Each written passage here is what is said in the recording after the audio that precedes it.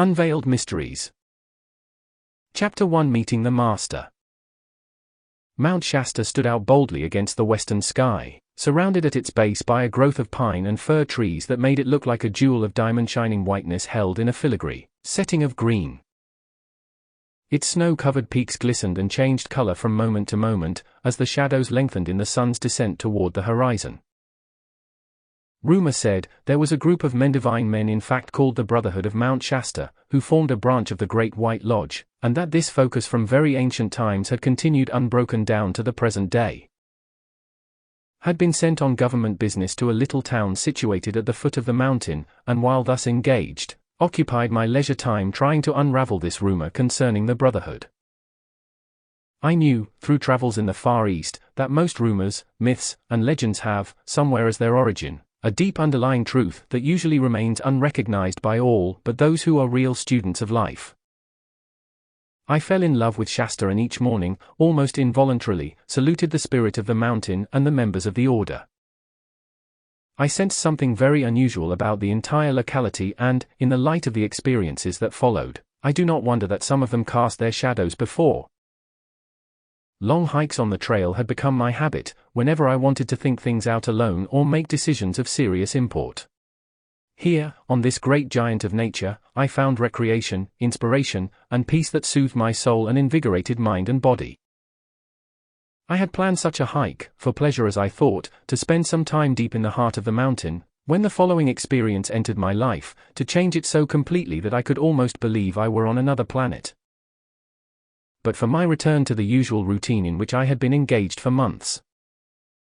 The morning in question, I started out at daybreak deciding to follow where fancy led, and in a vague sort of way, asked God to direct my path. By noon, I had climbed high up on the side of the mountain where the view to the south was beautiful as a dream. As the day advanced, it grew very warm and I stopped frequently to rest and to enjoy to the full the remarkable stretch of country around the McCloud River, valley, and town. It came time for lunch, and I sought a mountain spring for clear, cold water. Cup in hand, I bent down to fill it, when an electrical current passed through my body from head to foot.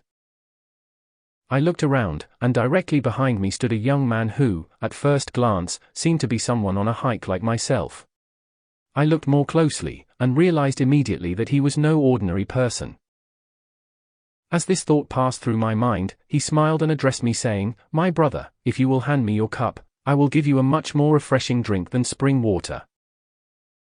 I obeyed, and instantly the cup was filled with a creamy liquid. Handing it back to me, he said, "Drink it." I did so, and must have looked my astonishment. While the taste was delicious, the electrical vivifying effect in my mind and body made me gasp with surprise. I did not see him put anything into the cup, and I wondered what was happening. "That which you drank," he explained, "comes directly from the universal supply, pure and vivifying as life itself. In fact, it is life, omnipresent life, for it exists everywhere about us. It is subject to our conscious control and direction, willingly obedient, when we love enough, because all the universe obeys the behest of love. Whatsoever I desire manifests itself, when I command in love." I held out the cup, and that which I desired for you appeared. See! I have but to hold out my hand, and, if I wish to use gold is here. Instantly, there lay in his palm a disc about the size of a $10 gold piece. Again he continued, "I see within you a certain inner understanding of the great law, but you are not outwardly aware of it enough to produce that which you desire direct from the omnipresent universal supply. You have desired to see something of this kind so intensely, so honestly, and so determinedly, it could no longer be withheld from you. However, precipitation is one of the least important activities of the great truth of being. If your desire had not been free from selfishness and the fascination of phenomena, such an experience could not have come to you.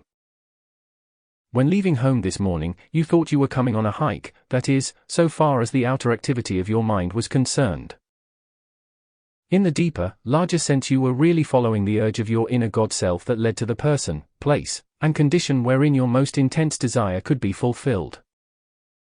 The truth of life is, you cannot desire that which is not possible of manifestation somewhere in the universe. The more intense the feeling within the desire, the more quickly it will be attained. However, if one be foolish enough to desire something that will injure another of God's children, or any other part of his creation, then that person will pay the penalty in discord and failure, somewhere in his own life's experience. It is very important to realize fully that God's intent for every one of his children is abundance of every good and perfect thing. He created perfection and endowed his children with exactly the same power. They can create and maintain perfection also, and express God's dominion over the earth and all that is therein. Mankind was originally created in the image and likeness of God. The only reason all do not manifest dominion is because they do not use their divine authority, that with which each individual is endowed and by which he is intended to govern his world.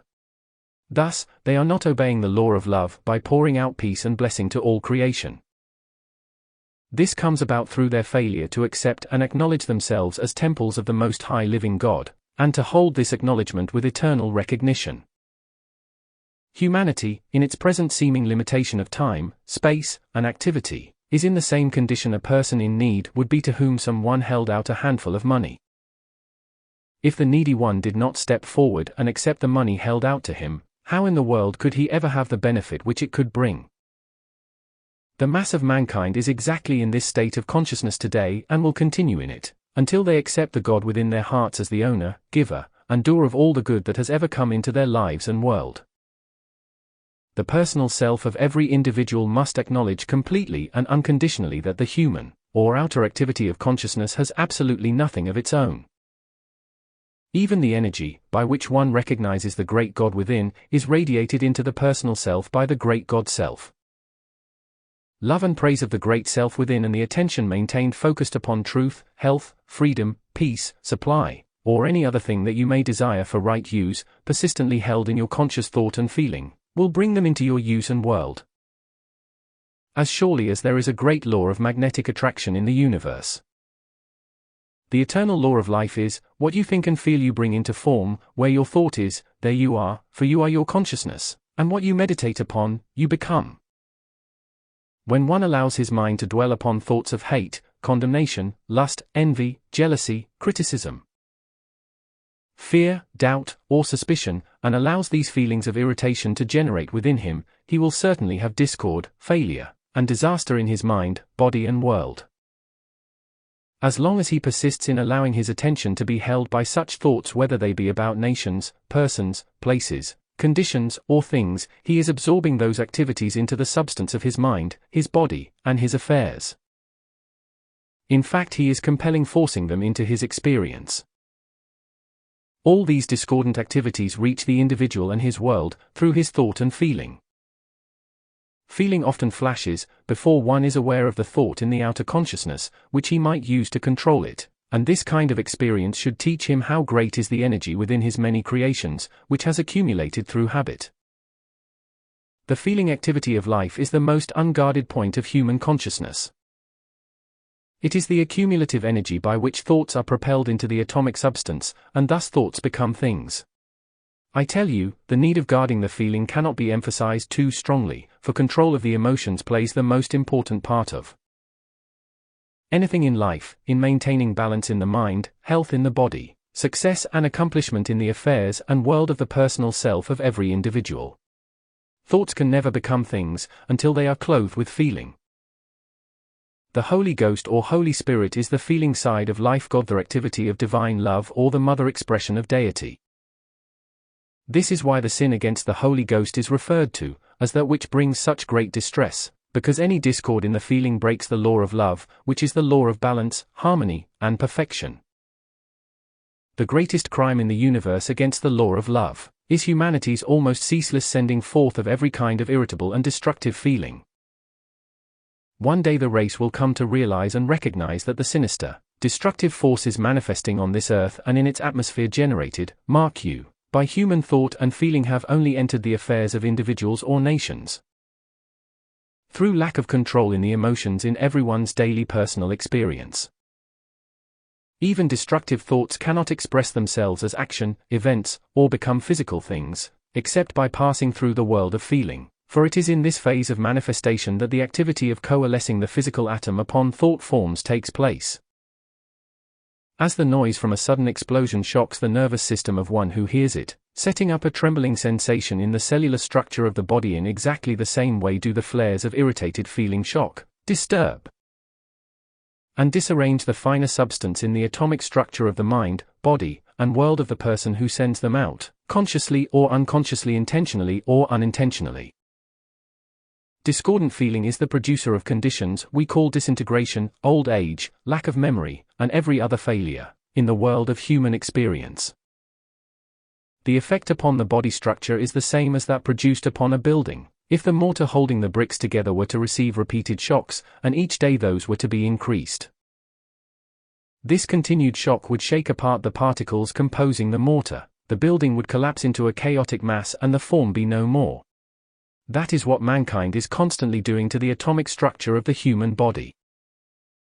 To give expression to the discordant thoughts and feelings in one's self is the course of least resistance, and the habitual activity of the undeveloped, undisciplined, and willful individual who refuses to understand the law of his own being and to bring the personal self, which is but his instrument of expression, into obedience to that law. He who cannot or will not control his thoughts and feelings is in a bad way, for every door of his consciousness is wide open to the disintegrating activities thrown off by the minds and the emotions of other personalities. It takes neither strength, wisdom, nor training to give way to unkind, destructive impulses, and the full-grown human beings who do this are but children in their development of self-control. It is a blight upon the life of mankind that so little control of the emotions is taught humanity from the cradle to the grave. Attention to this particular point is the greatest need in the Western world today. It is easy to give way to discordant thoughts, feelings, and activities, because the mass of mankind are submerged, as it were, by environment and association entirely created by themselves. The individual, through his control of the outer consciousness, must make the effort to rise out of this condition by his own free will, in order to transcend these limitations permanently, and no one can hope to rid his life and world of misery, discord, and destruction until he leashes his own thought and feeling. In this way, he refuses to let the life flowing through his mind and body become qualified by the discord resulting from every little disturbing occurrence in the world about him. At first, such discipline does require determined, continuous effort, for the thoughts and feelings of 95% of humanity run as uncontrolled and free as a little tramp dog. However, no matter how much effort it takes to bring these two activities under control, it is worth any amount of time, energy, and effort, and no real, permanent dominion of one's life and world can take place without it. It will be my pleasure and privilege to teach you the use of these higher laws. Their application and use will enable you to release true wisdom and bring about all perfection. The first step to the control of yourself is the stilling of all outer activity of both mind and body. 15 to 30 minutes at night before retiring and in the morning before beginning the day's work, using the following exercise, will do wonders for anyone who will make the necessary effort. For the second step, make certain of being undisturbed, and after becoming very still, picture and feel your body enveloped in a dazzling white light. The first 5 minutes, while holding this picture, recognize and fed intensely the connection between the outer self and your mighty God within, focusing your attention upon the heart center and visualizing it as a golden sun. The next step is the acknowledgement, I now joyously accept the fullness of the mighty God presence, the pure Christ. Feel the great brilliancy of the light and intensify it in every cell of your body for at least 10 minutes longer. Then close the meditation by the command, I am a child of the light. I love the light. I serve the light.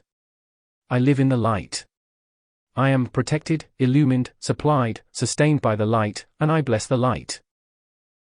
Remember always, one becomes that upon which he meditates, and since all things have come forth from the light, light is the supreme perfection and control of all things.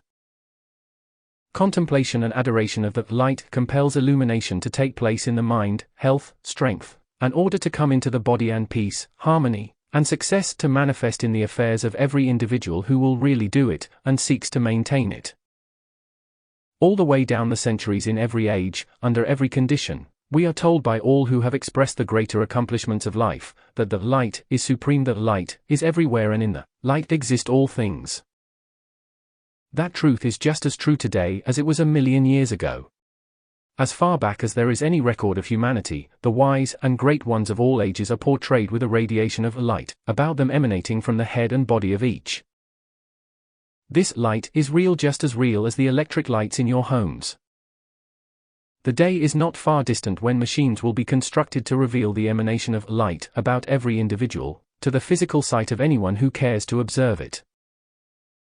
Such a machine will also show the contamination or discoloration that becomes a cloud around the light of God, which the personal self generates through discordant thought and feeling. This, and this only, is the way by which the energy of the great life stream is misused and wrongly qualified. If you will practice this exercise faithfully and feel it in every atom of your mind and body, with deep intensity, you will receive abundant proof of the tremendous activity, power, and perfection that abides and is forever active within the light. When you have experienced this, for even a short time, you will need no further proof. You become your own proof. That light is the kingdom. Enter into it and be at peace. Return to the Father's house.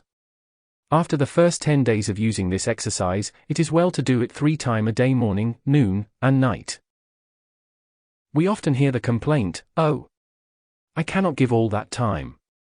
To any who are of that opinion, I wish to say simply this: the time the average person spends in criticizing, condemning, and blaming people, conditions, and things for not being something other than they are, if occupied with this recognition and use of the light, will make heaven manifest on earth for the individual who dares to try, and has determination enough to maintain it. Nothing is impossible. That light never fails. That light is God's way of creating and maintaining order, peace, and perfection throughout His creation. Every human being on this earth can have all the time he wants in which to do this when his desire to do it is intense enough. The intensity in the desire itself will reorder the world of people, conditions, and things so as to provide that time, if he earnestly wished to use it for his upward climb. No person in the world is an exception to that law, for the intense desire to do anything constructive, when it becomes intense enough, is the God power that releases the energy necessary to create and express the thing desired. Everyone has the same supreme privilege of contact with the all-powerful presence of God, and it is the only power that ever did, does now, or ever will raise the personal self and its world above earthly discord and limitation. My beloved son, try this with great determination and know God in you is your certain victory. As his discourse ended, I began to realize that he must be one of the ascended masters, for he had not only given me proof of his dominion over the elements by precipitation, but had instructed and explained as he did it. I sat wondering how it was that he knew me. "My son," he said, answering my thought at once, "I have known you for eons.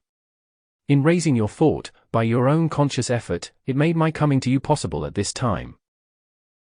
While I have always been in touch with you, when we were both in our finer bodies, your conscious effort of reaching out to some one of the ascended masters opened the way for me to come to you in a much more tangible way, that is, tangible to your physical senses. I see you do not quite recognize me in your outer consciousness. I was present during your birth, at your mother's passing, and was instrumental in bringing you and Lotus together, at the right time, that your attainment might not be delayed. Again, I assisted in bringing you and your son into association in this embodiment. However, be patient, sit still a few moments, watch me closely, and I will reveal my identity to you." I did as he requested, and in perhaps a full minute, I saw his face, body, and clothing become the living, breathing, tangible presence of the Master, Saint Germain, smiling at my astonishment and enjoying my surprise. He stood there before me, a magnificent godlike figure in white, a light and love sparkling in his eyes that revealed and proved the dominion and majesty that are his. "This," he explained, "is the body in which I work a great deal of the time, when occupied with the welfare of mankind, unless the work I am doing at the moment requires closer contact with the outer world of affairs, and in that case, I make my body take on the characteristics and dress of the nation with which I am working at the moment." "Oh!" I exclaimed, "now, I know you, for I have seen you many times like that, at the inner levels of consciousness." "My son," he explained, "do you not see what real mastery actually is? We in the ascended state can control the atomic structure of our world as a potter controls his clay. Every electron and atom in the universe is obedient to our desire and command, because of the God power by which we control it and of which we have earned the right to be the directors. Mankind in the unascended state marvels at these things, but I tell you, it is no more effort for us to change the appearance and activity of our bodies than it is for the ordinary human being to change his clothes. The unfortunate condition in human consciousness, that keeps individuals in their self-created limitations, is their attitude of mind which either fears or ridicules what it does not understand, or what is still worse, in its ignorance says, that is impossible. A thing may not be probable under certain human conditions, but the God Self, which is the great light, can change all human conditions, so nothing is impossible. Every individual has the divine flame of life within him, and that God Self of him has dominion, wherever he moves in the universe. If he, because of his own mental inertia, will not exert the necessary effort to reorder his age-old habits of mind and body, he goes on bound by the chains of his own forging. But if he choose to know the God within himself and dares to give that God Self all control of his outer activities, he will receive the knowledge once more of his dominion over all substance, which has been his from the beginning. The time has arrived, when many of humanity are rapidly awakening, and they must in some way be made to understand, that they have lived again and again in hundreds, sometimes thousands of lives, each time in a new physical body. The law of re-embodiment is the activity in human growth that gives the individual an opportunity to re-establish a balance, in conditions that he has consciously caused to be thrown out of balance. It is but one activity of the law of compensation, cause and effect, or what might be called an automatic balancing process, governing all forces everywhere in the universe. The right understanding of this law gives one the explanation of many conditions in human experience, which otherwise seem wholly unjust. It is the only logical explanation for the infinite complexities and experiences of human creation, and reveals the operation and the law upon which all manifestation rests. It makes one know that there is no such thing as chance or accident. All is under direct, exact, and perfect law. Every experience of consciousness has a former cause, and everything at the same instant is the cause of a future effect. If a man has injured a woman in one life, he is certain to be reincarnated in a feminine form and pass through a similar experience until he realizes, and experiences that which he has caused another to endure. The same thing is true if a woman be unjust or injures a man.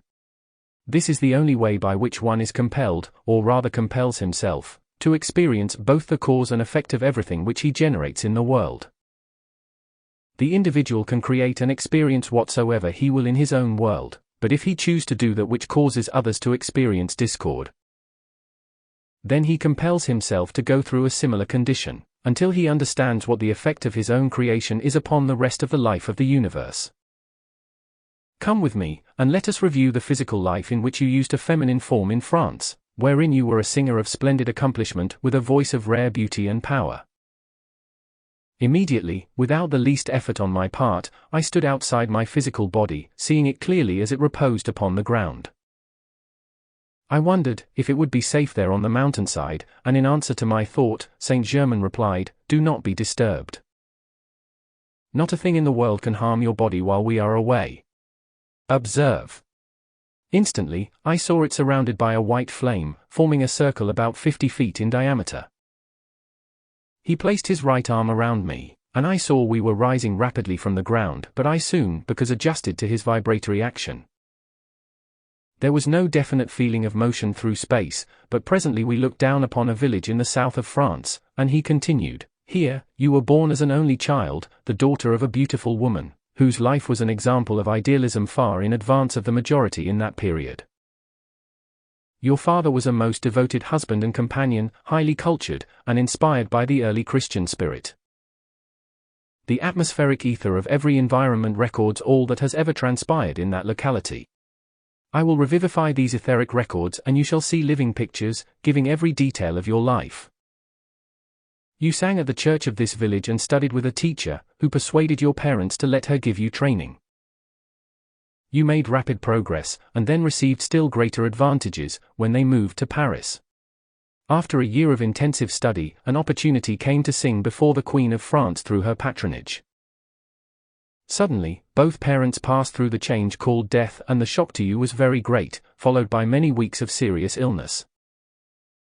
When you recovered and returned again to concert work, a new sympathetic quality had come into your voice, through the recent experience of grief. A man, who had guided much of your musical study, became director of your public work, and you came to depend upon him as one who seemed worthy of trust. Then followed 14 years of brilliant success, at the end of which you became suddenly ill and passed on within a week. Your jewels and wealth were left in care of the director to be used to help others, and to fulfill certain plans for which you had worked all your life. The last rites were no sooner over than a complete change took place within him. Greed took possession entirely. Now, I shall show you the man whom you met some years ago here in America in your present life.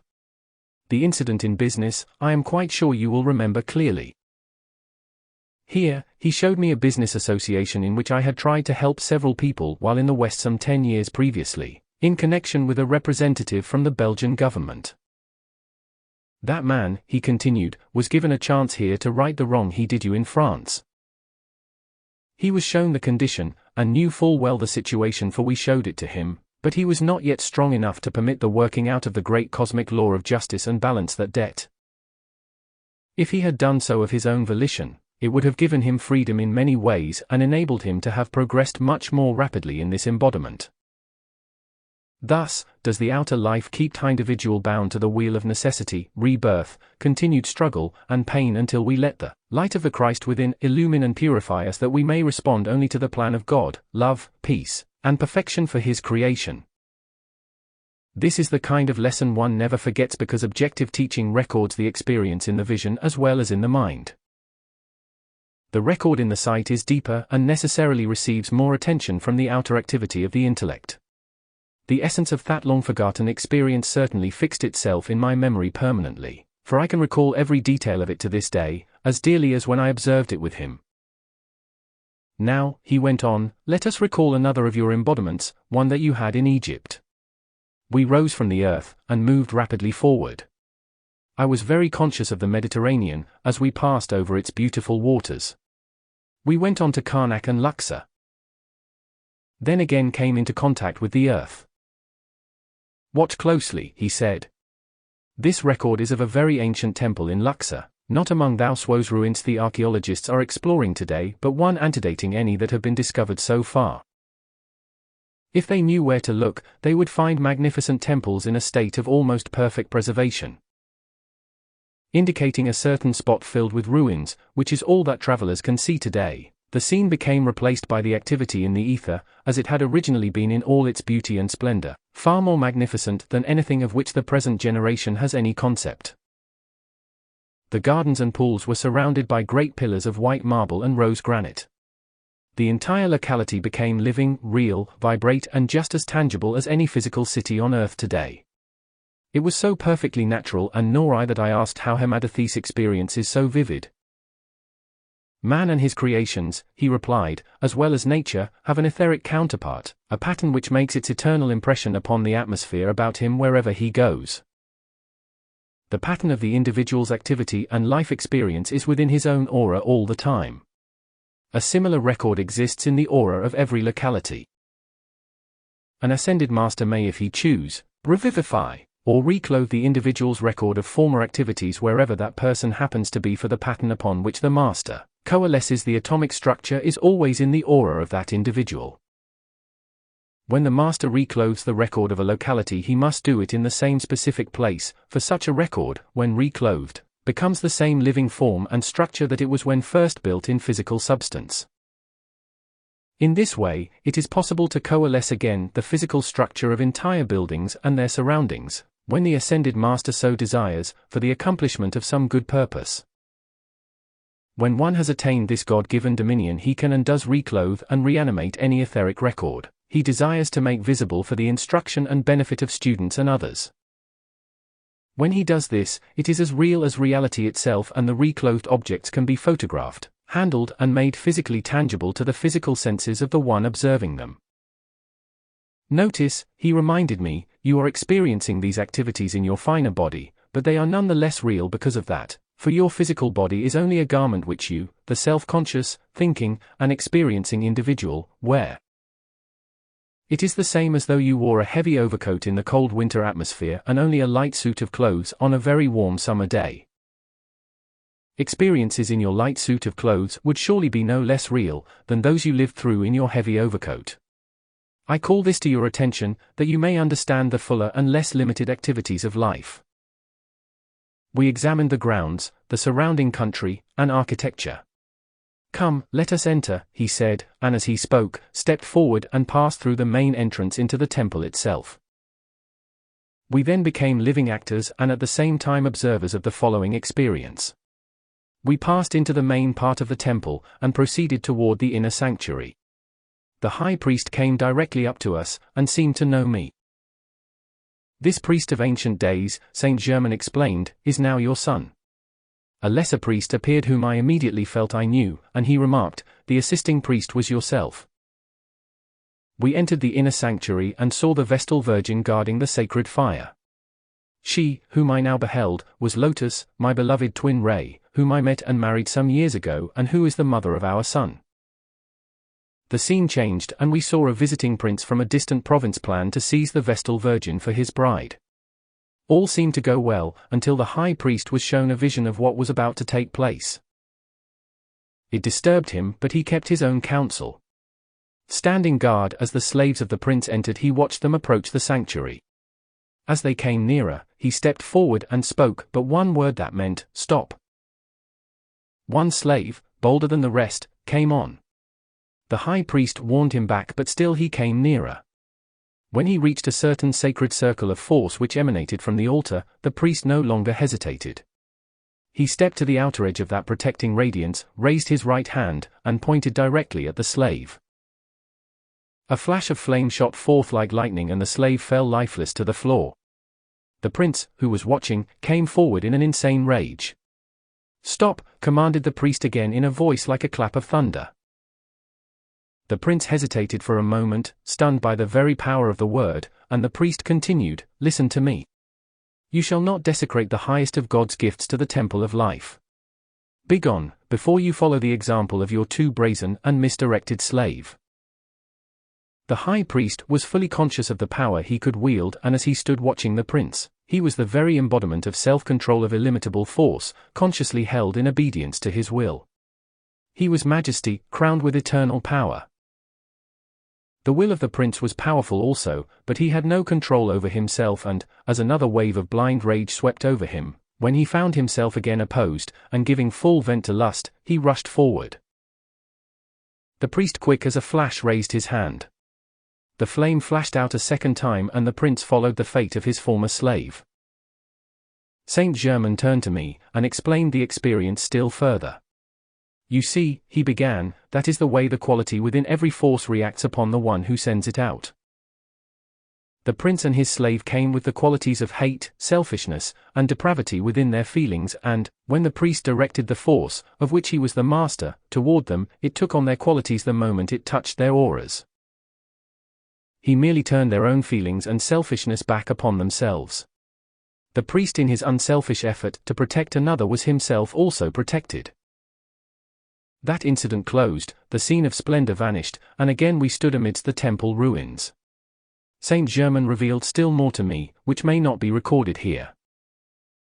There is only one way, he went on, to avoid the cosmic wheel of cause and effect, the necessity for re-embodiment, and that is through the conscious effort to comprehend the law of life.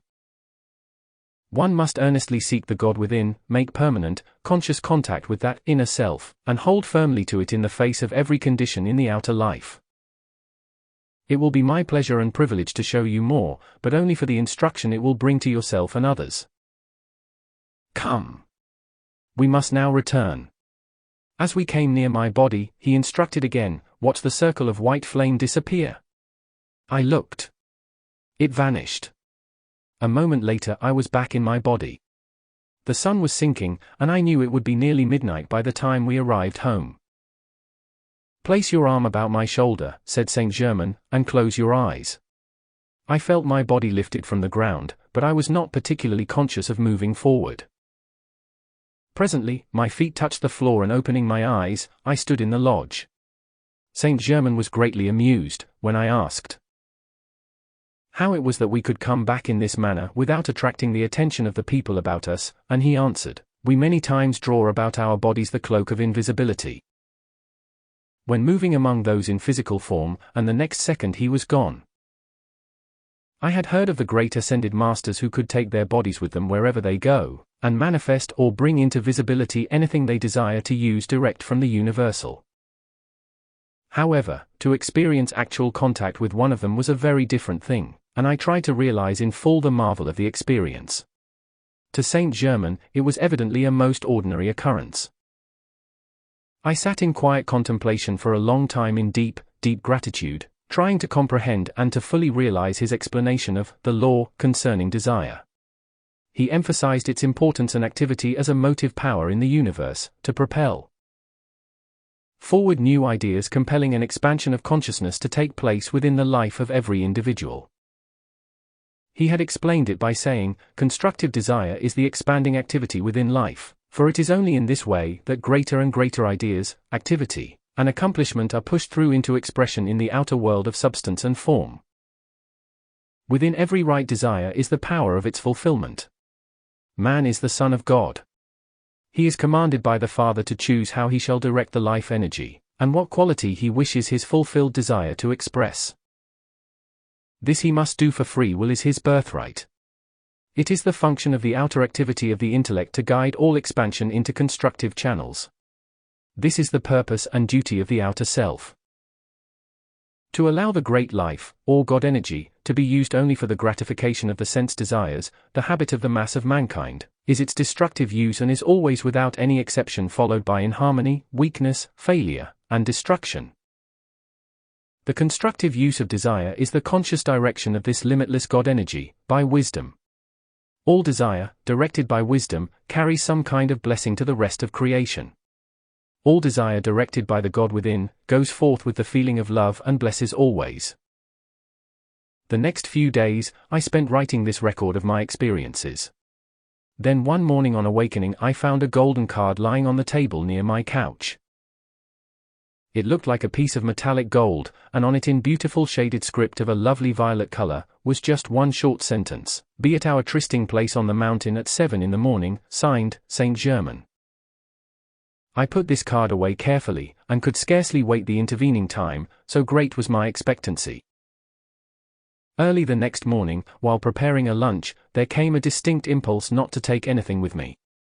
I obeyed, and decided to trust that my needs would be supplied directly from the universal. Light of heart, I was soon on my way, determined not to miss any opportunity to ask questions, if permitted. As I approached the appointed place, my body became lighter and lighter until by the time I was within a quarter of a mile, my feet scarcely touched the ground. There was no one in sight, so I sat down on a log to wait for Saint Germain, feeling no fatigue whatsoever, although my hike had been about 10 miles. As I contemplated the wonderful privilege and blessing that had come to me, I heard a twig crack and looked around expecting to see him. Imagine my surprise, when not 50 feet away, I saw a panther, slowly approaching. My hair must have stood on end. I wanted to run, to scream, anything, so frantic was the feeling of fear within me. It would have been useless to move, for one spring from the panther would have been fatal to me. My brain whirled, so great was my fear, but one idea came through clearly and held my attention steady. I realized that I had the mighty presence of God right within me, and that this presence was all love. This beautiful animal was a part of God's life also, and I made myself look at it directly in the eyes. Then came the thought that one part of God could not harm another part. I was conscious of this fact only. A feeling of love swept over me, and went out like a ray of light directly to the panther, and with it went my fear. The stealthy tread ceased and I moved slowly toward it, feeling that God's love filled us both. The vicious glare in the eyes softened, the animal straightened up, and came slowly to me, rubbing its shoulder against my leg. I reached down and stroked the soft head. It looked up into my eyes for a moment and then lay down and rolled over like a playful kitten. The fur was a beautiful, dark, reddish-brown, the body long, supple and of great strength. I continued to play with it, and when I suddenly looked up, Saint Germain stood beside me. My son, he said, I saw the great strength within you, or I would not have permitted so great a test. You have conquered fear. My congratulations. Had you not conquered the outer self, I would not have allowed the panther to harm you, but our association would have ceased for a time. I did not have anything to do with the panther being there. It was part of the inner operation of the great law, as you will see before the association with your new, found friend ceases. Now, that you have passed the test of courage, it is possible for me to give much greater assistance. Each day you will become stronger, happier, and express much greater freedom. He held out his hand, and in a moment there appeared 4 little cakes of a beautiful golden brown, each about 2 inches square. He offered these, and I ate them at his direction. They were most delicious.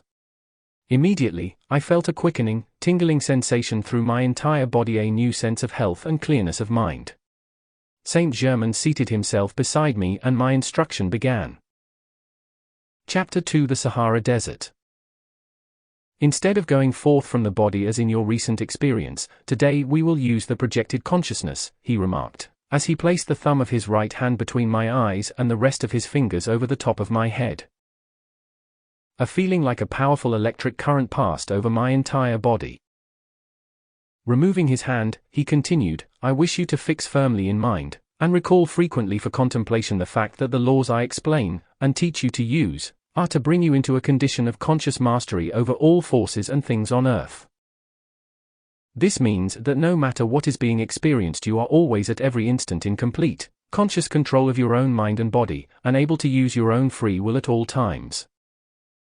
In this state of projected consciousness, you are completely conscious and have full mastery over all your faculties every instant.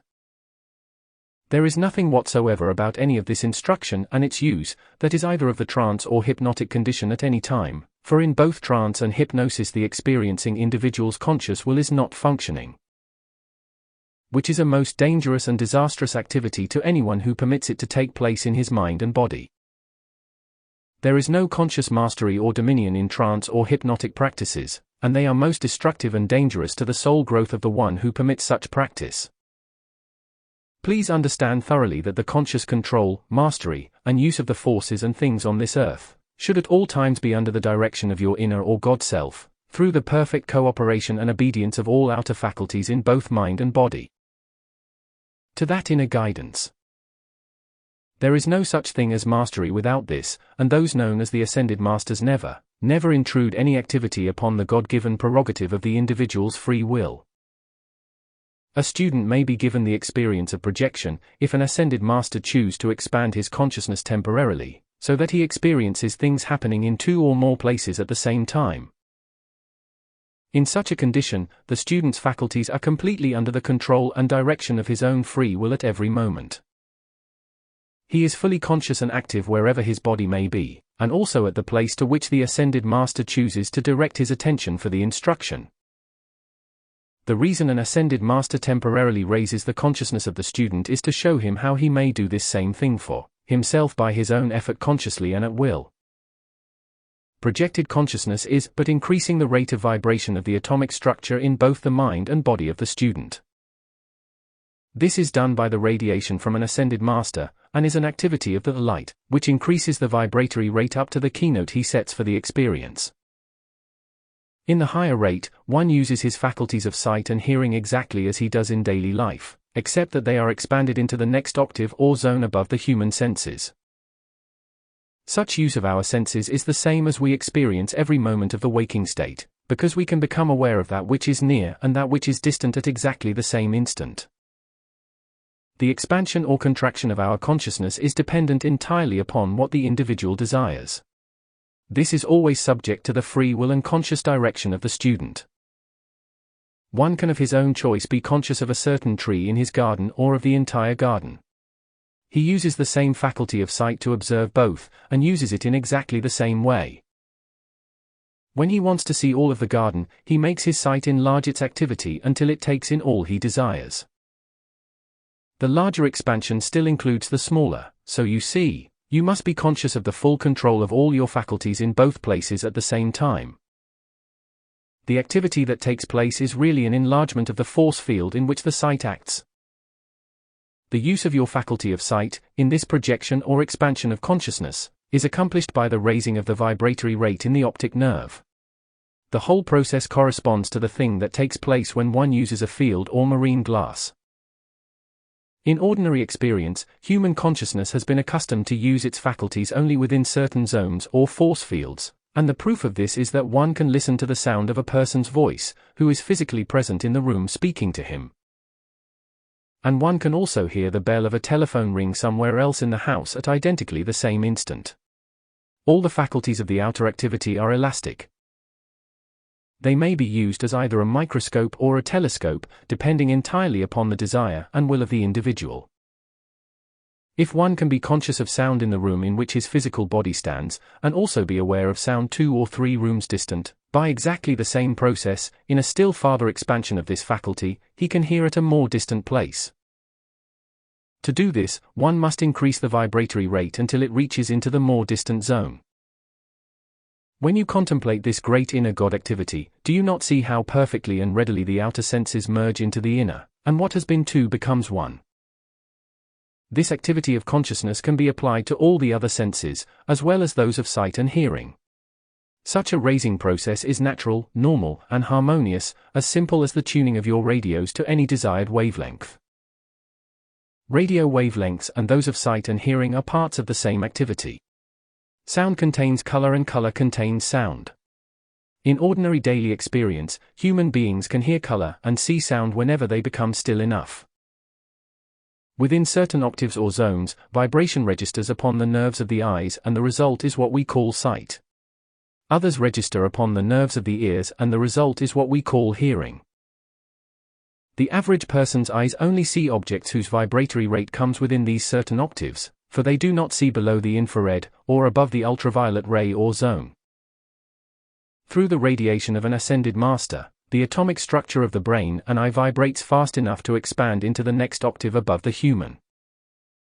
This same activity can be expanded several octaves further, either by the master's radiation, or at the command of the inner or God self of the individual. Many persons do have such experiences involuntarily, but rarely understand what they mean or how they come about.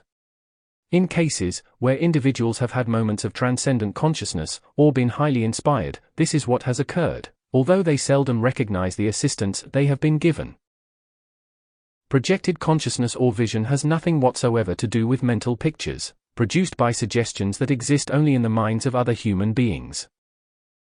Such thoughts and pictures are but flashed directly into the mind of another person, by the one sending the suggestion. It is the same activity that takes place when one reflects the image of the sun into a mirror, and then deflects it upon the wall. Suggestion is as different from projected consciousness, as thinking about a place is different from being physically present. Projection is vivid, living, real, as when your physical body is going through an experience, for it is the action of your inner God self with whom the ascended master is ONE the Supreme. Saint Germain and I then became observers and actors in a scene of long ago. Again, I was outwardly conscious of going through experiences shown me in thought, feeling, and action. The entire operation was as natural and normal as breathing, and the only unusual sensation about it was the feeling of greater freedom and a sense of dominion. We both became very still for a few moments, as he revivified the etheric records, and my instruction began. This is the Sahara Desert, he said, when it was fertile country having a semi-tropical climate. There were many streams of water carrying abundant moisture everywhere in the land. In the midst of this empire lay the capital, famous throughout the world for its splendor. The executive buildings were placed in the center upon a slight elevation, and from these, the city itself extended equally in every direction. This civilization, he went on, rose to its apex 70,000 years ago. We entered the city, and felt an unusual rhythmic activity that gave one a strange sensation of lightness while walking. The people all moved about with great ease and grace. I asked Saint Germain the reason for this, and he replied, these people remembered their source and knew themselves as sons of God, hence were the possessors and operators of power and wisdom that, to you may seem miraculous and superhuman. Truthfully speaking, there are no such things as miracles, for all is according to law and that, which seems miraculous to the present concept of humanity, is but the result of the application of laws to which mankind's present consciousness is unaccustomed, and so seems strange and unusual. When the reality of life is correctly understood, all manifestation, that seems miraculous to your present consciousness, is found to be just as natural and normal an experience as the forming of words are to one who has learned the use of the alphabet. It is all the action of an ever-expanding, ever-progressing manifestation of life in form, and this comes about at all times through an orderly process of law, in love and peace. No matter how strange, unusual, and impossible an experience seems to humanity's present mental state, it is no proof that there is not a greater law and a wiser intelligence acting, to produce greater wonders of creation surrounding us all the time.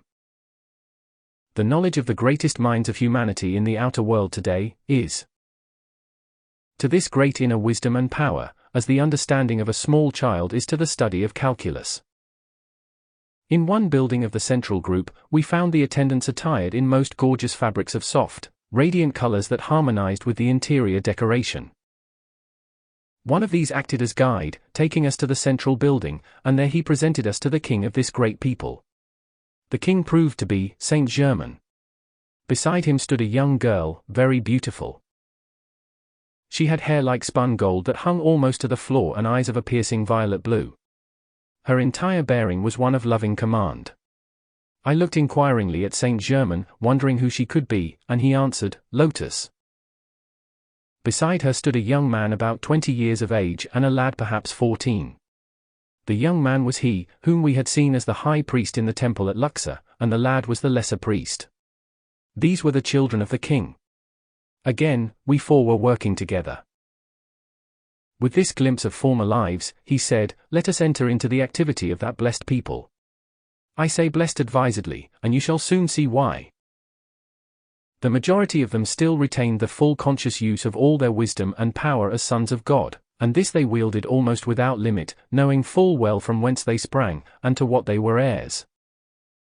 The outer was but the instrument of the divine self, as it should be, and was only permitted to do that for which it was created. Naturally, the great inner self could act unfettered, and of course the perfection and activity of that period was one of magnificent accomplishment. At the time of this former civilization, the whole empire was filled with great peace, happiness, and prosperity.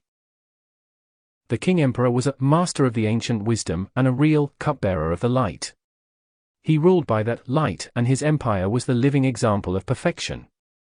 For hundreds of years, Saint Germain continued this. Perfection was maintained without army or navy of any kind. The control of the people was vested in the care of 14 ascended masters of light, 2 working on each of the 7 rays. They thus formed points of focus for the mighty God activity to be made visible. Under these 14 luminous beings were 14 lesser masters, who formed the heads of 7 departments, controlling the activities of science, industry, and art. Each of the department heads guided the work under his care by conscious and direct contact with the God in himself. Hence, direct from their source did all direction and instruction come for those under them. Thus, divine perfection was constantly flowing through without any interference from the human. This form of government was most remarkable, successful, and satisfactory in every way. There has never been anything on earth since that time which has even approached such heights. In the ancient records, that have come down to the present day, this former civilization is always referred to as the Golden Age, and so it was in every activity of life.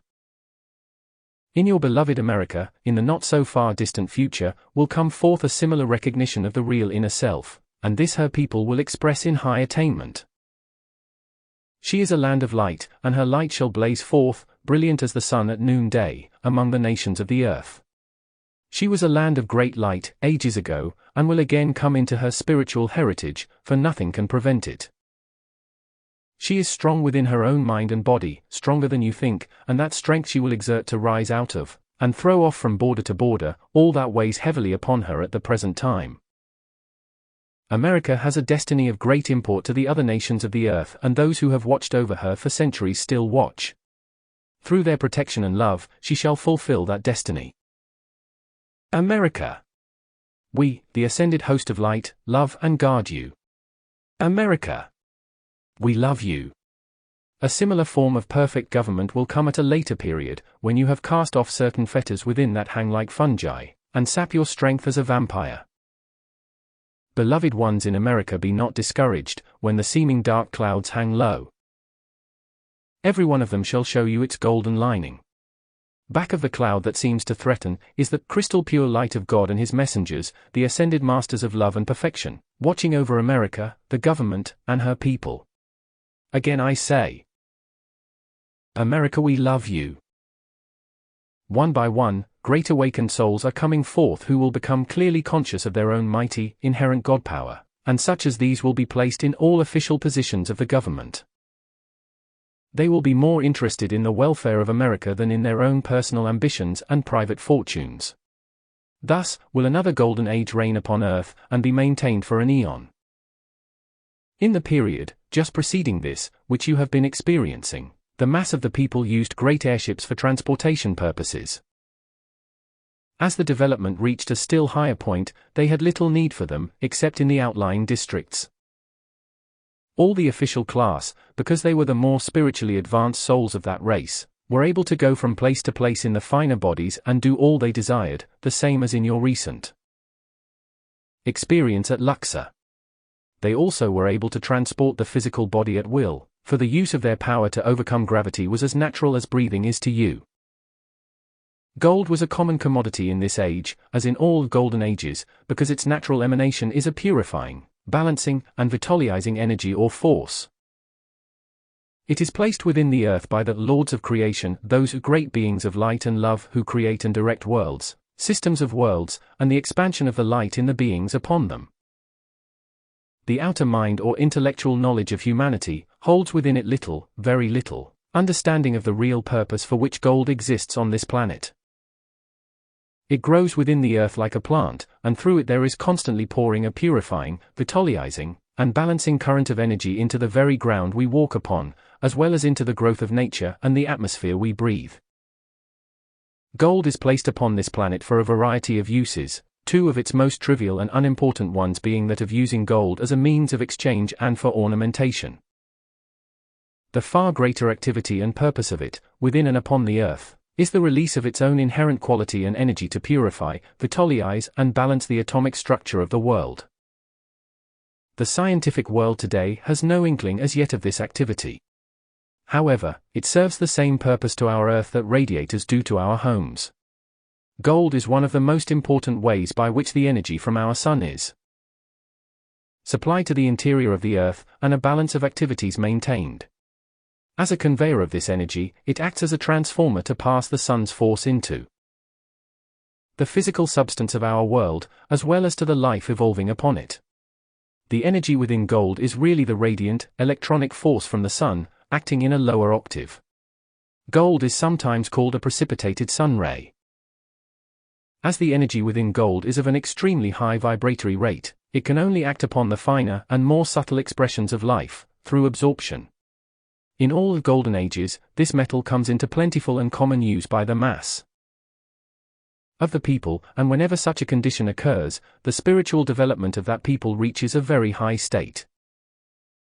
In these ages, the gold is never hoarded but instead, is widely distributed into the use of the mass who, absorbing its purifying energy, are themselves raised into greater perfection. Such is the right use of gold, and when this law is consciously understood and obeyed, the individual may draw any quantity he desires to himself by the use of that law. Because of the gold deposits in all mountain ranges, one finds health and vigor in life upon the mountains that he cannot find at any other place on the earth's surface. No one ever heard of detrimental effects coming to those who constantly handle pure gold. While in its pure state, it is soft and wears away easily, still that very quality is the fulfilling of this purpose of which I have just spoken. The more advanced of these people produced much gold by precipitation direct from the universal. The domes of many buildings were covered with sheets of pure gold, and the interiors decorated with brilliant jewels in curious yet marvelous designs. These jewels were also precipitated, direct from the one eternal substance. As in all ages past, there was a portion of the people who became more interested in the temporary pleasures of the senses than in the larger creative plan of the great God Self. This caused them to lose consciousness of the god power throughout the land, until it remained active in little more than the city itself. The capital was called the City of the Sun. Those governing realized they must withdraw and let the people learn, through hard experience, that all their happiness and good came from the adoration to the God within, and they must come back into the light, if they were to be happy. The king-emperor, through the inner wisdom, seeing that the people were becoming still more deeply enmeshed in the sense gratification, realized that it was no longer the divine plan to further sustain the kingdom.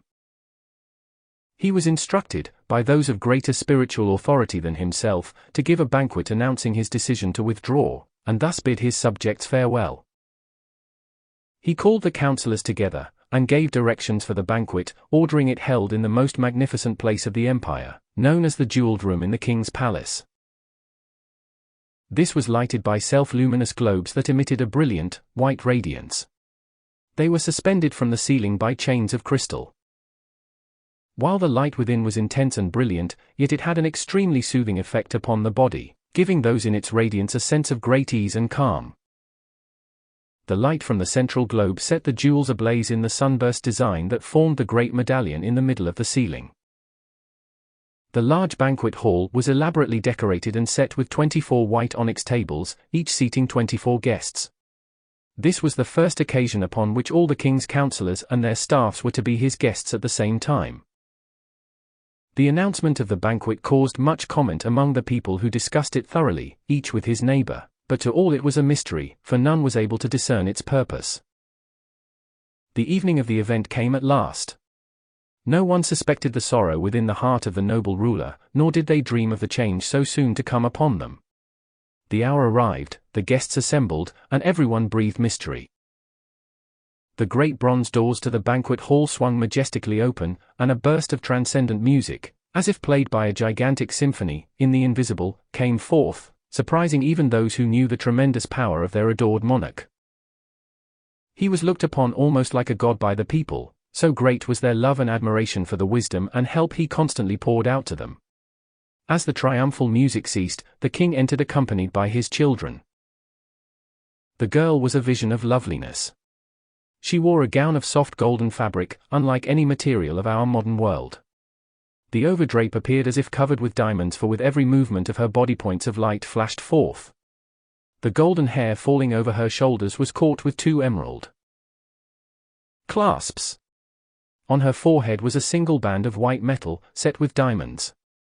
In the center was what appeared to be a large diamond, but was really a powerful condensation of light, focused and maintained there by her father.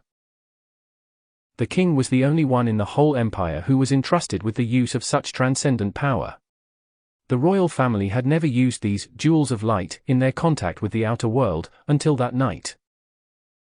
Such use of this power was only permitted in their private worship of the great God Self, of whose supreme presence they were keenly and constantly aware. The ruler and his 2 sons wore form-fitting garments of the same soft golden fabric as the daughter. These were as pliable as leather, but made of metallic gold with breastplates like a great sun of jewels. They wore sandals of the same material, also set with precious stones, and the wonderful jewel of light rested upon the forehead of each. The king gave a signal, and the assembled guests were seated. In a voice majestic and powerful, he poured out an invocation from the depths of his heart to that infinite supreme one. O thou mighty omnipresent source, thou who doest govern the universe, the flame in each human heart. We give love, praise and gratitude unto thee for thine own life, light, and love in all things. We adore thee, and look only unto thee, the presence in all things, visible and invisible, evolved and unevolved, thou ceaselessly flowing stream of life, who doth forever pour thyself into all creation, the one self in all. My heart calls unto thee as never before to arouse these, my people, to their danger, for of late indifference to thee is creeping over them like a poisonous breath, producing a soul sleep and drawing a veil before them that shuts out thy shining presence. If they must have the experience that consumes and burns away the dross and clouds of the outer self, then do thou sustain and at last bring them forth in thy eternal perfection. I call unto thee, thou creator of the universe, thou supreme omnipotent God. The king took his seat and all waited in silent expectation. In a few moments, the service for each individual appeared before him. Course after course was served as if by unseen hands, the food coming in marvelous crystal and jeweled containers, then disappearing as soon as the course was finished, followed immediately by the succeeding one. Finally, the most elaborate banquet the empire had ever known came to an end. All was silence again, as if in breathless expectancy, anticipating some most unusual occurrence. The king arose and stood a few moments calmly waiting. Soon, a crystal goblet appeared at the right hand of each guest. These were filled with a condensation of pure electronic essence, and for all who drank it, no matter how far down the ages his life stream extended or how varied his experiences, he never could completely forget the God self within. This soul protection was granted to those at the banquet, as a reward for their faith and loyalty to the God in themselves, the king, and the empire. The counselors and those present had served sincerely and continuously for the good of the empire. And for that service, soul protection through the centuries was given to them. Each lifted his goblet and drank to the God in himself, to his own flame of the Most High Living One. The proceedings of the banquet were broadcast to everyone in the empire, through a radio similar to that which we use today. It was no larger than a dinner plate, yet powerful enough to receive what was happening at any point on the earth's surface. After the salutation to the divine self in each, all became very still, the atmosphere itself seeming perfectly motionless. In a few moments, a wondrous presence slowly became visible in front of the king. That presence was a cosmic master from out the great silence. A murmur of awe and surprise passed over the assembled guests at his appearance, as they recognized in amazement one of whom they had heard for many centuries, yet whose visible presence none had ever seen. Raising his right hand, he addressed those present and all dwelling within the empire. O children of earth, I bring you a warning of serious import, at a time of great crisis. Arouse yourselves from the snare of the senses that is engulfing you. Awake from your lethargy, before it is too late. This my brother of light must withdraw and leave you to the experience that you have chosen, and which is slowly enticing you into its many pitfalls. You have opened yourselves to the uncontrolled ignorance and emotions of the outer self. You give little attention and still less adoration to your source, the supreme, the mighty, the radiant, the majestic, the infinite cause of all that is the creator and sustainer of all worlds. You give no gratitude to the great glorious presence, the Lord of love, for the very life by which you exist. Oh! Why are you not even grateful, for the blessings nature pours out so lavishly, for the abundance that comes to you through this fair land, and from your own wise and unselfish ruler? You thank each other for favors, the things of the senses and form that are so ephemeral, that pass from one to another and then are no more, but why, oh why? Do you forget that source of all life, all love, all intelligence, all power? People! Oh people! Where is your gratitude to life, for love, for the magnificence of experience that you enjoy every moment, every hour, every day, year after year? All this you call your own, but it has always belonged, does now, and always will belong to the one great source of life, light, love and all good God, the supreme, the adorable, the all-pervading one. When by your own misuse of the energy of life, which this all-pervading one showers upon you constantly, pure, perfect, and uncontaminated, you have created conditions so destructive and painful that they can no longer be endured, you turn in either desperation, agony, or rebellion and call upon God for relief from your misery. This is your offering to the giver of all good in return for that ceaseless perfection which he continually bestows in supreme love. The only condition, upon which that one great self gives all, is its right use, that it may bless the rest of creation with infinite joy, harmonious activity, and perfection. When in the depths of misery, you turn again to your source, for relief from your misdeeds, you either cry in the agony of despair or, if rebellious, blame life and the source of all good for allowing what you call injustice and wrong conditions to exist in you and your world. It is you, the little personal self, who are unjust to life, you who are unfair, you who create the misery of earth, for only humanity, because it has free will to create as it chooses, each individual through his own thought and feeling, dares to bring into existence the discord, misery, and deformity that express upon earth. This is a blight upon creation and the perfection that forever swings in the great cosmic melody of eternal song. Only mankind is guilty of making a discord in the music of the spheres, for all else lives and acts in accordance with the law of love, of life, of harmony, and of light. All else blends into the harmonious whole, the body of the infinite, all-loving one. All other realms of life and light move and create according to the fundamental principle upon which all perfection rests. That principle is love. If it were not for the great selfless ones like your ruler, the great host of ascended masters, whose very keynote of existence is love, humanity would long ago have destroyed itself and the very planet upon which it exists. The transcendent and magnificent activities of love and light are the natural conditions in which God created and expected his human children to manifest, obeying his command to love. There is no such thing as a supernatural condition anywhere in the universe. All that is transcendent, beautiful and perfect is natural and according to the law of love. Anything other than that is subnatural. The daily experience of the host of ascended masters is the perfection God's children were meant to live in always. Earth's children did express this perfection once in a former cycle, which was one golden age. That former civilization, that ancient perfection is older than you dream, older than you believe the planet to be. All mankind at that period lived in a similar transcendent state as the ascended masters. The condition of misery that has followed since that time, down through the ages, came about because mankind chose to look away from its source, love, as the plan by which to live life.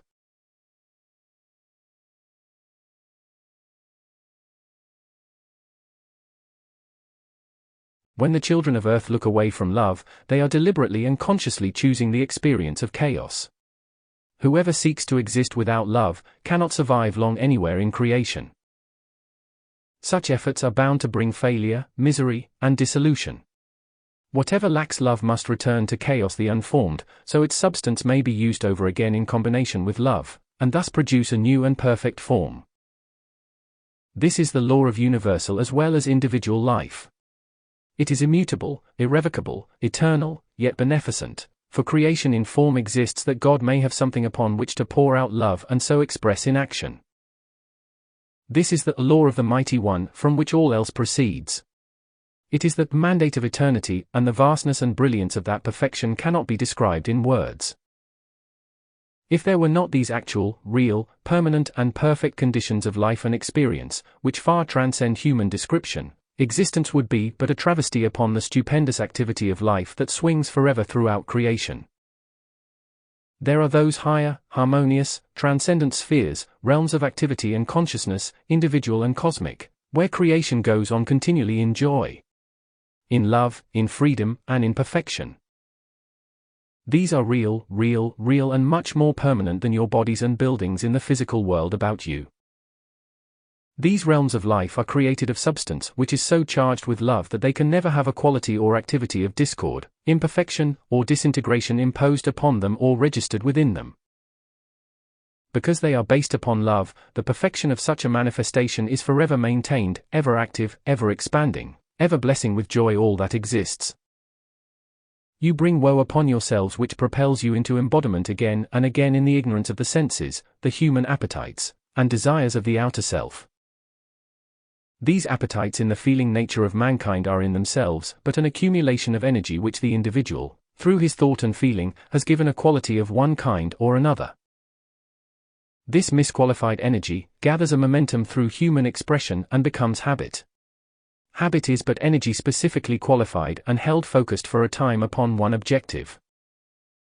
The sense appetites of former lives become the driving forces and habits of the succeeding ones, keeping you slaves, bound to the chariot wheels of discord, lack, and necessity, whirling you through a maze of human problems and experiences of your own creation, compelling you to learn and obey the law of the One Love. Your own miscreations drive you on, and on, and on, until you are willing to understand life and obey its one law, love. You will through life after life, experiencing discord upon discord, until you do learn to live the law of love. This is a compelling activity which none escape, and it continues until the outer self asks the reason for its misery, and understands that its release from the experience of suffering can only come through obedience to the law of love. Such obedience begins as calm, peace, and kindliness in the feelings whose center is in the heart. Its contact with the outer world must come through the inner feeling. Love is not an activity of the mind, but is the pure and luminous essence which creates mind. This essence from the great God flame streams into substance and constantly pours itself out as perfection in form and action. Love is perfection manifest. It can only express peace, joy, and an outpouring of those feelings to all creation, unconditionally. It asks nothing for itself because it is eternally self-creating, being the heartbeat of the Supreme. Love owns all and is only concerned with setting the plan of perfection into action in all. Thus, it is a constant pouring out of itself. It takes no cognizance of what has been given in the past, but receives its joy and maintains its balance by the continual outstreaming of itself. Because this perfection is within love, forever flowing forth, it is incapable of recording anything but itself. Love alone is the basis of harmony and the right use of all life energy.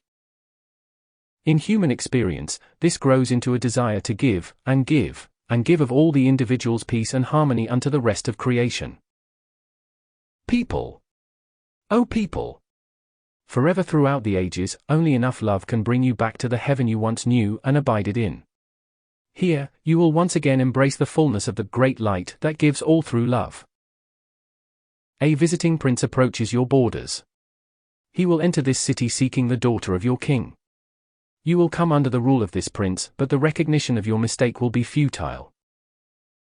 Nothing can avail, for the royal family will be drawn into the protection and care of those whose power and authority are of God, and against whom no human desire can ever prevail.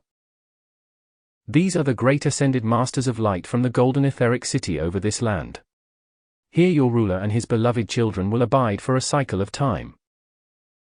Turning to the king, he addressed him, saying, I bless you, my noble, patient brother. Loving and selfless has been the service to your people. Deep and eternal is your devotion to the Supreme One, the source of all creation. The golden etheric city awaits and joyously welcomes you and your children. Within its radiance you shall live, serving through the rays of light which are forever streaming out from those who dwell therein, until these your people shall redeem themselves by obedience to the law of love. This empire of light exists over the land you have loved so well. It is composed of self-luminous, etheric substance and rests above the physical city which is your capital. It is real, very real, and much more permanent than any earthly city, for a light is indestructible and the golden city is made of light. Into it, no inharmonious thought or disturbing condition of any kind can ever enter. I will return in 7 days to take you and your children into the city of light, where we shall watch the progress of humanity, and draw into that light all who will discipline and make themselves ready. Encircling the city is an invincible belt of electronic force through which it is impossible for anything uninvited to pass. When he had finished speaking, he blessed the royal family, the guests and the empire, and in the moments of silence that followed, his light and the outline of his body within it grew fainter and fainter until it disappeared entirely. A murmur passed through the great banquet hall, and as all looked toward the king, his head was bowed in reverent silence. Then he slowly rose and bade his guests good night. On the 7th day, the brother from out the silence returned, and enfolding the king and his children within his own blazing aura, withdrew into the golden etheric city of light. The visiting prince arrived the next day, discovered the condition of the empire, and the consternation that still held sway over its people. He at once subtly planned to become its ruler. This he accomplished without opposition. 2,000 years later, most of that empire had become barren land, the streams dried up, and desolation stretched everywhere, all the result of the discord and selfishness of mankind and the blight it becomes upon the growth of plant life in nature. This kingdom had extended the entire width of Africa on east, until it reached the Himalayan mountains. There followed a great cataclysm, submerging all the land. Through that change, an inland sea was formed where the Sahara Desert now lies. Another earth change, which took place about 12,000 years ago, drained this sea, and a part of it later became the present Sahara Desert. The river Nile, as it is today, most nearly resembles the beautiful streams of that long-forgotten period. Thus ended our observation of those very ancient scenes. I could hardly believe my senses. I was so astonished at the way the experiences of the past were revivified, the pictures projected in all 3 dimensions, and the activity of the people in that remote age portrayed. Realizing how surprised and unaccustomed to such activities I was, Saint Germain promised to take me to the physical records of that period and its people, and give me physical proof that it was not a vision conjured up by him. Glancing around from the log upon which we were seated, we saw the panther lying nearby fast asleep. Saint Germain took up the explanation of several important phases on the application of higher laws, for the manifesting of one's own inherent dominion over the things of the sense world. This led to how he was able to express such youth and perfection in a body so old, according to the way human beings count time. Eternal youth, he explained, is the flame of God abiding in the body of man, the Father's gift of himself to his creation. Youth and beauty of both mind and body can only be kept permanently by those individuals who are strong enough to shut out discord, and whoever does that can and will express perfection and maintain it. Where peace, love, and light do not abide within the thoughts and feelings of a human being, no amount of physical effort can possibly keep the outer self expressing youth and beauty. These exist eternally within the God flame, which is the divine self of every individual. Whatever discord the outer self allows to flash through the thought and feeling is that instant stamped upon the flesh of the physical body. Eternal youth and beauty are self-created and forever self-existent within the flame of God's life in every human being. This is God's plan for manifesting his perfection into the world of form and maintaining it forever. Youth, beauty, and perfection are attributes of love which the God Self is continually pouring forth into its creation.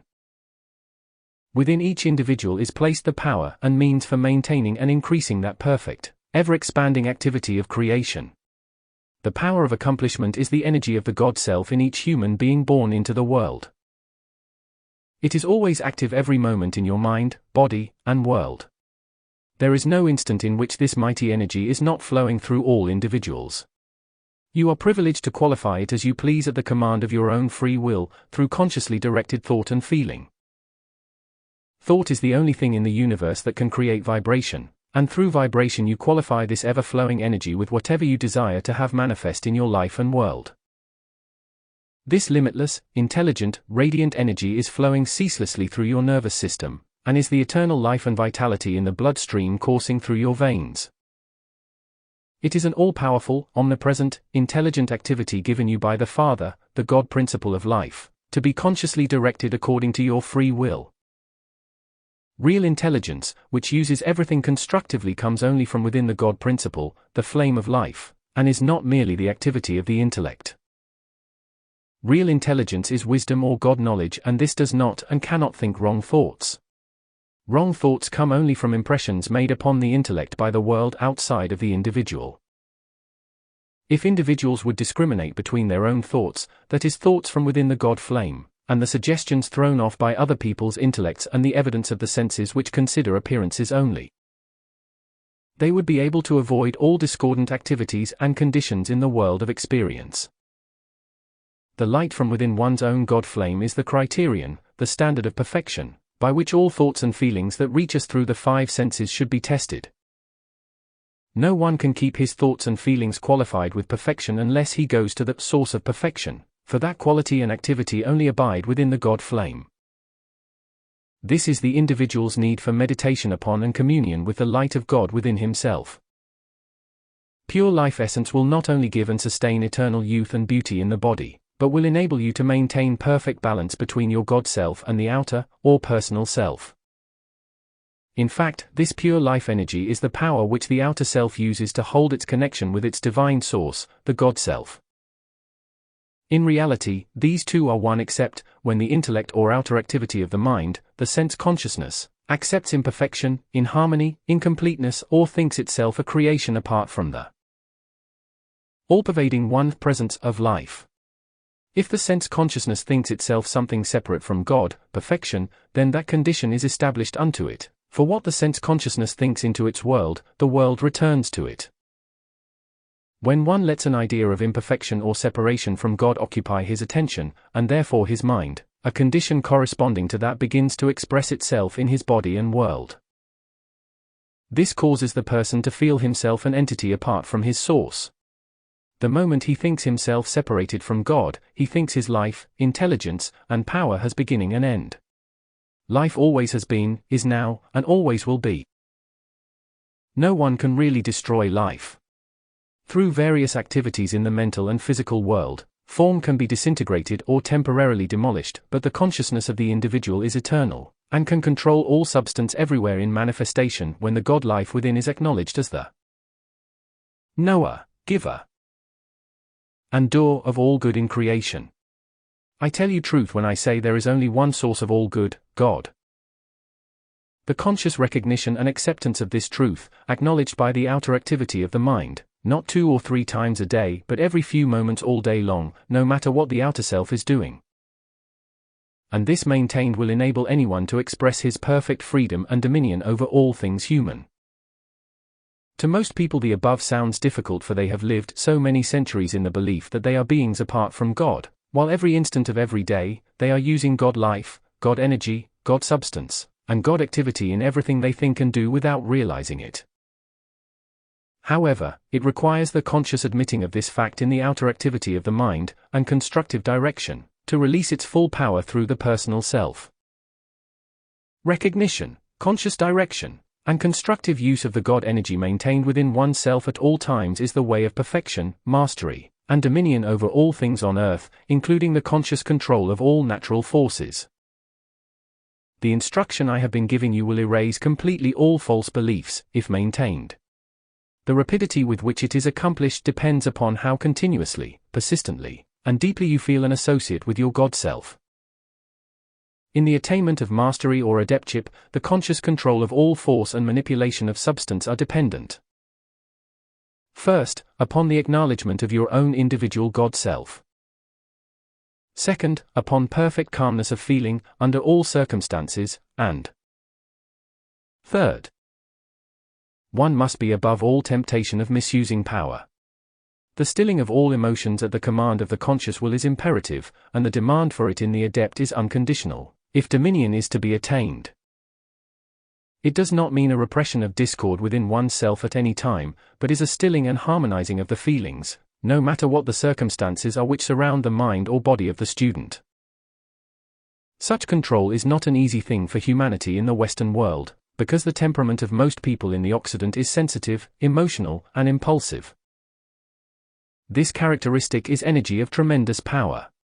It must be controlled, held in reserve, and released only through conscious direction for the accomplishment of something constructive. Until the waste of energy is checked and completely governed, the individual cannot, and never will, make permanent progress. The student often asks if one reaches a point, while still on the path of attainment, where he rises above the use of affirmation. When an individual sincerely uses affirmation, he brings about a full acceptance of the truth of whatever he affirms, for its use is but to focus the attention of the outer mind so steadily upon the truth, that he accepts it fully in his feelings, because feeling is the actual God energy released, which manifests the truth affirmed. The continued use of affirmation brings one to the point where he has such a deep realization of the truth in anything he affirms that he is no longer conscious of it as an affirmation. One uses an affirmation, mantram, or prayer because he desires something made manifest. Right desire is the deepest form of prayer. Thus, by the use of affirmation, the student raises his outer self into the full acceptance of its truth and generates the feeling by which it becomes a thing manifest. In this deep acceptance comes the manifestation, for through concentration, the spoken word begins to cause instantaneous activity. My gratitude to Saint Germain for all I had received was too deep for words. He read my thoughts and feelings as one reads a book, and so we both sat silent for some few moments, in perfect attunement. He roused me from my reverie to watch the gorgeous colors in the western sky, the sunset's afterglow. I wanted to remain on the mountain all night and return home in the morning, enjoying the sunrise. I had no sooner felt the desire, than a beautiful sleeping bag lay at my feet. It was unlike anything I have ever seen. I reached down to examine the unusual fabric of which it was made, and to my astonishment found it glowing and warm. I looked up, and Saint Germain smilingly extended to me a crystal cup filled with golden liquid about the consistency of honey. Obedient to his slightest wish, I drank it, and instantly, a radiant glow passed through my body. When I had finished, the cup disappeared in my hand. Oh, why could I not keep this lovely creation? I asked in surprise. Patience, my son, he answered, are not your desires being fulfilled one by one? Your sleeping bag will remain until daybreak, and your friend, the panther, will guard you during the night. Bowing slightly, and with a smile that was graciousness itself, his body became gradually indistinct and then disappeared entirely. I lay down in the lovely bag and was soon fast asleep. As the rosy tints of dawn touched the eastern horizon, I awoke, and the first thought in my mind was concerning the bag, which I had so much enjoyed. With that thought, it vanished back into the universal substance from which it had come. The panther came toward me, and together we turned our footsteps homeward. After walking for some distance, the sound of men's voices caught our ears. The animal sniffed the air, suddenly stopped directly in front of M, and looked up. I reached down and patting it, said, "Now you may go." It bounded away into the thickly wooded section of the mountain to the right of the trail. I continued on my way without further incident, and at last reached my lodgings shortly after noon, in a state of mind hard to find words to describe. I wanted to think, contemplate, digest, and become adjusted to an entirely new set of ideas. The unusual, yet very real experiences, through which I had passed within the 48 hours just preceding, were causing me to reorder my entire world. I was happy in the extreme, and yet, it seemed as if another universe had manifested itself around me. There was the same old prosaic world on the outside that I had always known, to be sure, and yet, was it? Within it all the time had been these wonderful experiences, this tremendous power, these marvelous revelations of freedom and dominion over all manifestation of which I had been so totally unaware. I had been surrounded all my life by these seeming miracles to which in my previous years I was as oblivious, as if no such thing existed in creation. I thought and thought, deeper and deeper than I had ever contemplated anything before in my whole existence. The dinner hour arrived, but I was not hungry. However, to begin the evening meal, I ordered a glass of milk. It was served, and a few moments later, as I tasted it, imagine my astonishment to find that it had become the same creamy liquid Saint Germain had first given me. I finished the meal, returned home, and was preparing my bath before retiring, when suddenly the familiar electrical signal thrilled me from head to foot. Involuntarily, I held out my hand, and in a few seconds a small cake of crystal-like substance formed in the palm. I somehow knew this was to be put in my bath, and had no more than dropped the substance into the water, than it immediately bubbled and sparkled as though alive. I stepped in, and a tingling sensation thrilled every cell in my body. I felt charged with a high-powered electrical current that illumined and strengthened my whole being.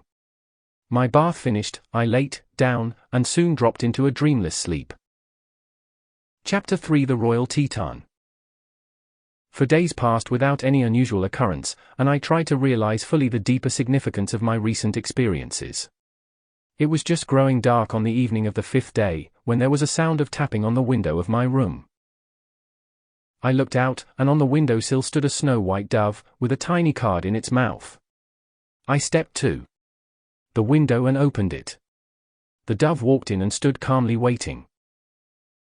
I took the card and read the message, which was written in the same beautiful script as the previous one, but this time in gold ink on a white card. On it were the words, "Be at our meeting place at 7 in the morning, signed, Saint Germain." As soon as I had taken the card, the dove flew to my shoulder and rubbed its head against my face, as if conveying a message of love, flew again to the window, and was gone like an arrow. I put the card away carefully, hoping it would remain, but the next morning, as I looked for it before starting on my hike, it had been dissolved. The golden card, on which the first message was written, had lasted into the 3rd day, for I looked at it several times, hoping I could keep it permanently. When I found it had been returned to the Universal, my heart sank, so great was my disappointment. To make the hike of 10 miles and be there at 7 in the morning, I knew would make it necessary for me to leave shortly after midnight. I arose early, and was on my way at 3 o'clock. By walking rapidly, I reached the forest just at daybreak. I had not gone far until a plaintive cry came to my ears. Before realizing it, I answered in the same tone, so involuntary was my response. There was a rush of something through the timber and my friend, the panther, bounded toward me, the very embodiment of joy. I patted it and together we proceeded on our way to the meeting place. Promptly at 7 o'clock, Saint Germain stepped right out of the atmosphere, greeting me with open arms. Again, he handed me the crystal cup, filled this time with a clear, sparkling liquid. I drank it and the taste was not like anything I had ever physically experienced before. It was almost like the juice of grapefruit iced, but sparkling and effervescing. The moment I drank it, a sensation like lightning went through my body, carrying the feeling of its sparkling activity into every vein. Saint Germain then gave the panther a little brown cake which it quickly devoured. In a moment its hair stood straight up and he remarked, "Your friend will never again kill deer.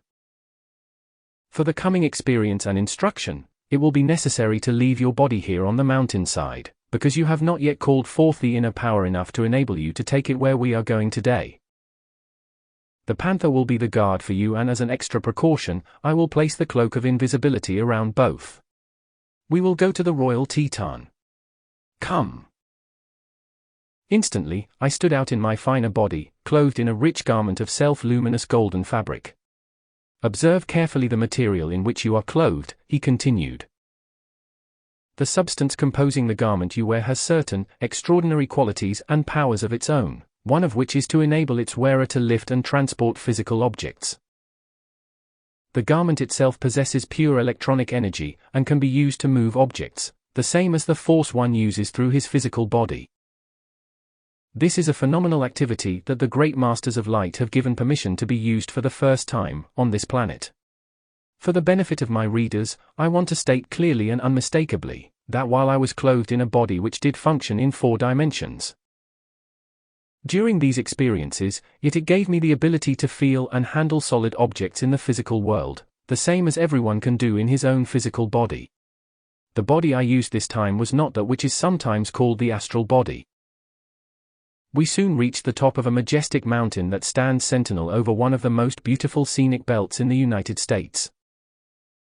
Vast forests lay beneath us, and great ranges of mountains, with their treasures of mineral wealth still untouched, stretched as far as the eye could see.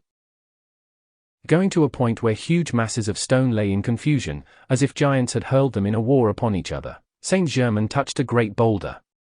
Instantly, the enormous mass tipped out perhaps 4 feet away from its original position. He motioned me to follow. We entered and, to my astonishment, stood before a large bronze door. "This has been here since before the sinking of Atlantis, more than 12,000 years ago," he explained. He stepped forward and pressed certain points on the door. The great mass of bronze weighing many tons swung slowly open, and admitted us into a spacious chamber from which a stairway, cut in the solid rock, led downward. We descended some 200 feet, and entered another space, circular in shape. Saint Germain stepped across the room to a door opposite the stairs, and placed his right hand against it. As it opened, we stood before the entrance of a tube elevator. The interior looked like frosted silver, and in answer to my thought, he said, "Yes, but harder and stronger than steel and indestructible." A flat disc of the same metal, fitting the tube quite closely, rose within it to the level of the floor. The platform was controlled and operated entirely by the master. He stepped upon it, and I followed. The door closed, and we began to descend. It was a long way down, although we did not move rapidly. The platform came to a stop at another bronze door of entirely different design.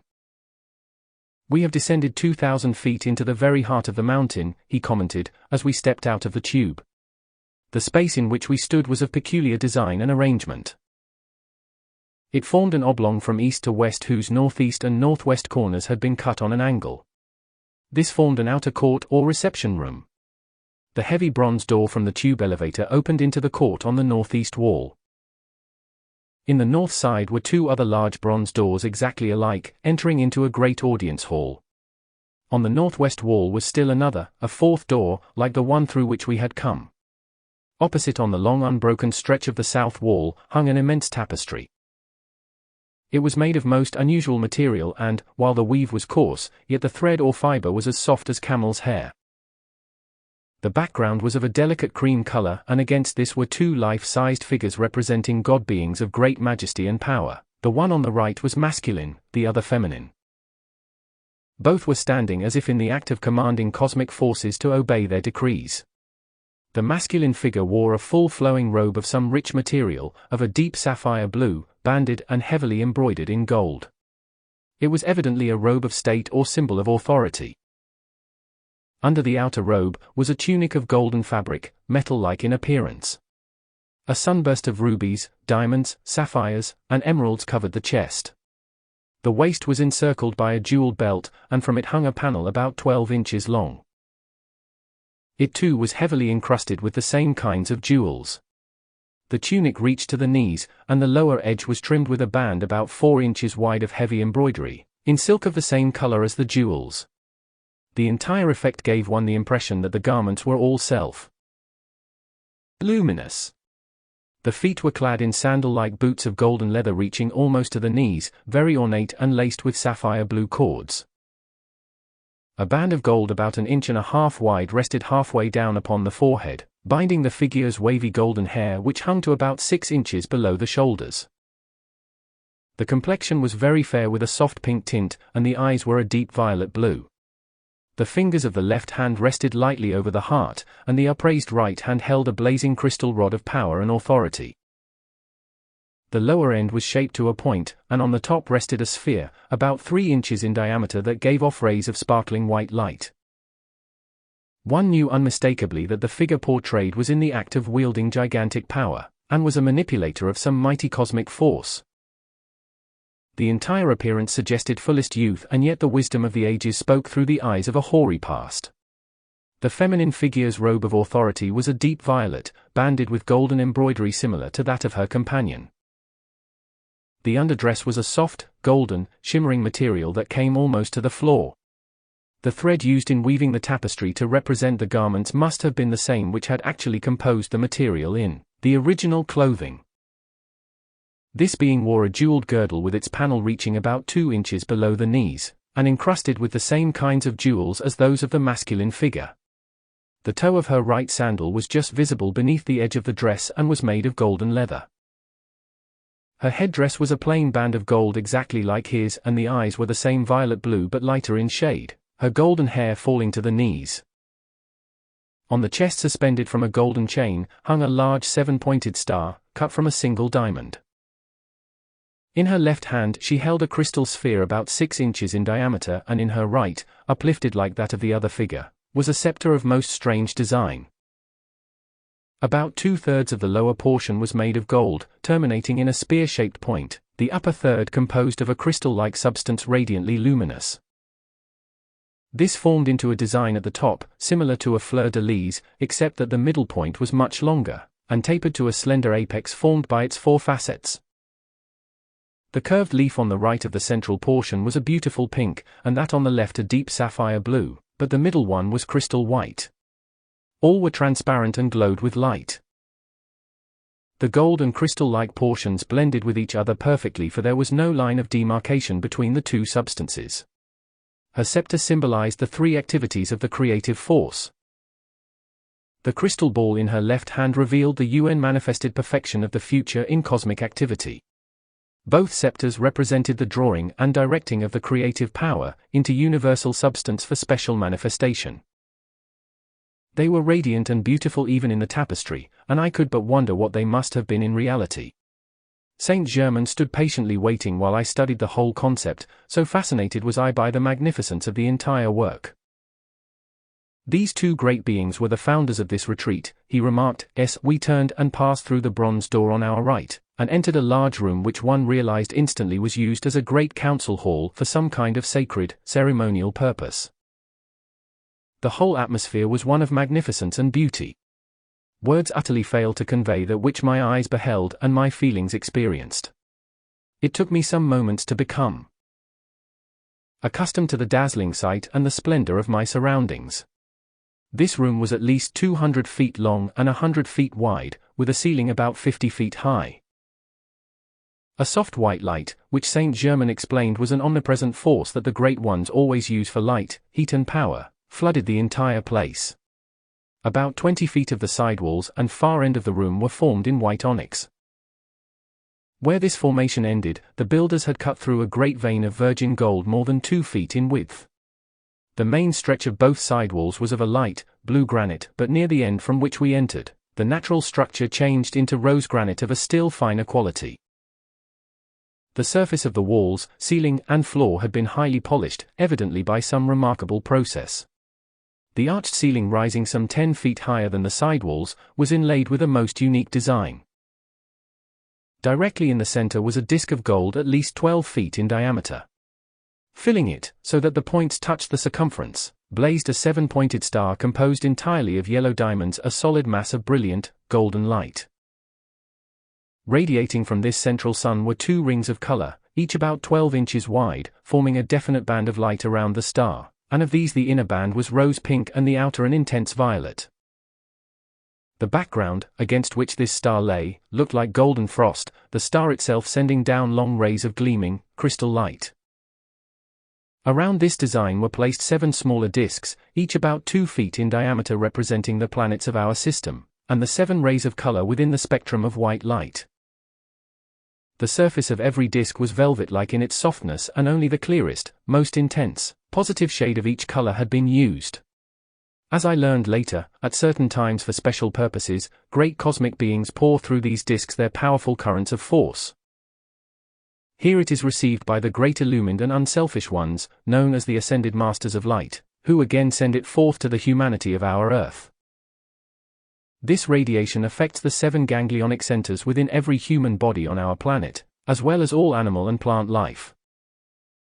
The background of the entire ceiling was the color of a very clear sky on a brilliant moonlight night, yet the surface was highly refractive. In the center at the far end of the hall, about 35 feet from the floor in the wall itself, was a large eye at least 2 feet across. This represented the all-seeing eye of the Creator, forever watching over His creation and from whom nothing can be hidden. A tremendous power was focused through this eye at certain times for the accomplishment of specific results. I could but wonder, as I contemplated it, what my sensations would be were I to see that power in full operation. Perhaps 40 feet from the far end on the east wall, stretching about 70 feet in length and 30 feet in height, was a panel of some precipitated material. It had been placed a little more than 5 feet above the floor level, and sunken into the side wall for a depth of 2 inches, making a concave surface around the entire edge. The substance composing it looked like beautiful velvet of a deep indigo blue, yet it was not a fabric of any kind. The nearest physical material to which one could compare it would be that of a mineral. This substance is not in use in the outer world of mankind anywhere, but it can be and is, sometimes precipitated, by the great Ascended Masters of Light for a special purpose. Saint Germain explained that the panel had been precipitated and served as a universal mirror for the instruction of initiates, and inner members of a group of highly evolved beings. These great ones work ceaselessly, helping the humanity of our Earth to become perfected men and women, and enable them to manifest in their outer lives the same great perfection and dominion as did Jesus Christ. There is no outer organization of these perfected beings. Only by living and expressing this perfection, through self-correction of human weaknesses and full adoration to the divine being within, can an individual draw himself into association with those working at this high level of attainment. Upon this panel, said Saint Germain, are projected scenes of Earth, pictures in the ethers, the Akashic records and activities taking place on Venus or at any other point, which those instructing wish to make visible to the students. Such scenes are not only pictures of the past and present, but can portray activities into the far future. These you shall see later.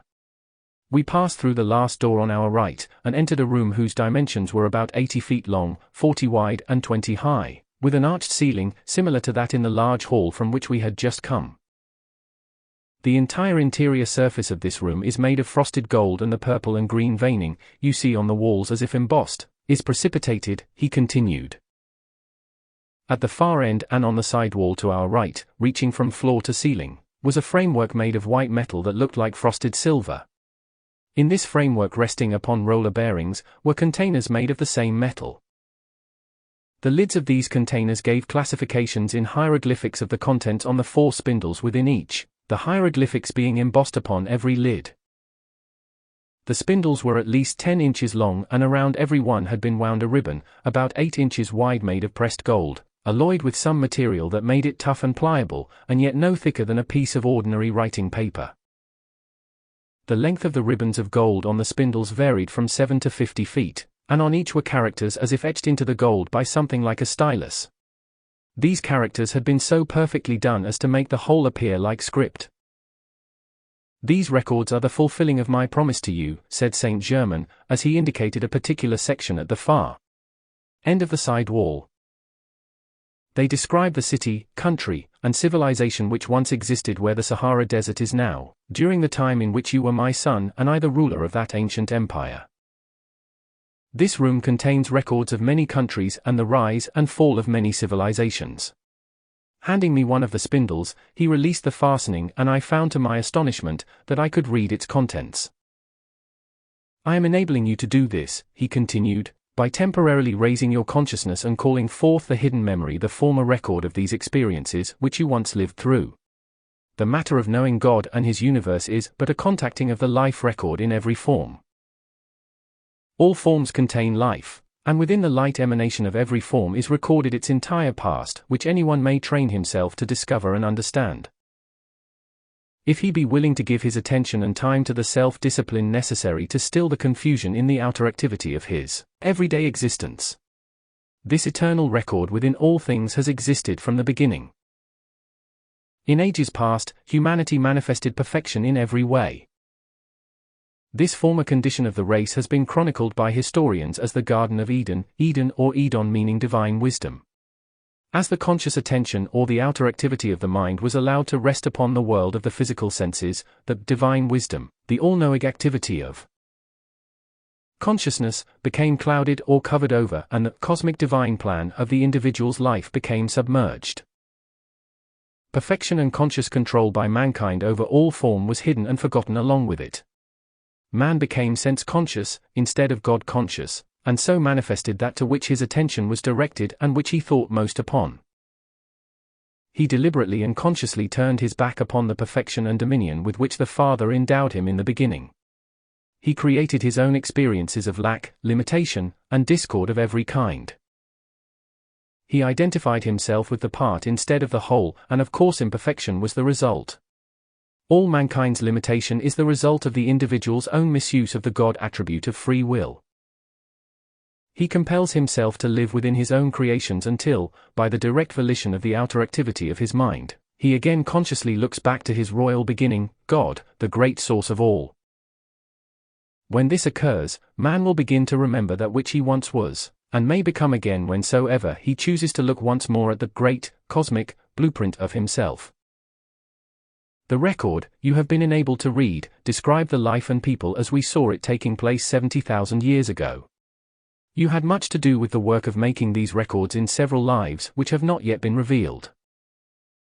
We crossed the council hall entering the opposite door, and found a room similar in size to the one we had just left, with two smaller rooms adjoining it on the north wall. In the larger room, covering almost the entire wall surface, was more metal framework filled with containers quite like those in the other room. These rooms, he continued, contain only gold and jewels that are to be used for a special purpose which will bless the entire world, when mankind has transcended its unbridled selfishness. Here, he drew forth a container filled with gold coin, and went on explaining. This is Spanish gold lost at sea, and we, seeing it would not be recovered by other means, brought it here through the activity of certain forces which we govern. Later, in a time that is rapidly approaching, it will again be sent forth for use in the outer world. In these containers, indicating another section, gold is stored from the lost continents of Mu and Atlantis, the ancient civilizations of the Gobi and Sahara deserts, Egypt, Chaldea, Babylonia, Greece, Rome, and others. If all this gold were to be released into the outer activity of the world, it would compel sudden readjustment in every phase of human experience. At present, it would not be the part of wisdom. The infinite wisdom and power of those great cosmic masters, who have been the guardians of the race since its first appearance upon Earth, is almost beyond the comprehension of the human mind. No one in this world ever accumulated a great amount of wealth, without the assistance and radiation of some ascended master. There are occasions in which individuals can be used as a focus of great wealth for a specific purpose, and at such times, greatly added power is radiated to them, for through it they can receive personal assistance. Such an experience is a test and opportunity to expand their light. All unusual accomplishment that takes place in human activity, no matter what the particular channel may be, is always attained through the assistance of superhuman love, wisdom, and power from an ascended master, because he has transcended all limitations of the physical world, and for this reason, more than ordinary success is due to his greater power through radiation. In 1887, the ascended host of masters established a school on the inner planes for the specific purpose of instructing those who have misused wealth, and revealing fully the results of their mistakes. Such as these are taken and told the truth concerning the universal law governing all wealth, and the results that come from influencing others to perpetuate their wrong ideas and mistakes. They are given complete freedom to accept or reject the proof offered. They always accept and abide by the instruction given. We next entered the two smaller rooms, which were also equipped with the same kind of containers, only not as large. These were filled with jewels of all kinds: diamonds, rubies, pearls, emeralds, and sapphires, classified as to variety and quantity. Smilingly, he turned to me and said, "Now, you know and understand that the great God Self is the only real owner and controller of all wealth. That presence appoints keepers of his treasures on every plane of life, whether it be light, wisdom, substance, or physical riches. You are calm and poised, I see, while we are observing this phase of our activity, and that is well. It reveals your inner strength and ability to do what is now ready to be accomplished, as soon as you are prepared outwardly. This will soon come about, I assure you. You have been shown proof that it is we who really govern the wealth of the world, and use it but as a test of the soul strength of the individual. It is always a trust given to those who should be strong enough to use it only constructively, but few, very few, really pass that test under the temptation existing in the world at large today. If we choose, we can raise the humblest of God's children who have sufficient preparation, into wealth, power, and prominence. If by so doing, help can be given to many others, through such accomplishment. After examining other containers filled with more jewels, we turned and re-entered the council hall. Looking toward the entrance through which we had first come, I saw my loved ones Lotus and our son in charge of one of the ascended masters, whom Saint Germain said was known as Amen Bey. After greetings had been exchanged, we were conducted to seats before the panel on the east wall. In groups of from 3 to 12 came the blessed ones of the ascended host until 70 of them were seated. A great hush fell upon all assembled, and for a few moments the silence was breathless, expectant. A ball of soft white light began to form in front of the panel, increasing rapidly in size and brilliance, until it became an oval at least 7 feet in height. As though born from within the light itself, stepped a most glorious being, tall, majestic, and powerful. He made the sign uniting the finite with the infinite, and in a voice that thrilled every atom of mind and body, asked if all were ready. A blazing light flashed forth from the substance that composed the panel, until it looked like a mirror of living light. In a moment, this changed into a crystal-clear atmosphere, and it then became a cosmic screen, upon which living pictures in all dimensions could be portrayed, with no limit to the space that could be observed. It was self-evident that everything which had or ever could take place in all eternity might be made visible on this screen, if the directing intelligence so desired. The first scenes portrayed the continent of Mu, the activity and accomplishment of its people, and the height to which that civilization attained. This covered a period of thousands of years. Then came events that surely must have been a reign of terror to the inhabitants of that land. A cataclysm occurred which tore the surface of the earth until all collapsed within itself. The ancient land of Mu sank beneath the waves of what is now the Pacific Ocean, where it still rests wrapped in its mantle of water. Again, it will rise and once more absorb the life and light of the physical sun. Next, came the growth to beauty, wisdom, and power of Atlantis, a great continent covering a large part of what is now the Atlantic Ocean. At that time, there existed solid land between Central America and what today is Europe. The things accomplished in that age were tremendous, but again the people's misuse of the mighty God energy overwhelmed them and, as things were thrown more and more out of balance, the tearing apart of the Earth's surface by cataclysmic action was re-experienced. It left but a small remnant of Atlantis, merely an island in mid-ocean, cut off from close contact with the rest of the civilized world. The east and west portions of the land had sunk beneath the Atlantic Ocean, leaving only the island called Poseidonis. It had been the heart of the then-known civilized world, and preparation was made to protect and preserve its most important activities as a central focus, to carry forward certain unfinished work. In that period, very great attainment was reached both spiritually and materially. The mechanical development of this cycle reached a very high state of achievement, and one of its most remarkable expressions was the perfection of their aerial navigation. The air transportation of our modern life is as yet very crude and primitive, compared to what was then on Atlantis. The great masters of light and wisdom made this possible for the people of Poseidon is because they inspired, instructed, protected, and revealed knowledge of great advancement in every phase of human activity. A large portion of these people became aware of the great inner God power within the individual, but as before the human side of their nature or outer activities again usurped the great energy. Selfishness and misuse of this transcendent wisdom and power gained the ascendancy, to even greater height than before. The masters of the ancient wisdom saw the people were building another destructive momentum and that a third cataclysm was threatening. They warned the inhabitants again and again as previously, but only those who served the light gave heed. Great buildings were constructed of imperishable material where records were placed that have been preserved through the centuries. These remain in a state of perfect preservation now on the bed of the Atlantic Ocean, hermetically sealed. They will be brought to the light of day by the great ones who directed their preparation, and control their protection. In them are recorded humanity's advance and accomplishment of that period, so there has been no permanent loss to mankind of the activities of the Atlantean civilization.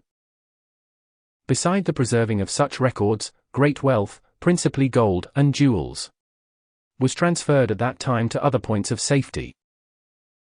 This has been and will continue to be guarded over the centuries, and used at a future time for the uplift and advancement of generations yet unborn. The final cataclysm spent its momentum, and the last remaining fragment of a once world empire sank to rest, for purification through the centuries, beneath the present Atlantic Ocean. The remembrance of Atlantis and her people, unlike the lost continent of Mu, has not been entirely forgotten or obliterated in the history of mankind, for it has been recorded in many ways through the centuries. Even though 12,000 years have elapsed since the sinking, fragments of information concerning it still drift to us from most unexpected channels. Myths and legends abound in reference to Atlantis, and these are two avenues which preserve to mankind certain actual conditions that have been upon the earth in one age or another. As time goes on, indisputable proof of its existence and the height of its attainment will be revealed by oceanography, geology, and other scientific data. Then passed before our vision the ancient civilizations of the Gobi and Sahara deserts, showing the rise and fall of their principal activities. The decline in each of these was due this time, not to cataclysmic action but to being overrun by hordes of primitive souls, taking embodiment in that cycle. Next came pictures of Egypt, her rise and fall, the latter being due to the deliberate misuse of knowledge and power by a large number of the humanity embodied in that land, whose predominant qualities were pride of their intellectual accomplishments and rebellion against the restraint of their lower nature. These always mean failure individually or en masse. Egypt rose to her greatest height by the right use of knowledge and power. These always demand humility, obedience of the intellect to the God self within, absolute and unconditional control of the human or lower nature, in those who seek such gifts, if they are to avoid destruction. The souls embodied in Egypt during her decline were not undeveloped, as were those in the civilizations of the Gobi and Sahara deserts. On the contrary, they had attained the conscious use of knowledge and power, and deliberately chose to misuse it. This activity has nothing whatsoever to do with wisdom, for those, who are the eternal inheritors of the gifts from that divine goddess, must forever be above all temptation to misuse knowledge and power. Wisdom is the right use of all that manifests, and he, who realizes this self-evident, immutable truth becomes an open door to all good that abides in creation. The reference to Egypt as a land of darkness is most unjust, for out of Egypt in her earlier cycle came very great light, and out of Egypt will again come very great light. The next scene portrayed the rise and fall of the Roman Empire. When the darkness and degradation of those centuries had reached their lowest point, Lord Jesus appeared, pouring out his blazing light and love as the Christ, and through his transfiguration, resurrection, and ascension, such an overwhelming flood of God's perfection spread over the earth, that never again can so vast a darkness encompass humanity in any age. The accomplishment of his life stands eternally recorded upon the atmosphere of this planet, and acts as a magnet drawing mankind unto a like perfection. The coming of Jesus was an initiation to the people of our world and a cosmic command to use the power of divine love in all their future activities. This outpouring of his love to the earth at its darkest cycle became the birth of the Christ child in the individual. He called forth once again the cosmic, divine blueprint and revealed the decree for the incoming age. That plan is complete dominion over all things finite, through the full stature of the Christ within every human being. Next came the reign of Richard the Lionheart of England. Humanity has little or no knowledge of the real, spiritual activity that took place during those years. The same light that inspired Richard's enthusiasm and activities in the Crusades, released, through his followers and the people of that time, certain forces that the ascended host used at inner levels of consciousness. Then came pictures of the recent World War in Europe, and these disclosed the activities that generated it. Only a few individuals know the real cause, and no doubt it is for the best, more do not. It is too destructive for the consciousness to contemplate. Nothing can possibly be gained by focusing the attention upon war. This, too, perhaps was the reason why the period from Richard to the World War was not portrayed. Here, the activities of the ascended host were revealed, and we saw them dissolve the cause and greater part of the accumulated momentum of the world's recent conflict. They accomplished it by consciously focusing and directing enormous rays of light, whose power to consume and transmute is too stupendous for finite description. These perfected ones have been watching for the cosmic moment to arrive when they might perform for humanity a service of love, that has been long awaited and of which mankind has as yet little or no comprehension. These remarkable pictures continued and revealed activities stretching forth into the far future, and affecting the whole earth. They showed many changes to come in the surface of the land itself. One of the most important of these concerned the progress of North America. The divine plan for the future of North America is a condition of intense activity in the greatest peace, beauty, success, prosperity, spiritual illumination, and dominion. She is to carry the Christ light and be the guide for the rest of the earth. Because America is to be the heart center of the golden age that is now dimly touching our horizon. The greater portion of the land of North America will stand for a very long time. This has been known for thousands of years, yes, for over 200,000. The pictures continued for nearly 3 hours, portraying many scenes and activities that have entirely escaped the recording of historians and the world of science because of their great antiquity. Wonderful and beautiful as our moving pictures are today, they are mere toys when compared with the living, breathing, actual existence revealed upon this cosmic screen. Here, it was possible to watch the cosmic cause go forth of many events and conditions found upon Earth, so that those watching received instruction of most extraordinary magnitude. This inner instruction is of great help to students. At the close of the instruction, Saint Germain presented us to the great ascended master, Lanto, who had manifested from within the blazing light, and then to the 70 masters assembled. "We shall rejoice indeed," said Lanto, turning toward us, "when you are again ready to join in the conscious service of the glorious work at hand. This opportunity comes to you through the mighty victories you have won over the human self and outer world. The time is nearing when you shall be privileged to see how truly great those victories are. Each day accept in its fullness the mighty active presence of the great God within you, and there can exist no such thing as failure anywhere along the path. Everyone who sincerely seeks that light is always known to the ascended masters. On New Year's Eve, we will meet here again when there will be 12 guests from Venus. It is our wish that you be present. Saint Germain and Amen Bey will be your sponsors." At a signal, all became silent and received Lanto's blessing of love before returning to their respective fields of service. most of them simply disappeared from the room within a few moments, and the rest left by the way of the tube. My children, one see you are unaware of time.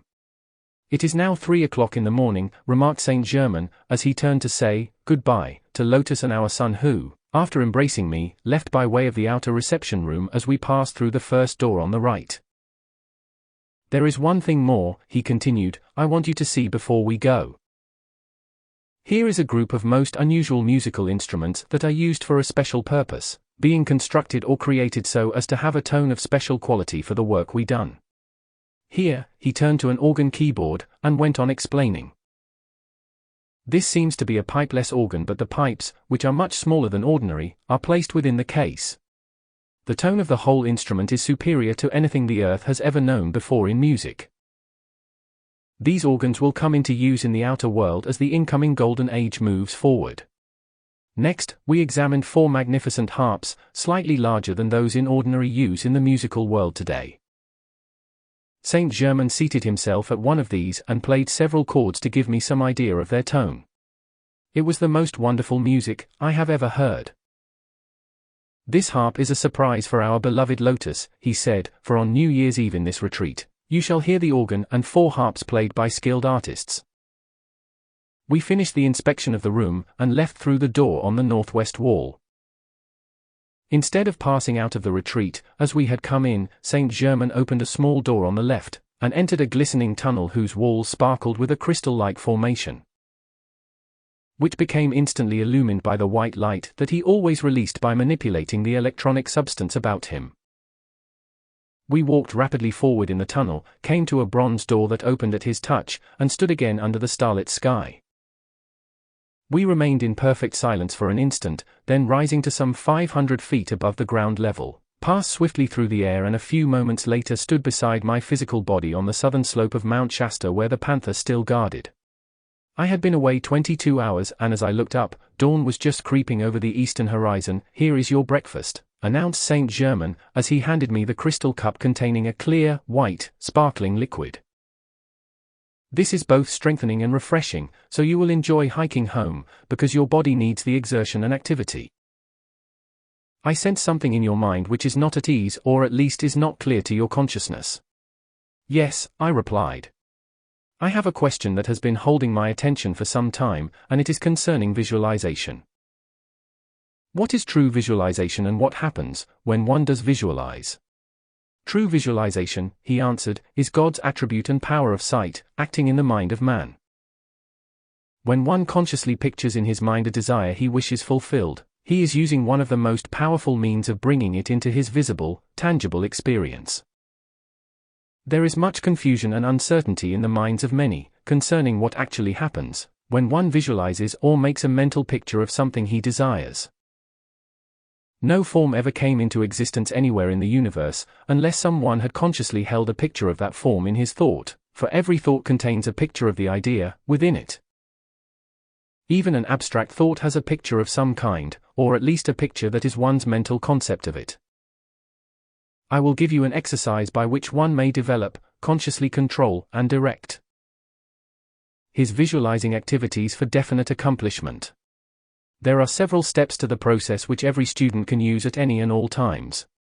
The practice does bring visible, tangible results, when really applied.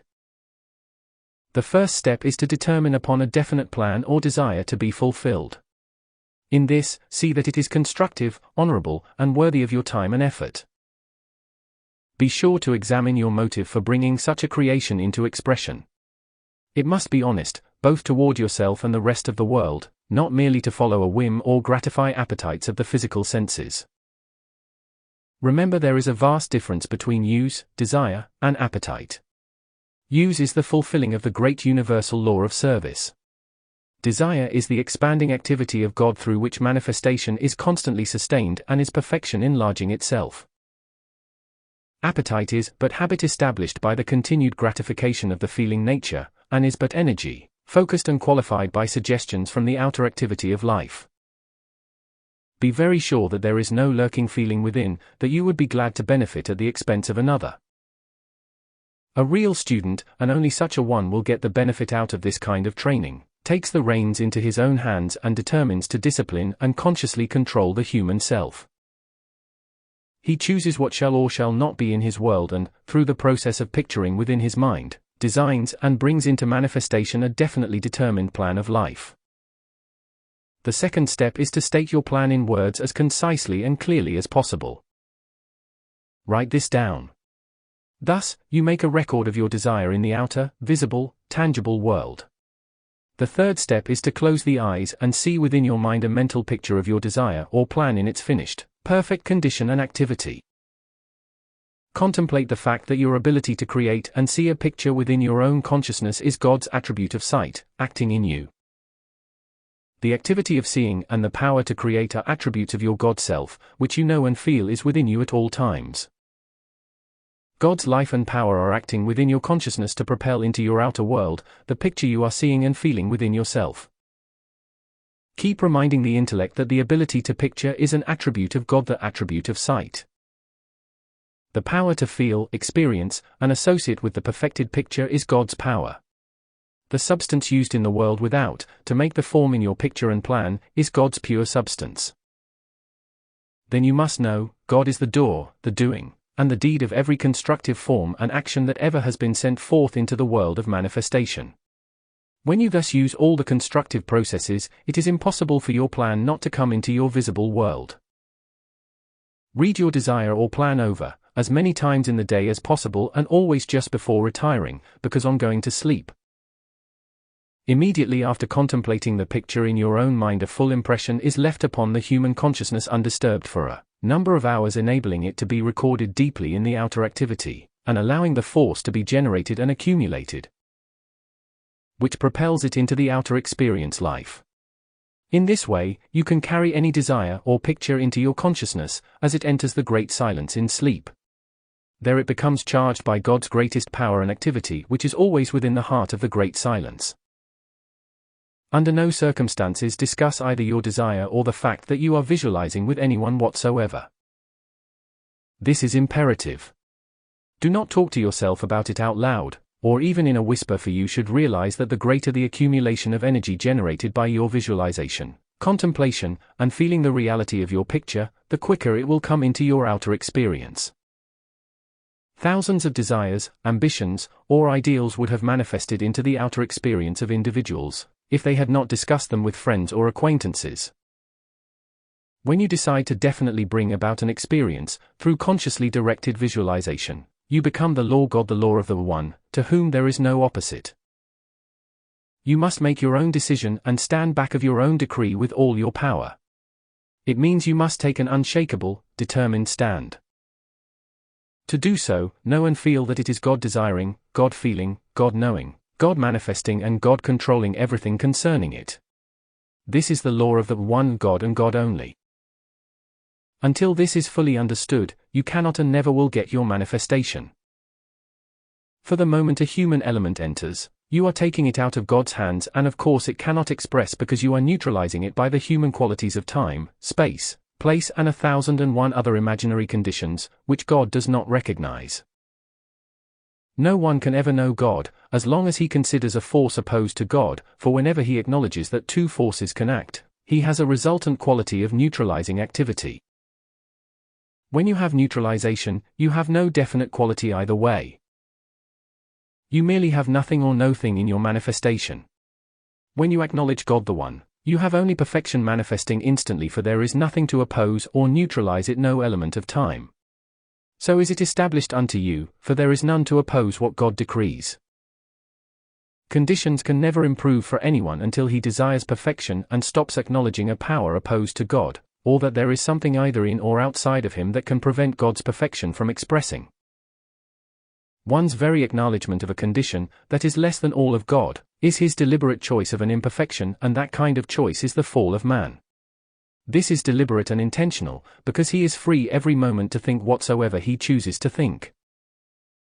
Incidentally, it takes no more energy to think a thought or picture of perfection than it does one of imperfection. You are the creator localized to design and create perfection in your world and place in the universe. If perfection and dominion are to be expressed, you must know and acknowledge only the law of the One. The One exists and controls completely everywhere in the universe.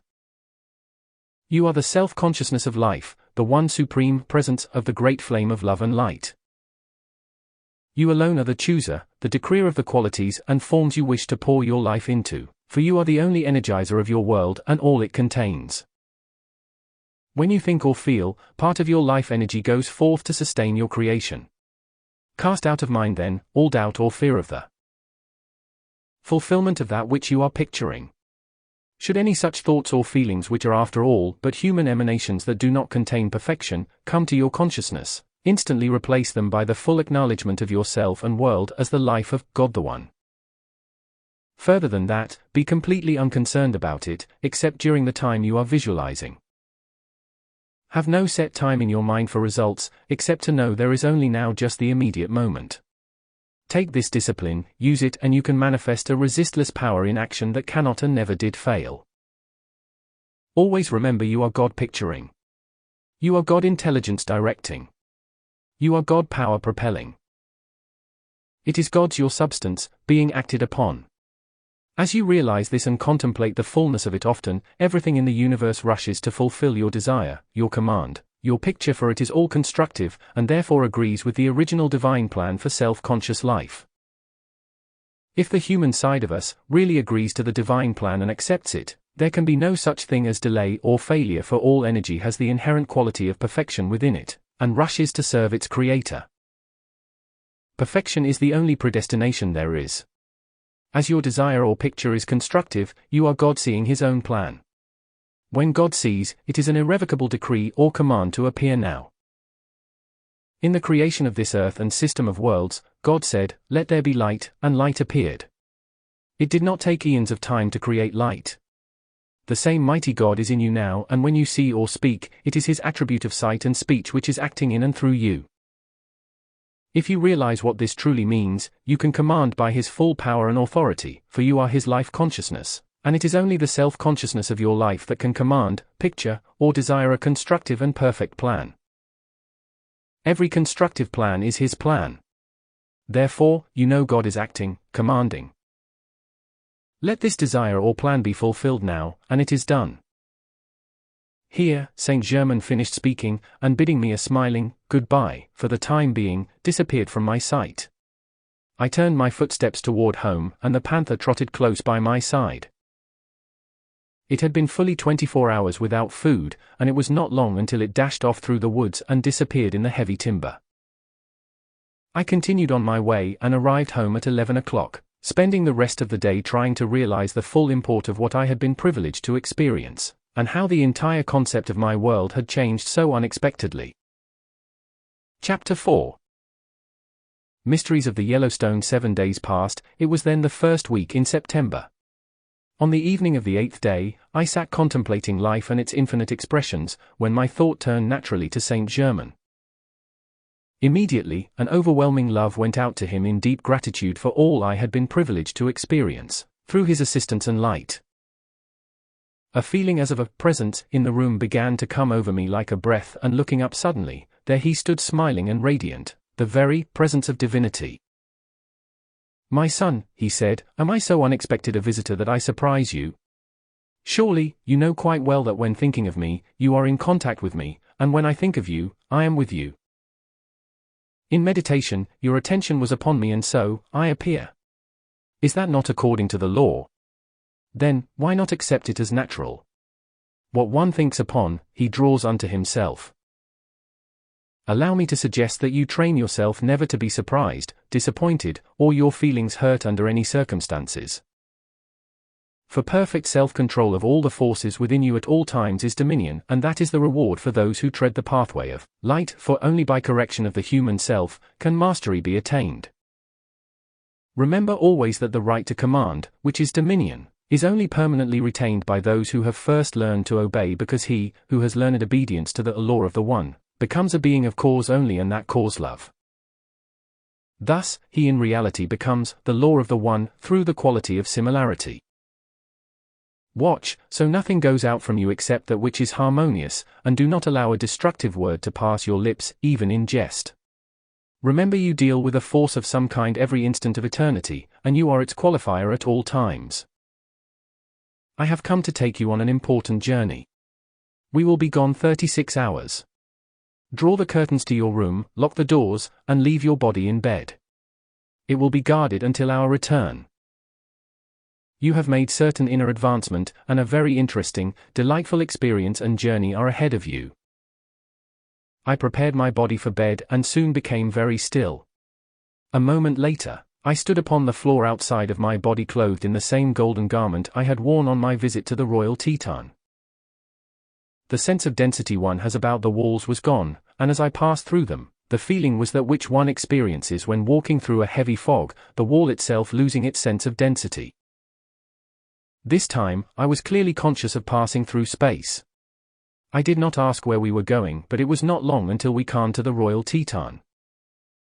Toward the east, stood the towering Rockies, and beyond them stretched vast plains that will one day be teeming with semi-tropical vegetation, and its people living in peace and abundance. To the west, we could see the Sierra and Cascade Mountains and still farther on the Coast Range, whose shoreline is all to be changed. Northward, we look down upon the Yellowstone, whose marvelous beauty veils its ancient mysteries and wonders from our present American civilization. The word Yellowstone, explained St. Germain, has been brought down through the centuries for more than 14,000 years. At that time the civilization of Poseidonis had reached a very high point of attainment, because a great master of light was at the head of the government.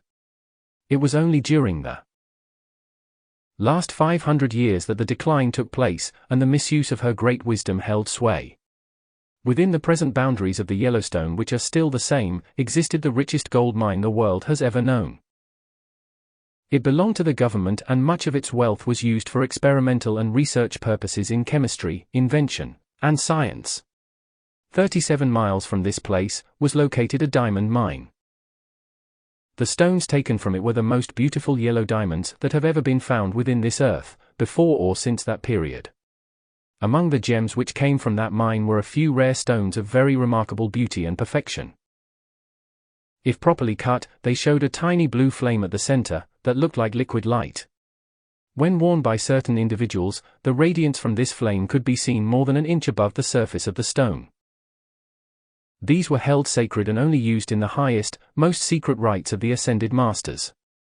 16 of them are still held in sacred trust by the Brotherhood of the Royal Teton, and will again be brought into use at an appointed time.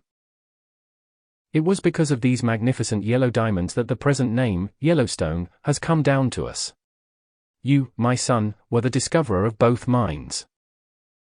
I will reveal the records that are the physical evidence of what I have just been telling you. These records give the date of their discovery, amount of wealth taken out, length of time operated, description of the machinery used, which handled refractory ores recovering 87% of their value, running of it into bullion while yet in the mine, making unnecessary any operation at the surface, where shipped, and the date of closing and sealing. Here are the duplicate records. In the life on Poseidonis, you lived in a beautiful home with a sister who is now Lotus.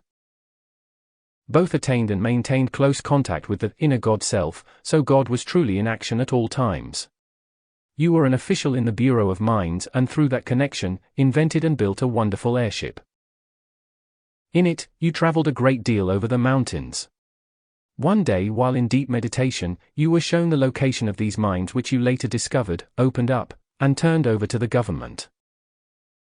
With this explanation, I will now show you proof of what I have described, although there is not a trace of these mines on the surface today. Come, we will enter the mine itself.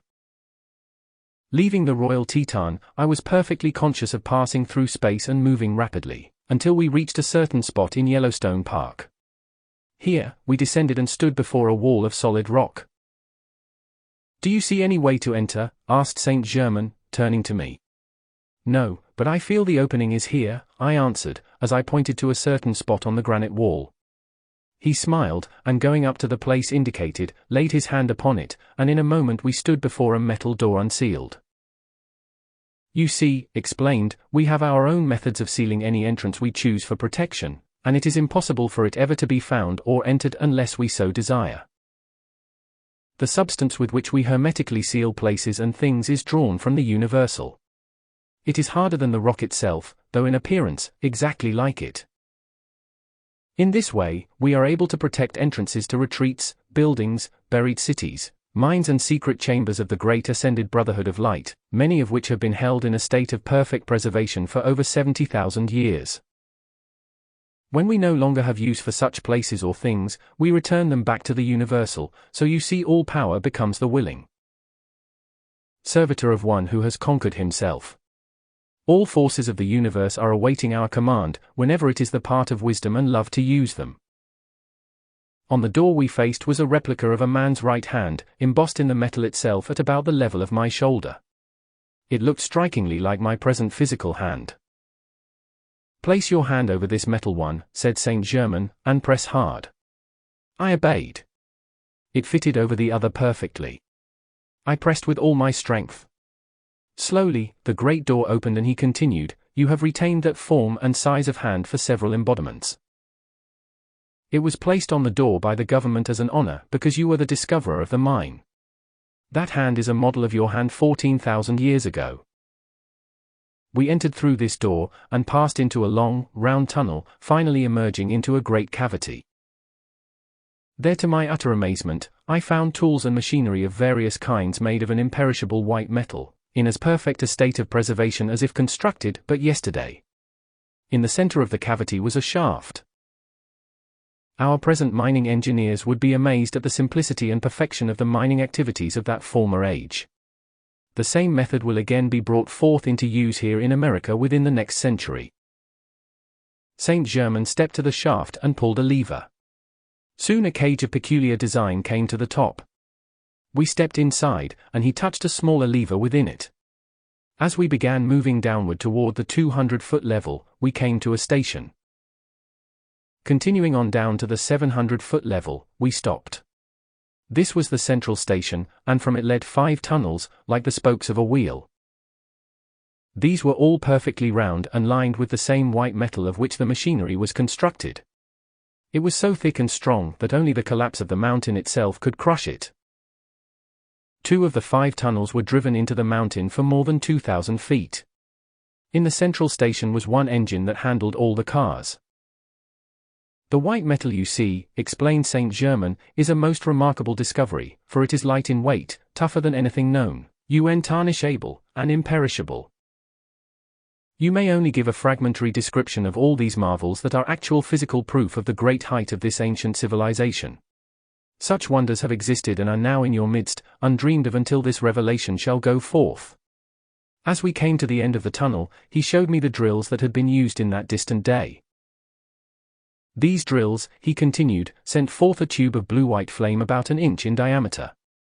They operated at amazing speed, consuming the rock as they passed through. We returned to the station, and entered a triangular-shaped room between 2 tunnels. At the far end, were containers made of the same white metal. They were about 12 inches square and 3 feet in length. Saint Germain opened one and showed me the wonderful, uncut, yellow diamonds. I was speechless, they were so beautiful. I think I hear my readers say, "Do you mean to tell me that these were physical?" To that perfectly natural question, I wish to answer, yes, just as physical as the diamonds you wear on your fingers today. Other containers were filled with cut stones of fabulous value. We then returned to the entrance of the mine.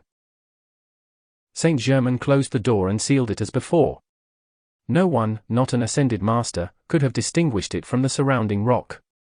Rising from the ground, we quickly covered the 37 miles to the gold mine. This time, we stood on the very top of the mountain, near a cone-shaped rock that looked perfectly solid. It was about 15 feet in diameter at the base and perhaps 10 feet in height. "Watch closely," he said, as he laid his hand against it. Slowly a triangular-shaped section moved out, disclosing a flight of steps leading downward. We descended these stairs for some distance and soon came to a cavity at the top of a shaft similar to the one in the diamond mine.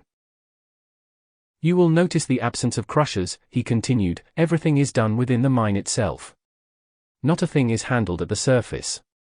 We stopped at the 400-foot level where there was another immense cavity. Here, complete equipment for treating the ore was located. He explained the extreme simplicity of the process used, which seemed incredible. It was so simple. We continued on down to the 800-foot level, and saw the same arrangement as in the diamond mine. Here again, were tunnels going out from a central point, like the spokes of a wheel. 3 triangular-shaped rooms had been built between these tunnels, containing the remaining output from the mine, just before it had been closed. The same white metal containers were here as in the other rooms. Only 3 of them am I allowed to describe.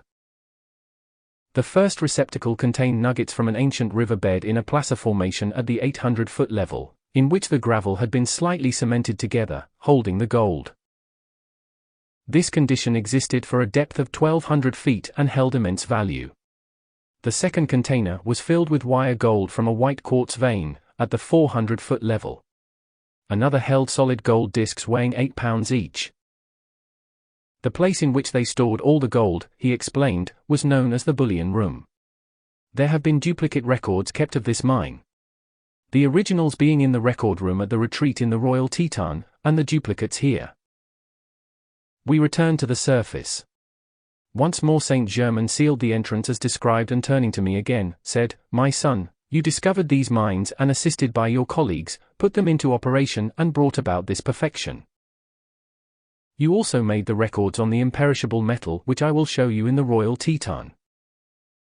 The ascended masters saw that the cataclysm of 12,000 years ago was approaching, and knowing the mines would not be much affected, had them prepared and sealed for use in a far distant age into which we have now entered. At 7 different periods of your many embodiments, the memory and process for making these records has been recalled.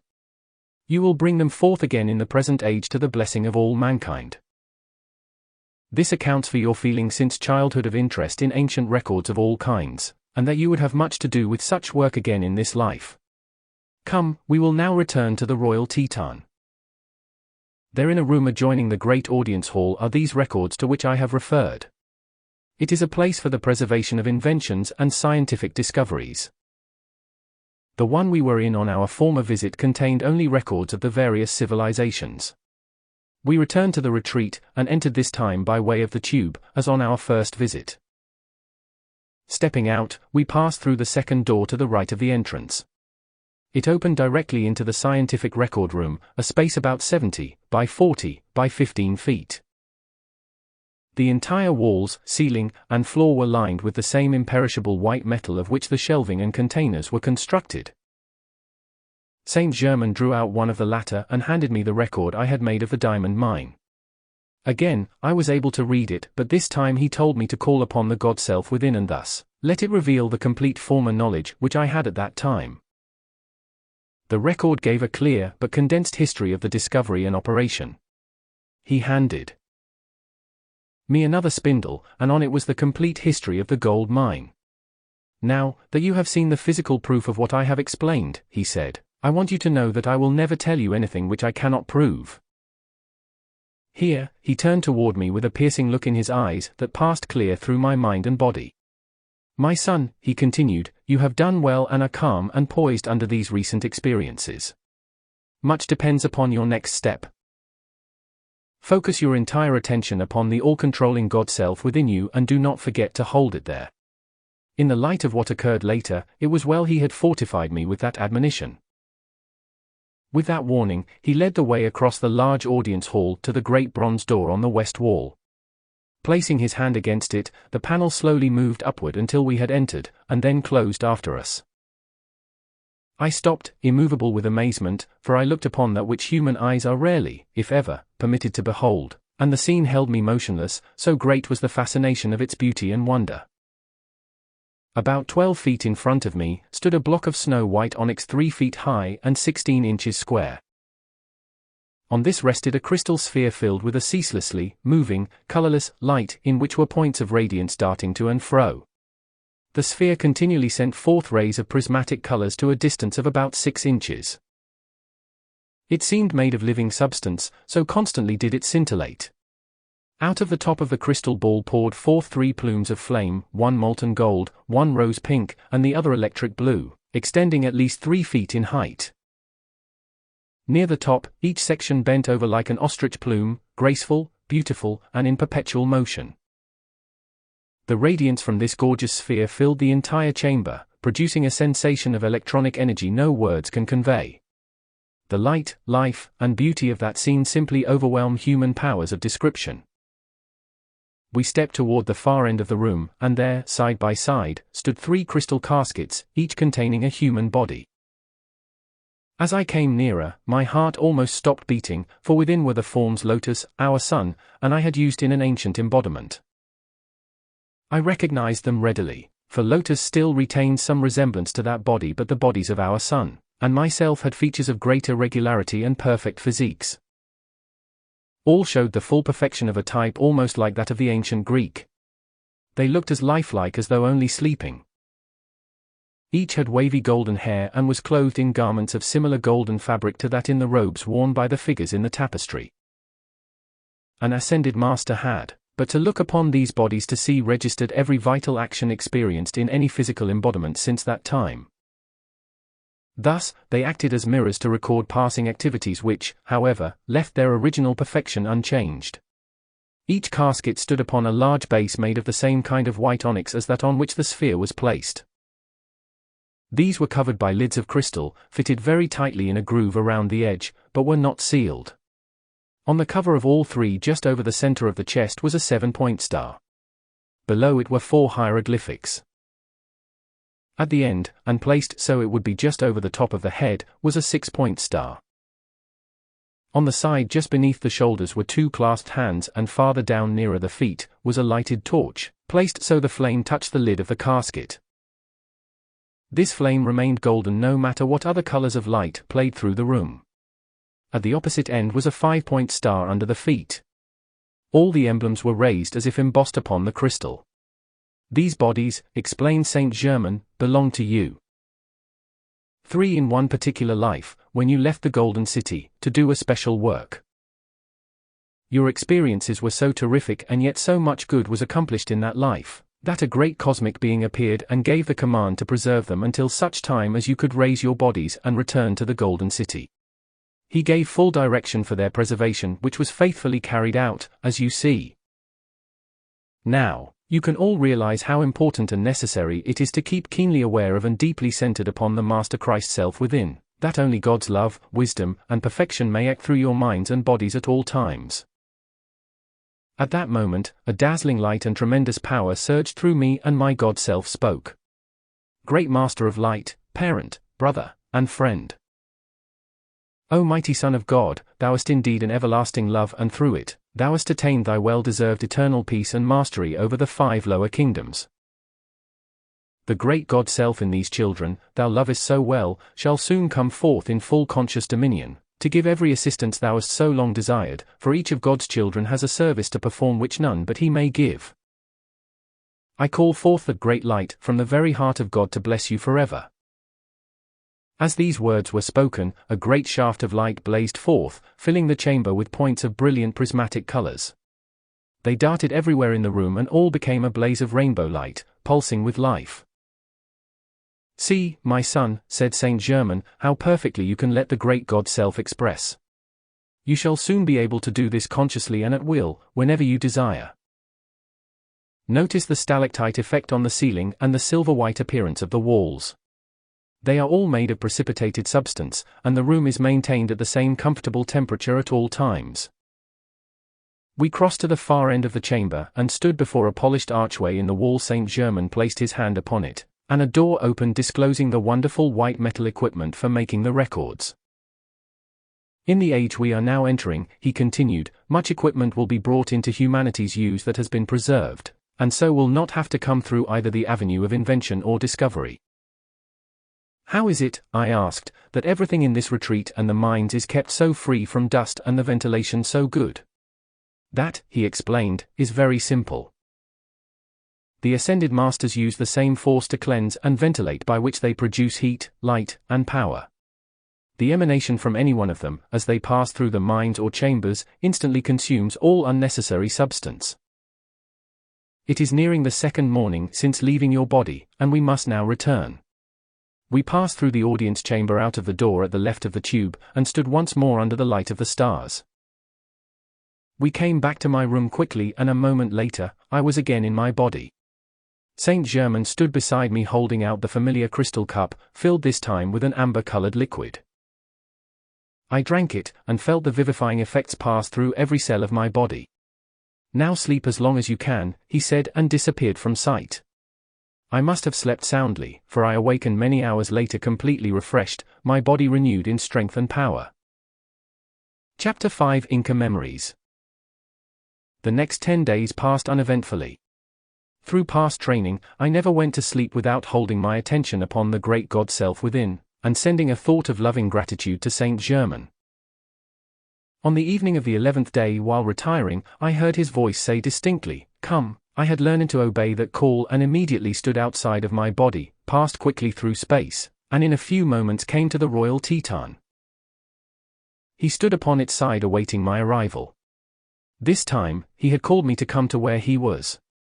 I obeyed and saluted him. "At your service," I said, stepping to his side, and smiling at me he replied, "We have work to do. Let us go." I was fully aware of the direction in which we traveled, certain we were going a little west of south. Soon, we saw the lights from a city, and Saint Germain, directing my attention to them, remarked, "Los Angeles." After traveling some distance farther on, we passed over another lighted section, and this time to my inquiry, he answered, "Mexico City." We then came to a tropical forest and began to descend. Presently, we stood upon the old ruins of an ancient temple. "These are the ruins of Mitla in the state of Oaxaca, Mexico," he explained. You three came into embodiment to give assistance, as the Inca civilization reached its apex.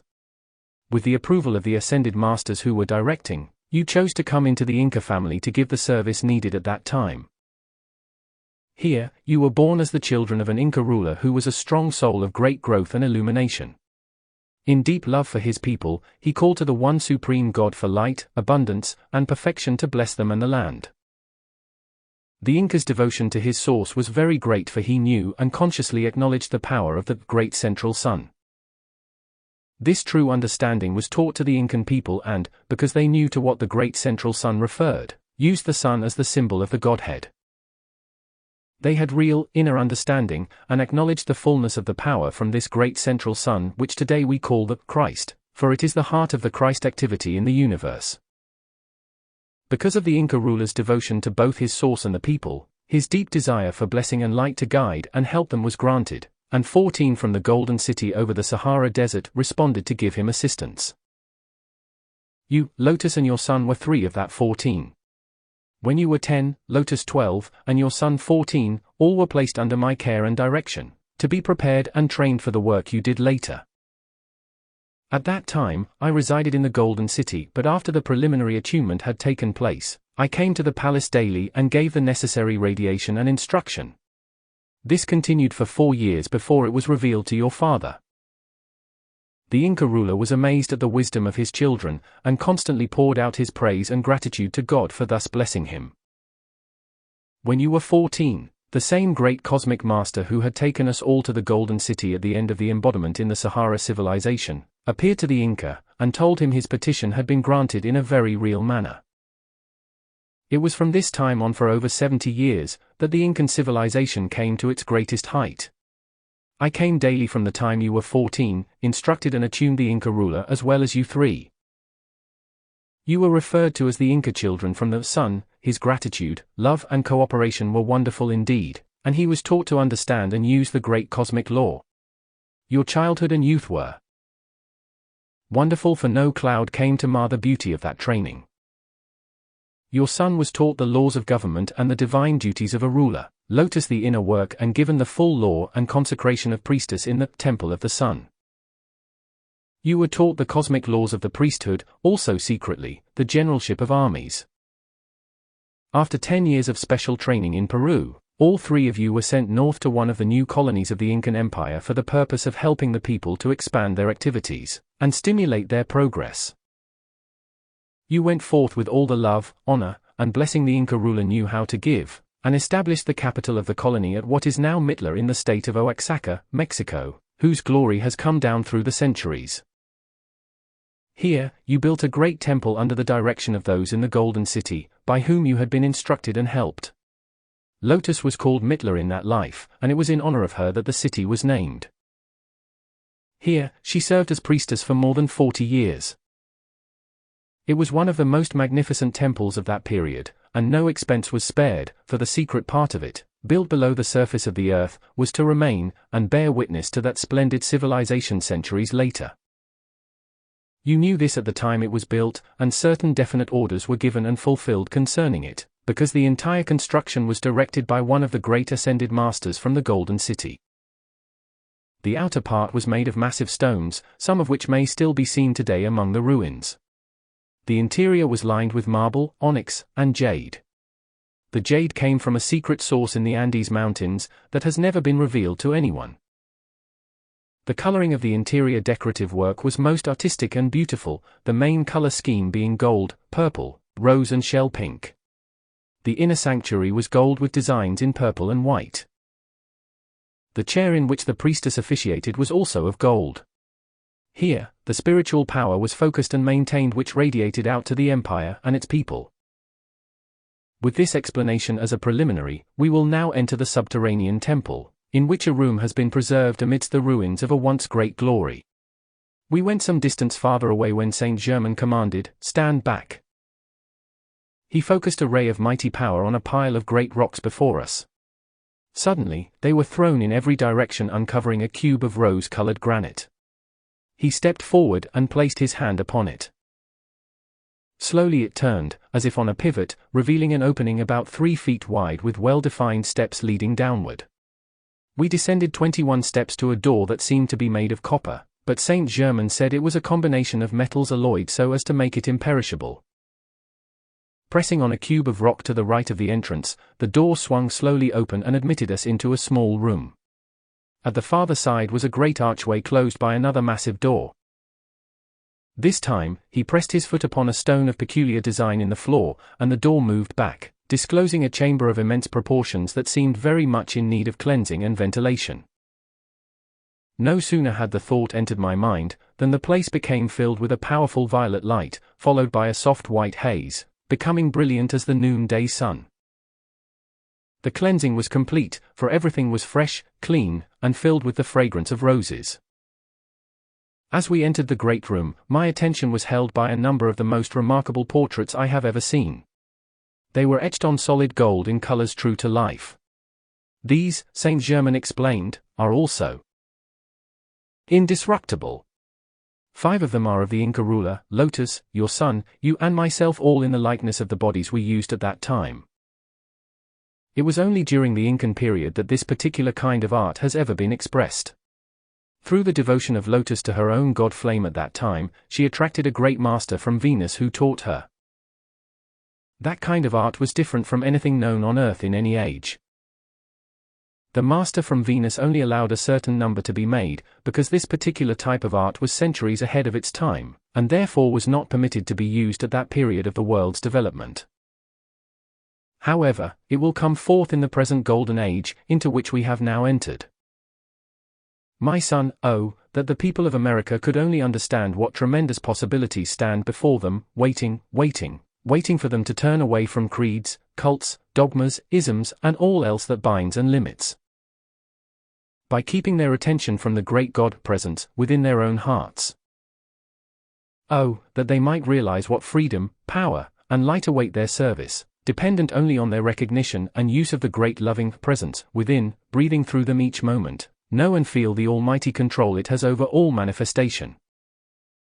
Oh, could they only realize that their bodies are the temples of the Most High Living God, who is ruler of heaven and earth, that they might know what it means to love that mighty self, talk to it, acknowledge it in all things, and feel the reality of that presence with at least as great a certainty as they do other persons and things. If they could only feel the closeness and reality of the great presence deeply, even for a moment, nothing could ever again stand between them and the same mighty supreme accomplishment as Jesus and other ascended masters have attained. O America, beloved children of the light, let this great God presence, its wisdom and power surge through you now and see how quickly God's kingdom can and will manifest upon earth. America is the way shower among the nations, bearing the light that heralds the incoming golden age. regardless of her present conditions. That light shall burst forth and consume the shadows that seek to disrupt her ideals and love for the great God Self. We then passed through a door at the right where we found more imperishable records, this time of the Incan civilization and the important part it played in that cycle. You recalled the process for making these records from the memory of your life 14,000 years ago, remarked Saint Germain. They will be transported to the royal Teton together with the portraits, for this secret temple has completely fulfilled its usefulness and is now to be dissolved. Soon beautiful, glistening beings appeared and removed the portraits and records. When they had finished, we returned to the entrance and walked some distance away. Saint Germain focused his attention for a few moments upon the position of the secret temple and stood very silent. I felt a sudden stillness grip and hold me motionless. There was a great rumbling like an earthquake. In a moment, all was over and the secret temple, which had been the most magnificent creation of its day, collapsed into ruins. I could but gasp at Saint Germain's stupendous power. Truly the great ascended masters are gods. It is no wonder in the mythology of the ancients that their activities have been brought down to us in the guise of myth and fable. They wield tremendous God power at all times, because they hold with unwavering determination to the great God presence, and hence all power is given unto them, for they are all perfection. When Jesus said, "Verily, verily, I say unto you, the works that I do shall ye do also, and greater works than these shall ye do," he knew whereof he spoke, continued Saint Germain. He came forth to reveal the conscious dominion and mastery that it is possible for every human being to attain and express, while still here on earth. He showed the dominion of the ascended master, and proved to mankind that it is possible for everyone to so call forth his God Self, that he can consciously control all things human. The great ascended masters of love, light, and perfection who have guided the expansion of the light in humanity on this planet from the beginning, are no figment of anyone's imagination. They are real, visible, tangible, glorious, living, breathing beings of such love, wisdom, and power that the human mind gasps at the immensity of it. They work everywhere in the universe with complete freedom and limitless power, to do naturally all that the average individual considers supernatural. They are wielders of such power and manipulators of such force as to stagger the imagination of the person in the outer world. They are the guardians of the race and, as in the world of physical education, various grades of teachers are provided to guide the development of the individual's growth from childhood to maturity, and then beyond, preparing him for special work. So do the ascended masters of perfection exist to educate, and help the individual that he too may expand his consciousness beyond ordinary, human expression. Thus, he develops his superhuman attributes, until like the student graduating from college, the one under the care and instruction of an ascended master graduates out of his humanity, into the full, continuous expression of his divinity. The ascended master is an individual who by self-conscious effort has generated enough love and power within himself to snap the chains of all human limitation, and so he stands free and worthy to be trusted with the use of forces, beyond those of human experience. He feels himself the oneness of omnipresent God-life. Hence, all forces and things obey his command because he is a self-conscious being of free will, controlling all by the manipulation of the light within himself. It is through the radiation or outpouring of this light, which is really his own luminous essence of divine love, that an ascended master is able to help those who come under his care and direction. When such an outpouring to a student takes place, his own inner bodies, and by that I mean his emotional, mental, and causal bodies, absorb the master's luminous essence, and the light within them glows and expands like a spark which one fans into a flame. This luminous essence has within it the highest force in the universe, for it dissolves all discord and establishes perfect balance in all manifestation. The ascended master's body is constantly pouring out rays of his light essence upon the discords of earth, dissolving them as the rays of force which we call light and heat from our physical sun dissolve a fog. The radiation they pour out to humanity on earth is consciously drawn energy to which they give quality, and again send it out to accomplish a definite result. In this way, they give protection thousands and thousands of times to persons, places, conditions, and things of which mankind is totally oblivious, going on its appointed way, serenely unconscious of its protectors and benefactors. In this kind of activity, the ascended masters are able to change the bodies they function in like one ordinarily changes his clothes, for the cellular structure is always under conscious control, and every atom is obedient to their slightest direction. They are free to use one or more bodies, if the work they desire to do requires it, for their ability to assemble or dissolve an atomic body is absolutely unlimited. They are all-powerful manifestors of all substance and energy, for the forces in nature, which mean the four elements, are their willing and obedient servants. These glorious beings, who guard and help the evolving human race, are called the ascended masters of love, light, and perfection. They are all the word master implies because, by bringing forth the love, wisdom, and power of the God Self within, they manifest their mastery over all that is human. Hence, they have ascended into the next expression above the human, which is the superhuman divinity, pure, eternal, all-powerful, perfection. The humanity of earth frequently, in its ignorance and limitation, presumes to pass judgment upon and express various opinions about Jesus and many others of the ascended host. That practice is one of the most binding things it can indulge in, for in such activity, the criticism and judgment sent forth in this way simply return to its generator, and thus mankind is bound more tightly to its self-created suffering and limitation. The activity of the law is that the ascended masters, having freed themselves from human limitations, have become a blazing outpouring of light into which no human thought of discord can possibly enter. This compels all destructive thought creation and feeling to return to its sender, and bind him still more closely in the chains of his own creation. If human beings could see their own thoughts, feelings, and words go out into the atmosphere upon the ethers, gather and gather more of their kind and return, they would not only be amazed at what they give birth to but would scream for deliverance and, if for no other reason than to blot such creation out of mind, they would with full determination face their own divinity and enter into it. Thoughts and feelings are living, pulsating things. The individual, who knows that, will use his wisdom and control himself accordingly. Jesus is to mankind gaining its experience on this earth, as the great God Self, within every human being is to the personal or outer self. He revealed the master record to the outer world, and he is still the living proof of the individual's ability to free himself from all limitation, and to express divinity as was originally intended, for the first condition in which humanity existed was wholly harmonious and free. When some of those individuals who study life and the laws of the universe, more deeply than the mass of Earth's children, become aware of the fact that there are ascended masters, they often desire to go to these great ones for instruction. While, in many instances, this is an unconscious upreaching of the soul within to the greater light, yet the personal self little realizes in what relation it stands to those great beings who are wholly divine. There is a way by which an intensely earnest and determined student may make contact with one of them, but that can only be through the activity of enough love and discipline of the personality. If the motive for such contact be for the gratification of curiosity, thinking to prove or disprove the ascended master's existence, to merely solve a problem, or to convince a doubt in the personality, it will never come about. Rest assured of that, for the ascended host are never concerned with satisfying the human side of any student. Their entire effort is with the expansion of the God Self within, so that its power may be released forcefully enough to snap the limitations in the human self, that do not give it a perfect vehicle for use in the mental, emotional, and physical worlds of manifestation.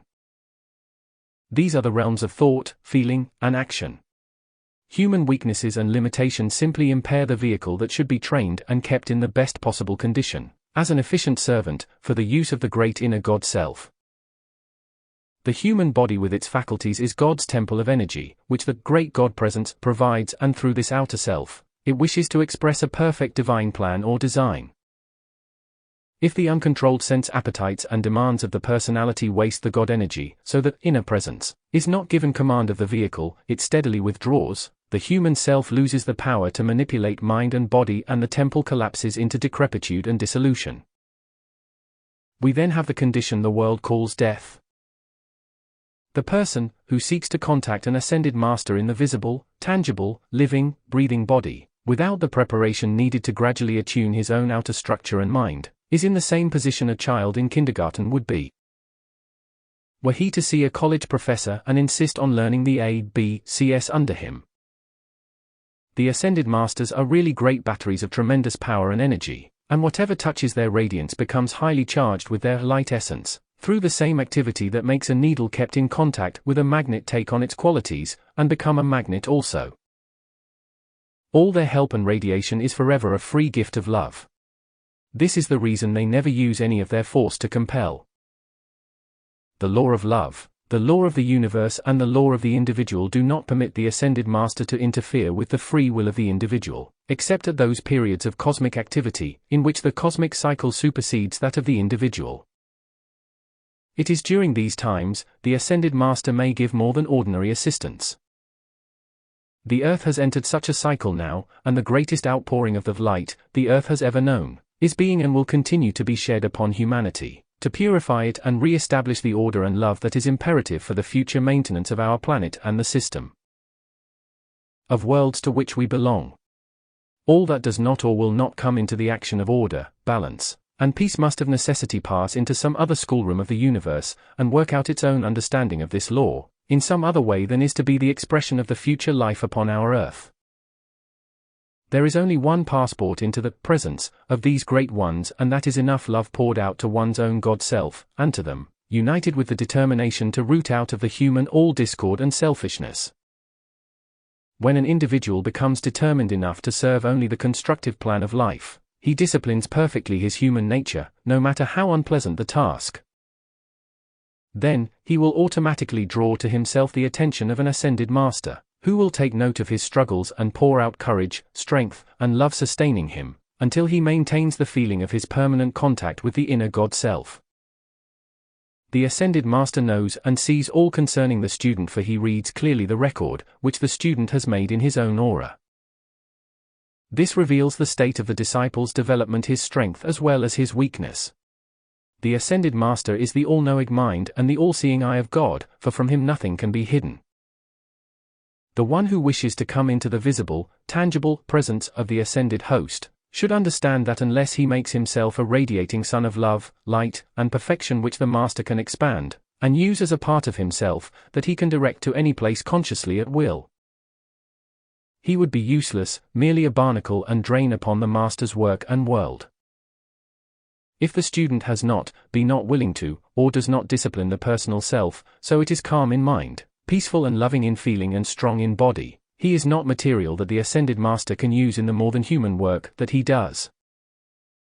When the student has not a strong, controlled, well-developed vehicle, he is unable to cooperate with an Ascended Master, and thus do work of a kind which is beyond that of ordinary human experience.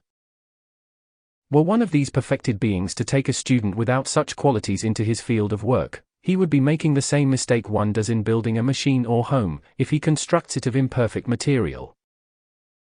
That kind of material naturally could not stand unusual strain, under sudden need, or prolonged service.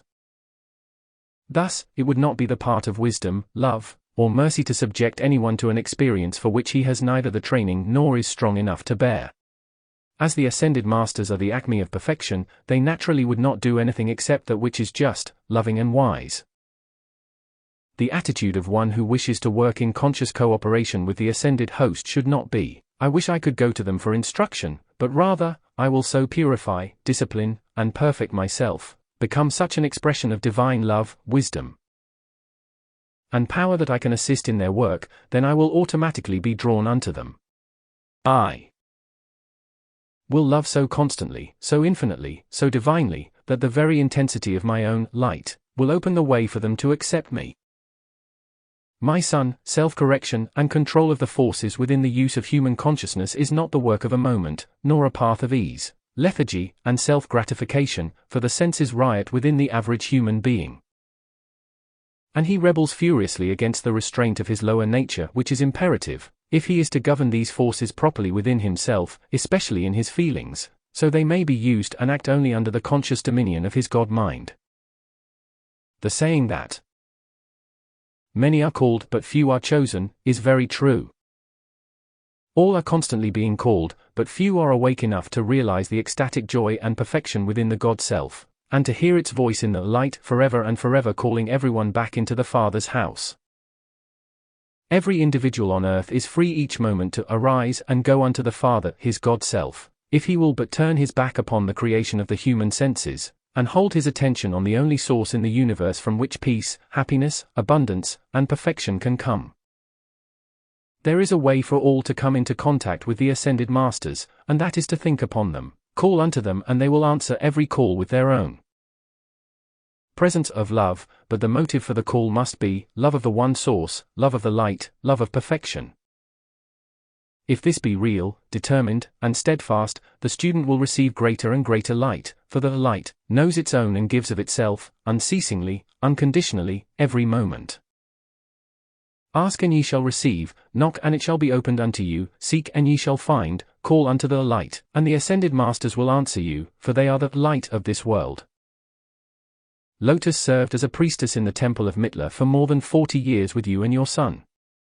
By the combined efforts of you three, the various cities in the colonies were brought to a state of great perfection. You established industries and directed the agriculture, until prosperity abounded in the land. It was revealed to the Inca ruler, when he was to finish his earthly pilgrimage and service in that civilization. It was then, he called the three of you home to him. Others were appointed to take your places, and with blessings and love to your people, you bade them farewell. On your arrival home, the king was much surprised to find none of you had aged during the long absence. Your youthful appearance was the result of training received in childhood, and still greater proof that his children had been divinely sent in answer to his prayer. Deep gratitude to the one mighty God for blessing him, his children, and the people, always filled his heart. At this point, as Saint Germain described the Incan embodiments, living pictures began to appear in the atmosphere before me, all in their original color and activity. They lasted for nearly 3 hours, and he revealed those ancient experiences as a living reality in Peru and Mitla. The Inca ruler called the 14 from the Golden City together, in preparation for the most important event of his earthly pilgrimage. He knew the hour of passing was near, and the affairs of the empire had to be transferred into the control of the elder son, whom he was to appoint his successor at the banquet.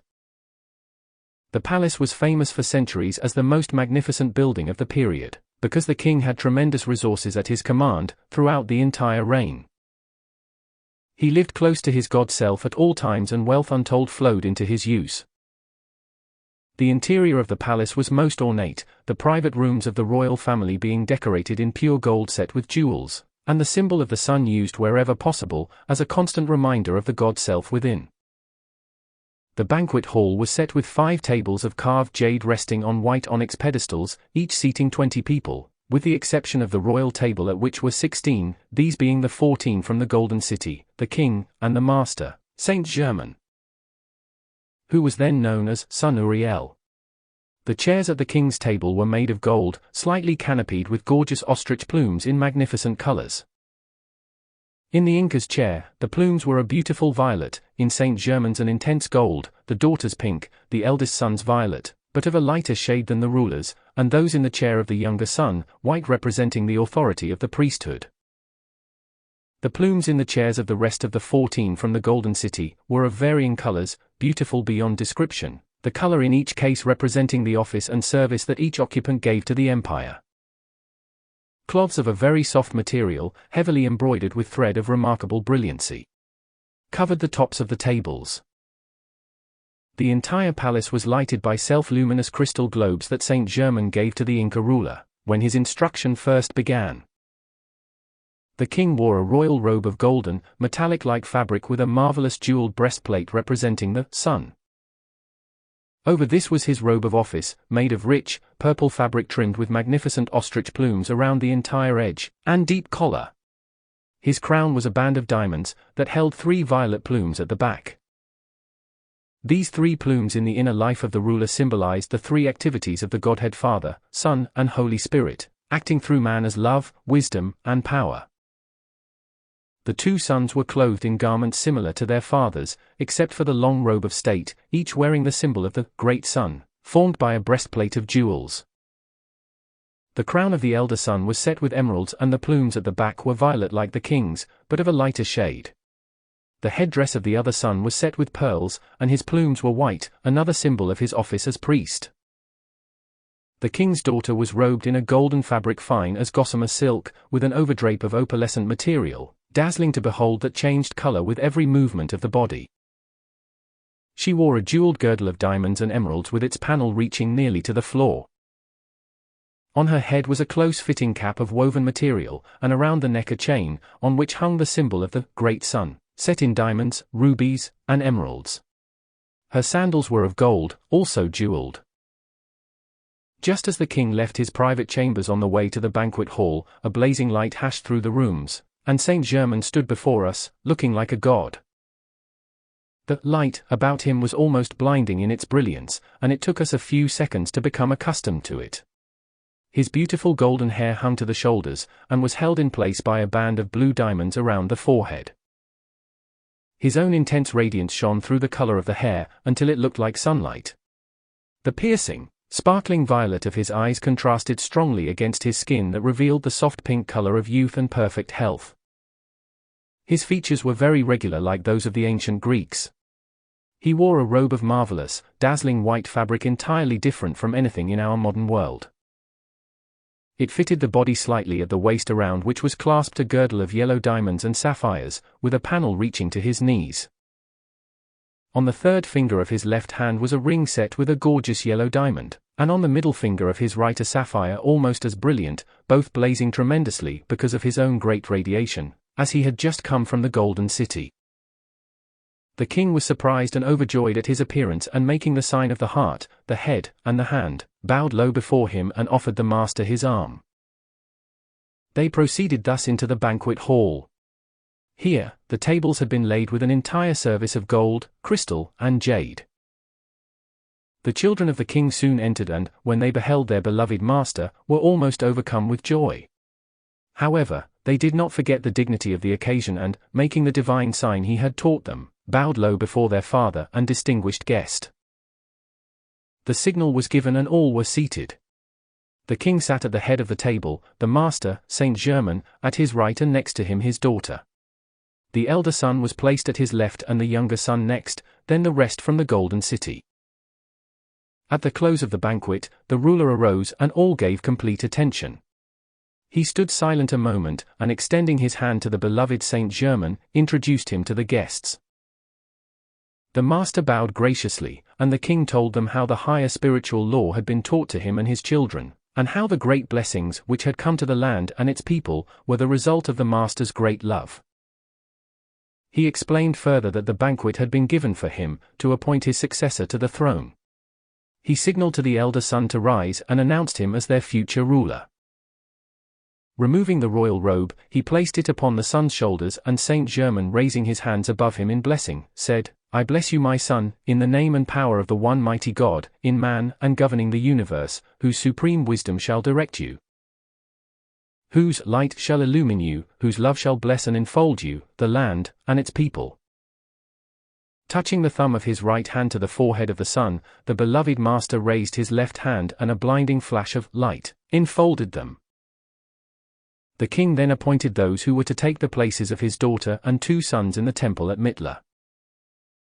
Saint Germain, the king, his children, and the rest of those from the Golden City, proceeded into the throne room, where the master turned and again addressed them, saying, "Beloved ones of light, your brother, the king, will soon pass to his well-deserved rest and higher instruction.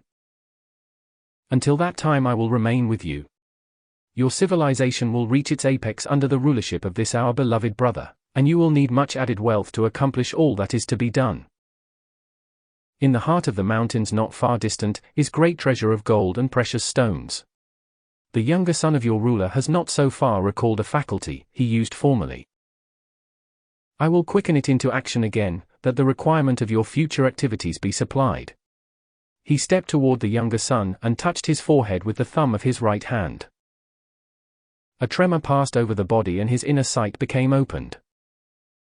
He saw in the mountain fastness a certain location, which held such vast wealth. He knew they would need no other supply for whatever might be required to produce the things they were to use in the outer activities. The son made obeisance to his beloved master and promised that with his assistance, the plan for its use would be fulfilled. 3 of the mines which he opened and operated were closed and sealed, when the reign of those from the Golden City was finished.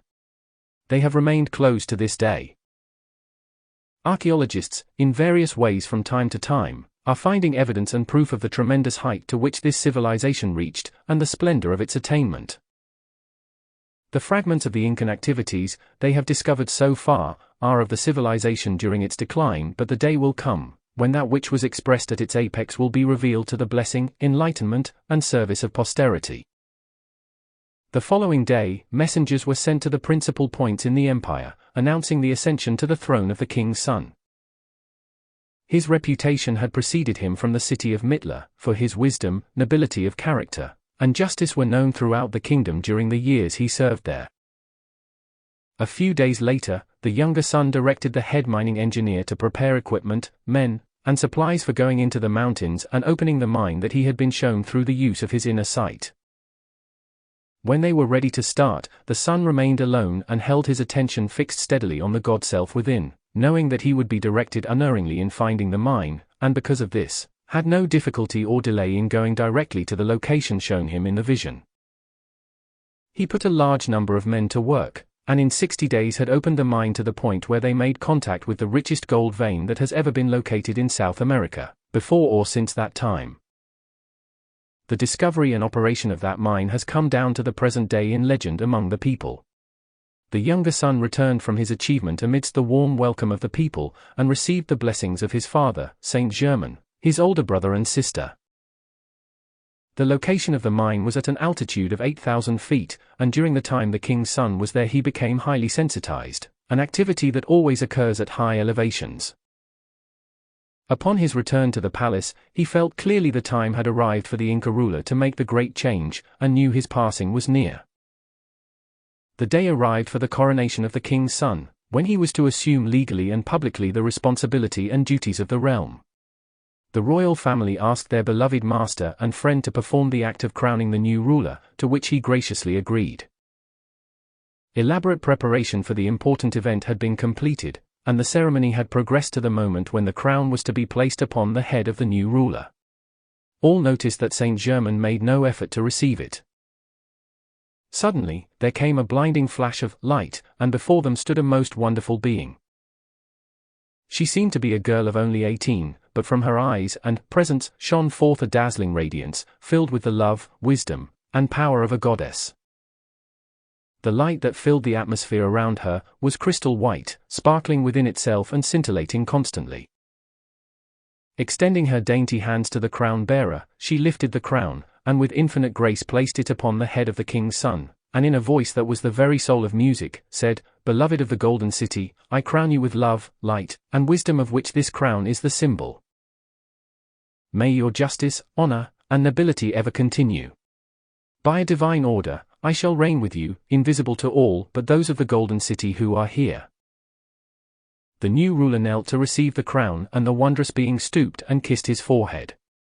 She then turned to the assembled guests, extended her hands, and blessed them. Immediately, a soft, rose-colored light filled the entire place, it being the outpouring of her love to them. She blessed the former king and turning to his daughter held her in a fond embrace. To the younger son, she extended her hand and he, kneeling, kissed it with deep reverence. The new king ascended the throne and bowed to his guests. Offering his arm to the beautiful being, he led the way to the banquet hall, and here they celebrated the coronation by a feast. He gave the signal to be seated and then addressed them. "My greatly beloved people," he said, "I know there is but one mighty presence, God in mankind and the universe, governing all. It is my desire, as it ever has been, to so live that my mind and body are clear channels and perfect expressions of the one great indwelling presence. May you, my friends, my people, our land, and its activity be always blessed with God's greatest love, peace, health, and happiness. May this empire, which is God's domain, and of which we are but the custodians, continue in abundant prosperity. The love of God in me shall always enfold you, and I ask God's eternal light to raise you into his divine perfection." As the banquet progressed, the former king grew very pale. The new ruler signaled his brother, who stepped to his father's side, and assisted him to the private rooms of the royal family. The king lay down and remained motionless nearly 4 hours. His children, the master Saint Germain, and the beautiful being remained at his side. When the final moment of his earth-span arrived, the beautiful being stepped forward to the head of the couch on which he lay, and addressed him, saying, "Brother Inca, thou hast thought to leave thy form to the action of the four elements, but I say to thee, it shall be raised, transmuted and illumined into that eternal temple of God that expresses all perfection. Thy great service hath freed thee from the wheel of birth and so-called death. Be thou now received by the ascended host of light, with whom thou art forever one." Slowly, the body was raised into its eternal perfection and then completely disappeared. Saint Germain turned to those who stood by. "My work here is finished," he said, and stepping forward, placed a ring of most unusual design upon the third finger of the king's right hand. Its jewel was a miniature self-luminous globe of some kind of precipitated substance that looked like pearl, and directly within the center was a tiny blue flame. It was a focus of light, the same as the globe Saint Germain had given the king's father with which the palace was lighted. "Accept this," he continued, "from the master of the Golden City. It is his request that you wear it upon your person always." Bidding them farewell and bowing graciously, he disappeared from sight. The Inca's 3 children had perfect physical bodies, due to the instruction they had received in childhood from the master, Saint Germain, when he came daily from the Golden City to prepare them for their life service to the people. All had most beautiful golden hair and violet blue eyes. The 2 sons were fully 6 feet 3 inches in height and the daughter about 5 feet 7. There was a great natural dignity of bearing, suggesting the inner dominion, which they had gained under his instruction. When the elder son ascended the throne, he was 68 years old, yet looked not more than 25. Even at the time they left the earth, none looked more than that age. The new king reigned 47 years, living to the age of 115. The daughter lived to be 113 and the younger son 111. The Incan people of that period were all dark-eyed and dark-haired, with skins like the American Indian. Those, who incarnated as the mass of the Incan people, were not souls of previous advanced knowledge, as was the case in some of the former civilizations such as Egypt, Atlantis, and the Shara Desert. For this reason, the great host of ascended masters, who assist in expanding the light within humanity, placed the Incan ruler, his children, and the rest of the 14 from the Golden City in charge of the government and its people, to establish the pattern upon which the later activities were to be molded. They designed a form of government and a plan of development which, if adhered to, would have enabled the entire civilization to reach a great height of outer accomplishment, and at the same time receive tremendous inner illumination. As the time drew near to select a ruler from among the Incas themselves, to succeed the king and his assistants, great care was taken to choose those whose inner growth was most advanced. 14 were found to take the places of those from the Golden City. The beautiful being had made herself visible to the king every day for 47 years, giving advice and assistance through her radiation that wisdom and strength might be the directing power of the people. The successors to the king and the 14 from the Golden City were called into the presence of the much-loved and wise ruler, and the beautiful being, who had been invisible, made herself visible to all. The light about her grew very bright and she addressed them, saying, "For over 90 years, the great ascended masters of light have taught, enlightened, blessed, and prospered the people and this empire. The example is before you. If you follow it, all will continue to prosper and bless your land. If you do not keep the love for the one supreme God Self first in your hearts and acknowledge Him always as the ruler of the empire and its inhabitants, decay will set in, and the glorious perfection, enjoyed for over a century, will be forgotten. I commend you to the care of the great Supreme Presence in all. May He ever protect, direct, and enlighten you." Here, a visible proof of the existence of the inner God Self of each human being was revealed to those who were to guide the destiny of the empire during the succeeding years. This same example will again be given to the present people of America. Then, in the presence of the new ruler and his associates, the king and the 14 from the Golden City stepped out of their bodies and revealed the divine self of each, visible to all assembled. In a few moments the physical bodies disappeared, dissolving in ambient air. Thus, explained Saint Germain, is revealed to you the record of another life, the blessing and achievement which results from loving acceptance of the supreme presence of the one God Self within. Let us now go back to the royal Teton. We returned to the entrance and passed forward to the audience chamber. There on its walls were the portraits etched on gold, transferred from the ancient temple of Mitla. We went on to the record room, and saw the records carried by the beautiful, glistening beings. Other things too had been brought which I have not permission to reveal. As these experiences ended, I realized at least partially, something of what real love is, for no one can possibly explain the intense feeling of love and gratitude one has for the ascended masters, after being permitted the experiences I had passed through, since first meeting Saint Germain. It can never be put in words. There is only one overwhelming desire in life after such contact, and that is to be what they are. Then, one comes to realize what Jesus meant by the Father's house, and where the home of the soul really is. Once he has really, even for the fraction of a second, experienced the ecstatic bliss radiating from an ascended being, there is nothing in human experience he would not endure or sacrifice in order to reach that height of attainment, and work for in order to express such dominion and love also. One really knows such perfection is for all of God's children and is as real as reality can be. Even the happiest life lived by the average human being is certainly the husks of existence, compared to the ascended state of these great ones. The most beautiful and, so-called perfect, creation of human beings with all their boasted power and accomplishment is coarse and crude, compared to the freedom, beauty, glory and perfection that is the daily, continual experience of everyone who has raised the body as Jesus did. I was almost overwhelmed by a feeling of gratitude and love to Saint Germain, as it came time to return to my body. He realized how I felt and understood my position. "My son," he said, "you cannot receive what has not been earned. You deserve this and much more, which will become evident as we advance. Remember, however, what seems mysterious only appears so because it is unexplained. When understood, all unusual occurrences will be found natural and according to law. The following truth shall remain engraved on your memory forever. It is this: every one of God's children who will acknowledge and accept the presence of the one mighty God, anchored within his heart and brain, and feel that truth deeply many times a day, realizing and knowing God fills his mind and body so full of light, there is no room for anything else. He can be free. The one all-powerful presence is the mighty harmonious activity of one's life and affairs, and if his attention be fixed firmly with determination on this eternal truth, no height of attainment is too great for him to reach. There is but one source and principle of life to which we should give our undivided attention, and that is the God Self within every individual. To the great harmonious Self, the personal Self should give conscious recognition at all times, and keep in constant inner communion with it, no matter what the outer activity of the mind is. This one great Self is the life energy flowing through every human body each moment, by which all are enabled to move about in the world of form.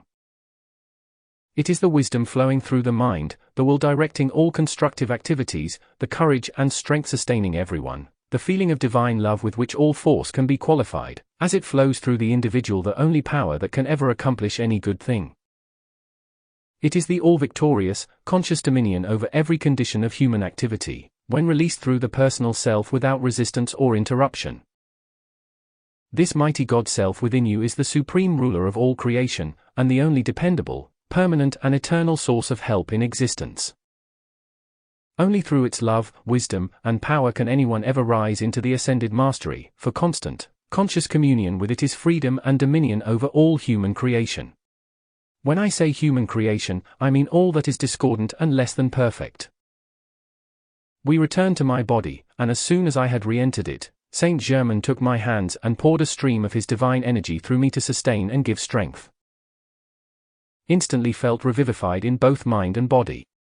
I sat down, fixed my attention with deep intensity upon my own God presence, and offered up a prayer of gratitude for the tremendous blessings I had been privileged to receive. He bowed graciously and disappeared. Chapter 6: Buried Cities of the Amazon. A short time later, I was working intently one evening, when I heard Saint Germain's voice distinctly. "Be ready," he said, "tonight at 9 o'clock, and I will come for you." I was alert in an instant, hurried through my work, bathed, and was preparing for an early dinner. "I will bring you the proper nourishment," he explained, so I waited and entered into the deepest meditation of which I could be aware, recognizing only God's perfect manifestation. Promptly at 9 o'clock, he appeared in my room, wearing garments of glistening metallic-like substance that looked as if made of burnished steel, but felt like a combination of very soft silk and rubber, extremely light in weight. I touched the beautiful, wonderful fabric and was so fascinated that I stepped forth from my physical body, and was unaware of it, until I turned and saw it lying in a bed. Stepping forward to a large mirror in the door, I saw my garments were exactly like those of Saint Germain.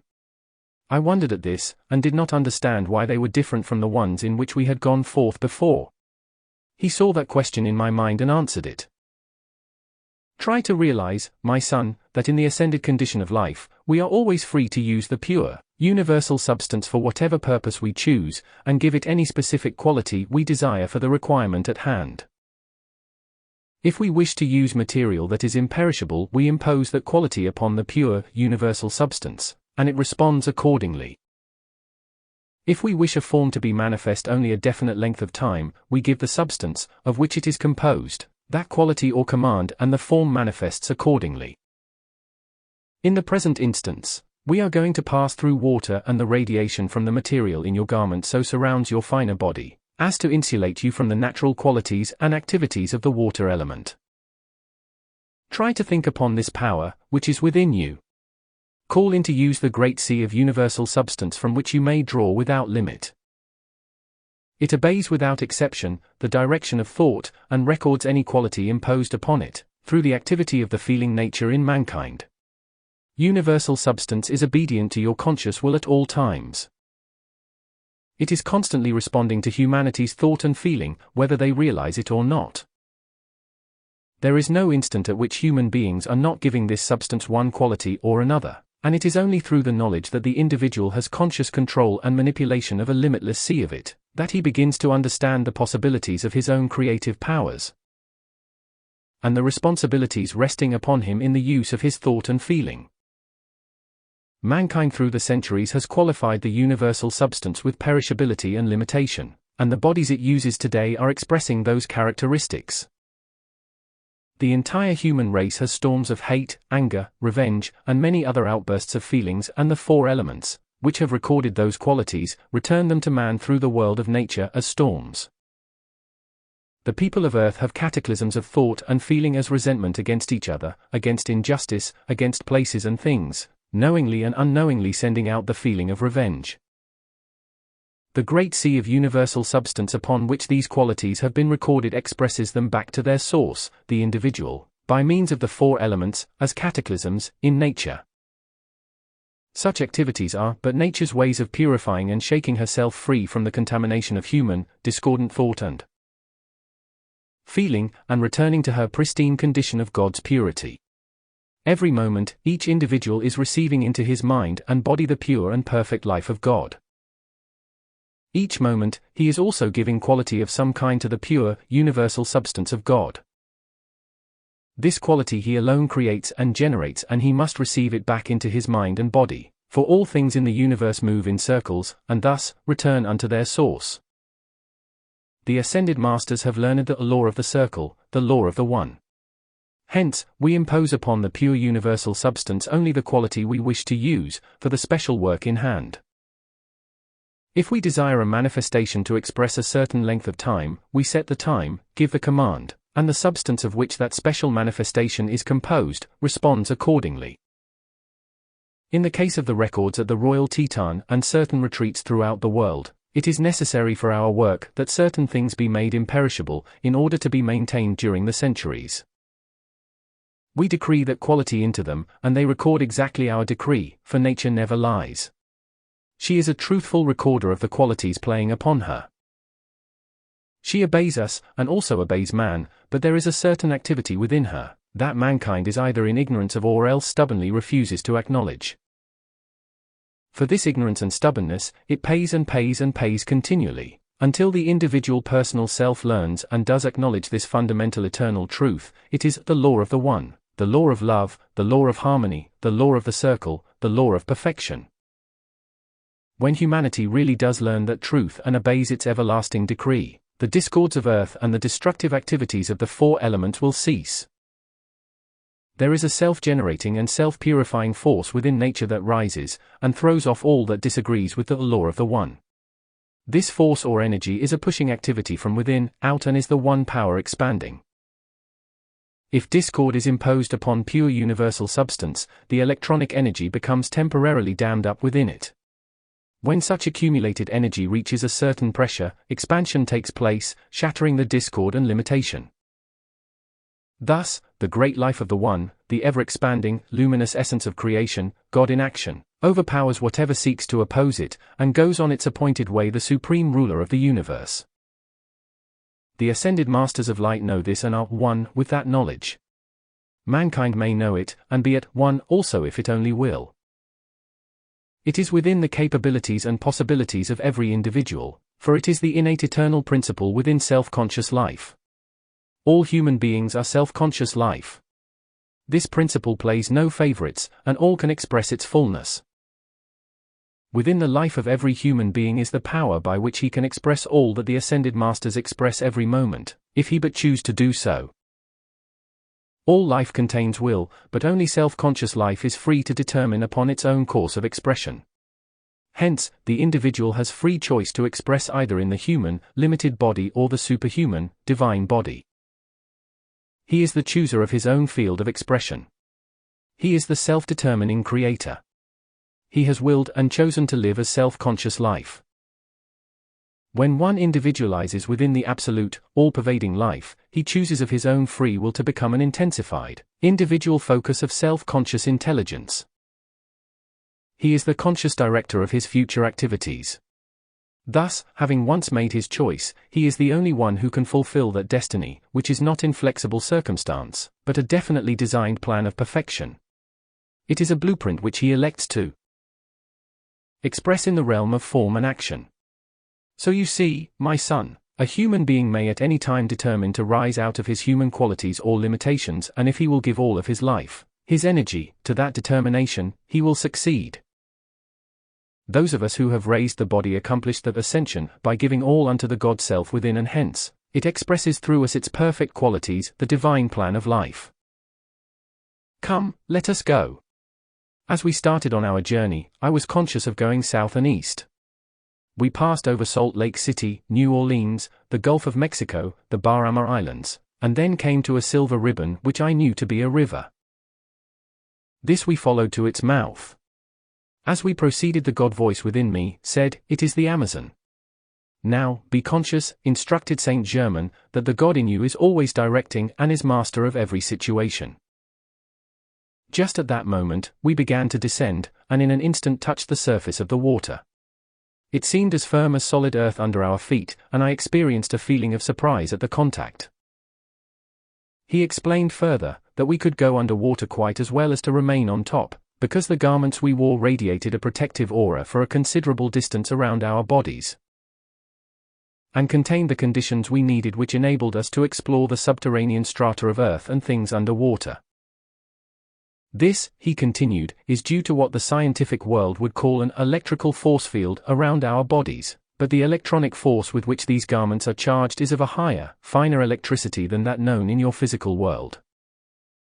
Some day, even your men of science will stumble upon it and realize it has always existed in the atmosphere, but they have not known how to direct and control it for the service of mankind. It is much more easily directed by the mind than by physical apparatus of any kind, yet it can be drawn and controlled through mechanical means. That which the outer world knows as electricity is but a crude form of the great spiritual energy of life. It exists throughout creation. As man raises and keeps his consciousness in contact with his inner God Self, he will become aware of the gigantic possibilities in the use of this higher power and force. Its service to him is infinite in the creative work that he can do in all phases of activity. We then entered the water, passing through it with no resistance at all. I was slightly startled at the novelty of the experience, but remembered instantly the admonition to be conscious only of the God within me, as the master of every condition. Presently, we came near the shore and passed over many crocodiles, who saw us but were undisturbed by our presence. Proceeding inland, we came to what looked like the top of a monument. "This is the top of a 60-foot obelisk," explained Saint Germain. There is only about 10 feet above ground. It marked the highest point in a city of importance that was buried during the last cataclysm, when Atlantis was submerged. The obelisk is made of imperishable metal and covered with hieroglyphics of that period. Notice, they are very clear and will remain so because of the indestructibility of the metal. The city was originally built 10 miles from the edge of the river, but at the time it was submerged, the mouth of the river was widened many miles. We rose above the earth, and passed forward, following the Amazon to a point 56 degrees west longitude. There, we took observations, and then proceeded to a point 70 degrees west. Saint Germain explained that this was the locality for further observation and research. The section he indicated covered the Amazon between these 2 points, and also 2 of its principal tributaries, the Jura and Madeira rivers. This civilization, said Saint Germain, was built during the period between 12 and 14,000 years ago. The portion of the country we are concerned with is that section reaching from where the Madeira River empties into the Amazon, to a point west where the Amazon touches Colombia and Peru. 13,000 years ago, the Amazon was held within great dikes of stone. The entire country around it lay at an altitude of at least 5,000 feet, and instead of the tropical climate it has today, a semi-tropical temperature existed the year round. For a great distance in this locality, the country formed a tableland or plateau. Near the mouth of the Amazon were wide beautiful falls. The city, in which the obelisk stood, was built between the falls and the sea coast, about 10 miles south of the river. There were great reptiles and vicious animals to be found in the Orinoco River, to the north. We came to a place near the Madeira River, and Saint Germain continued, this is the site of an ancient city, the capital of the empire and most important place in the civilization of that period. Here, he raised his hand, and it became as clearly visible as any physical city is today. Notice, he explained, how it was built in a series of circles and the business streets go out from its center, like the spokes from the hub of a wheel. The outer circles were pleasure drives built every 3rd mile. There were 7 of these, making the city 46 miles in diameter, including the central circle. Thus, the business activities did not interfere with the beauty and convenience of the drives. The inmost circle was 4 miles in diameter, and within it were placed the executive buildings of the whole empire. The streets were all beautifully paved, and constructed 18 inches to 2 feet below the surrounding buildings and grounds. They were flooded every morning, and washed thoroughly clean before the activities of the day began. Observe the unusual magnificence of the pleasure drives, and how gorgeously beautiful were the plants and flowers forming the banks on both sides. One very predominant feature of their architecture was that the top floors of almost all the buildings, especially residences, were built with adjustable domes. These could be opened or closed at will, as they were constructed in 4 sections and arranged so as to serve for either sleeping or entertaining purposes. The days were never uncomfortably warm, and at evening the wonderful cool air from the mountains came as regularly as day appeared. We entered the capital, an enormous structure of great beauty. The interior was finished in cream-colored marble, veined in green, and the floor, made of a dark, moss-green stone resembling jade in its texture, had been laid so perfectly as to seem almost like one piece. There were large tables in the rotunda, of the same kind of green stone as the floor but lighter in shade. These had heavy bronze pedestals placed about 3 feet from each end. Here, Saint Germain again held out his hand, and we were among living people, moving through the buildings and grounds. I held my breath, astonished, for I saw an entire race of golden-haired people with beautiful pink and white complexions. The men stood fully 6 feet 2 to 6 feet 4 inches in height, and the women averaged about 5 feet 10.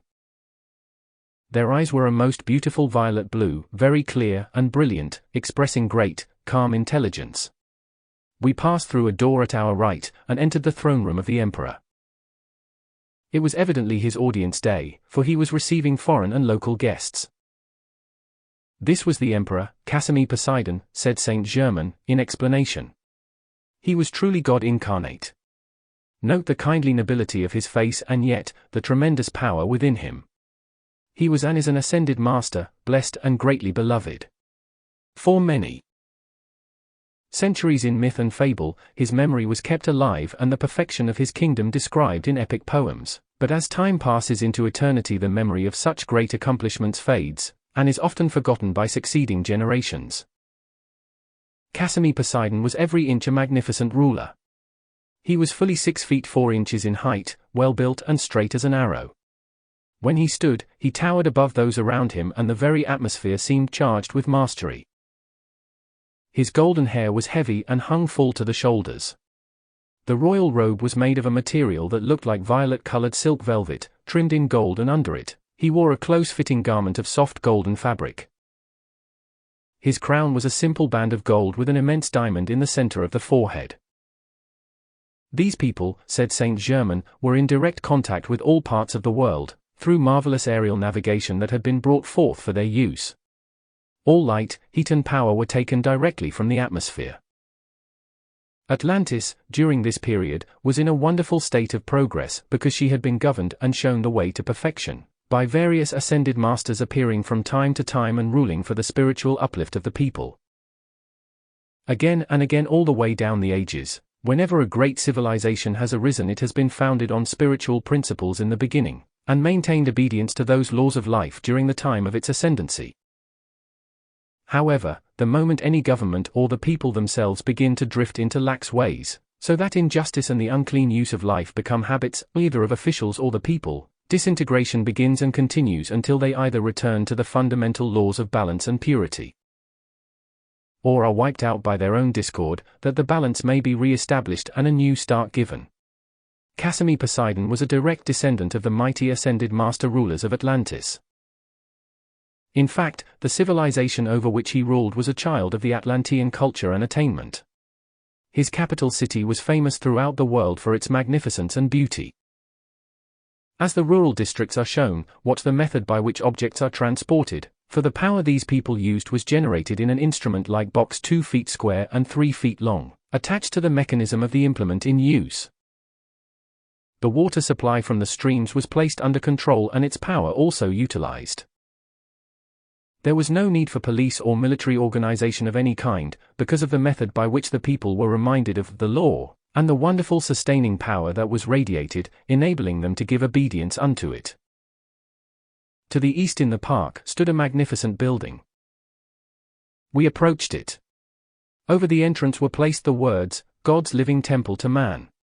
We entered, and found it much larger within than seemed apparent from the outside. There must have been seating capacity for at least 10,000 people. In the center of this immense temple stood a pedestal about 2 feet square and 20 feet high, made of a self-luminous milk-white substance that gave off a white light with a breath of pink in it. Upon it stood a crystal globe 2 feet in diameter made of some kind of substance holding a soft, self-luminous white light within. It was very soft, and yet so intensely luminous that the entire building was brilliantly lighted. That sphere, remarked Saint Germain, was made of a precipitated material enclosing an intense focus of light. It was drawn and placed in the temple at that period, by one of the great cosmic masters, as a sustaining and life-giving activity for the people.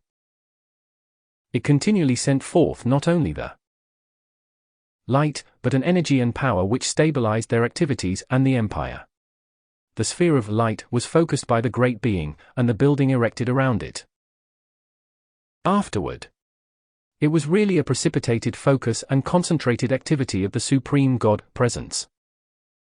The great cosmic master, who established it, appeared once a month beside that light and proclaimed the law of God, the law of government, and the law of man. Thus, he decreed the divine way of life and was the focus of the Christ activity for the people of that age. Here, Saint Germain stretched forth his hand again, and living, talking pictures of this great being passed before us. It is absolutely impossible to describe in words the glory of that presence. I can only say, he was truly the Son of God in perfect expression. In a moment, I heard the great cosmic master proclaiming the law to the people. The record, the majesty of his presence and decree, are burned into my memory for eternity, so clearly do they remain in my consciousness. I give his decree to you, just as it still stands before me. Beloved children of the one mighty God, Knowest thou not the life thou art using is from the one supreme presence, eternal, pure, holy, and perfect? If thou doest aught to mar the beauty and perfection of that one life, thou cutest thyself off from the gifts of thy God. Thy life is the sacred jewel of thy God's love, the source of the secrets of the universe. Thy God doth trust thee with his own heart's light. Cherish it, adore it, let it ever expand unto greater light and greater glory. Thy life is the pearl of great price. Thou art the keeper of God's wealth. See thou use it for him only, and know thou hast received the light of life, for whose use thou shalt give an accounting. Life is a continuous circle, the principle upon which thy city is builded. If thou dost create that which is like unto thy source, and knoweth his love and peace within thee, if thou useth thy powers of creation to bless only, then as thou dost move around thy circle of existence, thou wilt know the joy of life, and unto it shall be added greater joy. If thou dost not create like thy source, thine evil shall return unto thee with more of its kind. Thou alone chooseth thy destiny, and thou alone answereth to thy God for thy use of life, thy being. The great law no one can escape. Long have I proclaimed this law of life. The law of thyself, thou art unto thyself, because thou canst always come unto thy God, if thou desireth the perfection of life. I come not always as now, to hold thy straying feet upon the pathway of truth, nor to remind thee of thy eternal light, set upon a mountain top for thy guidance. In a far distant day, I will speak within the heart of man, and if thou lovest life, thou wilt call unto me, abiding in many selves.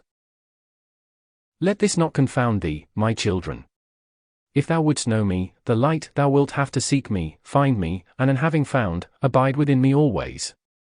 In that day, the Father, Mother, Son will be one in the heart of man.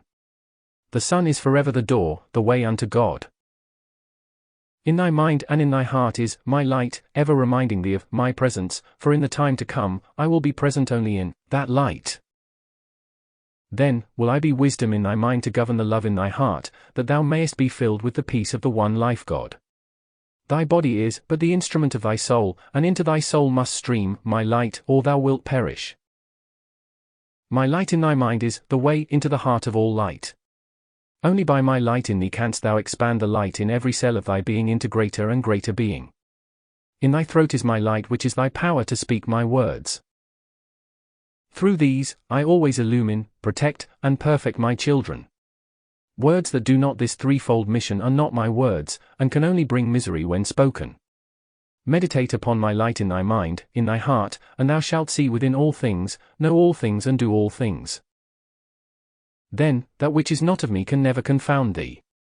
I speak these words now, for they shall be engraved upon the tablets of earth and the memory of its children. In the far-off day of which I speak, one of God's children shall receive these my words, and shall give them forth to bless the world. In that time, when thou hast fully received my presence and art letting it always act in thy life and thy world, thou wilt find the cells of the body thou doest then occupy, becoming bright with my light, and thou wilt realize thou canst continue on into that eternal body of light, the seamless robe of Christ. Then and then only, wilt thou be free from the wheel of rebirth. Having traveled thy long journey through human experience, and fulfilled the law of cause and effect, thou shalt transcend all conditions governed by law, and shalt thyself have become the law, all love, the one. Such is the eternal, ascended body of Christ, said Saint Germain, turning to me, in which one is able to wield the scepter of dominion and be free. My son, even now you can ascend into the light of the one, for the light is in your mind, the light is in your heart, and if you will stand in it firmly, you can and will raise your physical body of limitation into your pure eternal body of light, forever youthful and free, transcending time, place, and space. Your glorious self stands ever waiting for you. Come into its light and receive eternal peace and rest in action. It needs no preparation. It has all power. Come fully into the embrace of your light self, and that moment, even today, your present body can become ascended. As he finished speaking, the pictures ceased. We went a short distance farther on, and stopped at a place where a large flat stone lay on the ground. As Saint Germain focused his power upon it, the stone raised from the earth and moved aside, disclosing an opening with steps leading downward. We descended about 40 feet, and came to a sealed door. he passed his hand quickly over the door, unsealing it, and revealing certain hieroglyphics. "Center your attention on this writing," he instructed. I did so, and saw the words, "God's living temple to man," stand out clearly on the door before me. There in front of me stood the physical door we had just seen a short while previously in the living pictures. The door opened, and we entered a room under one of the small domes built at each corner. In this were a great number of metal boxes about 2 feet long, 14 inches wide and 6 inches deep.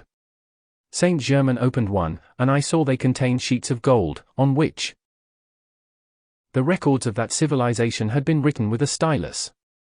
I realized there must be rooms which had been sealed and preserved under each of the 4 small domes, and that the large central dome had been built over the sphere of light. We found a secret passage connecting the 4 small rooms, passed on to the second of these and saw the containers filled with jewels belonging to the temple. The third room contained golden and jeweled ornaments, the throne chair, and other chairs of gold. The throne chair was a striking example of the goldsmith's magnificent workmanship. The back formed into a shell making a canopy over the head of the ruler, and from its sides hung golden drapes made of tiny golden links each forming a figure 8. These were looped back against the chair, making a delicate and extremely graceful effect. In the center of the room was a table about 14 feet long and 4 feet wide, made of real jade, resting upon a golden bronze pedestal. Near it stood 14 jade chairs whose feet were tipped with gold, the seats curved and the backs beautifully carved. On top of the back of each chair, as though standing guard, rested a beautiful phoenix made of gold, the eyes set with yellow diamonds. This design symbolized the immortality of the soul, and the perfected divine being each individual becomes, as he rises through the fire of suffering from the ashes of his human creation. The fourth room contained 7 different types of power boxes, as I called them, that received and transmitted the force drawn from the universal, for lighting, heating, and propelling power. The records showed these people were in contact with all parts of the world through wonderful airships. Following this civilization came one known as the Pirua, and after that the Inca, both stretching over a period of thousands of years. Shortly before the city just described was buried, it reached the height of its glory, and the great cosmic master, who had drawn the light by which it was developed and sustained, appeared for the last time to that empire. He came to warn of impending disaster, and would have saved its inhabitants, had they heeded him. He foretold the cataclysm that swept the empire into oblivion before 5 years had passed, and announced it was his last appearance among them. Those who wished to save themselves were instructed to leave that part of the country and were directed where to go, with the warning that the final activity would be sudden and complete. As he finished the prophecy, his body faded rapidly from sight, and to the consternation of the people, the pedestal and the crystal globe holding the eternal light disappeared with him.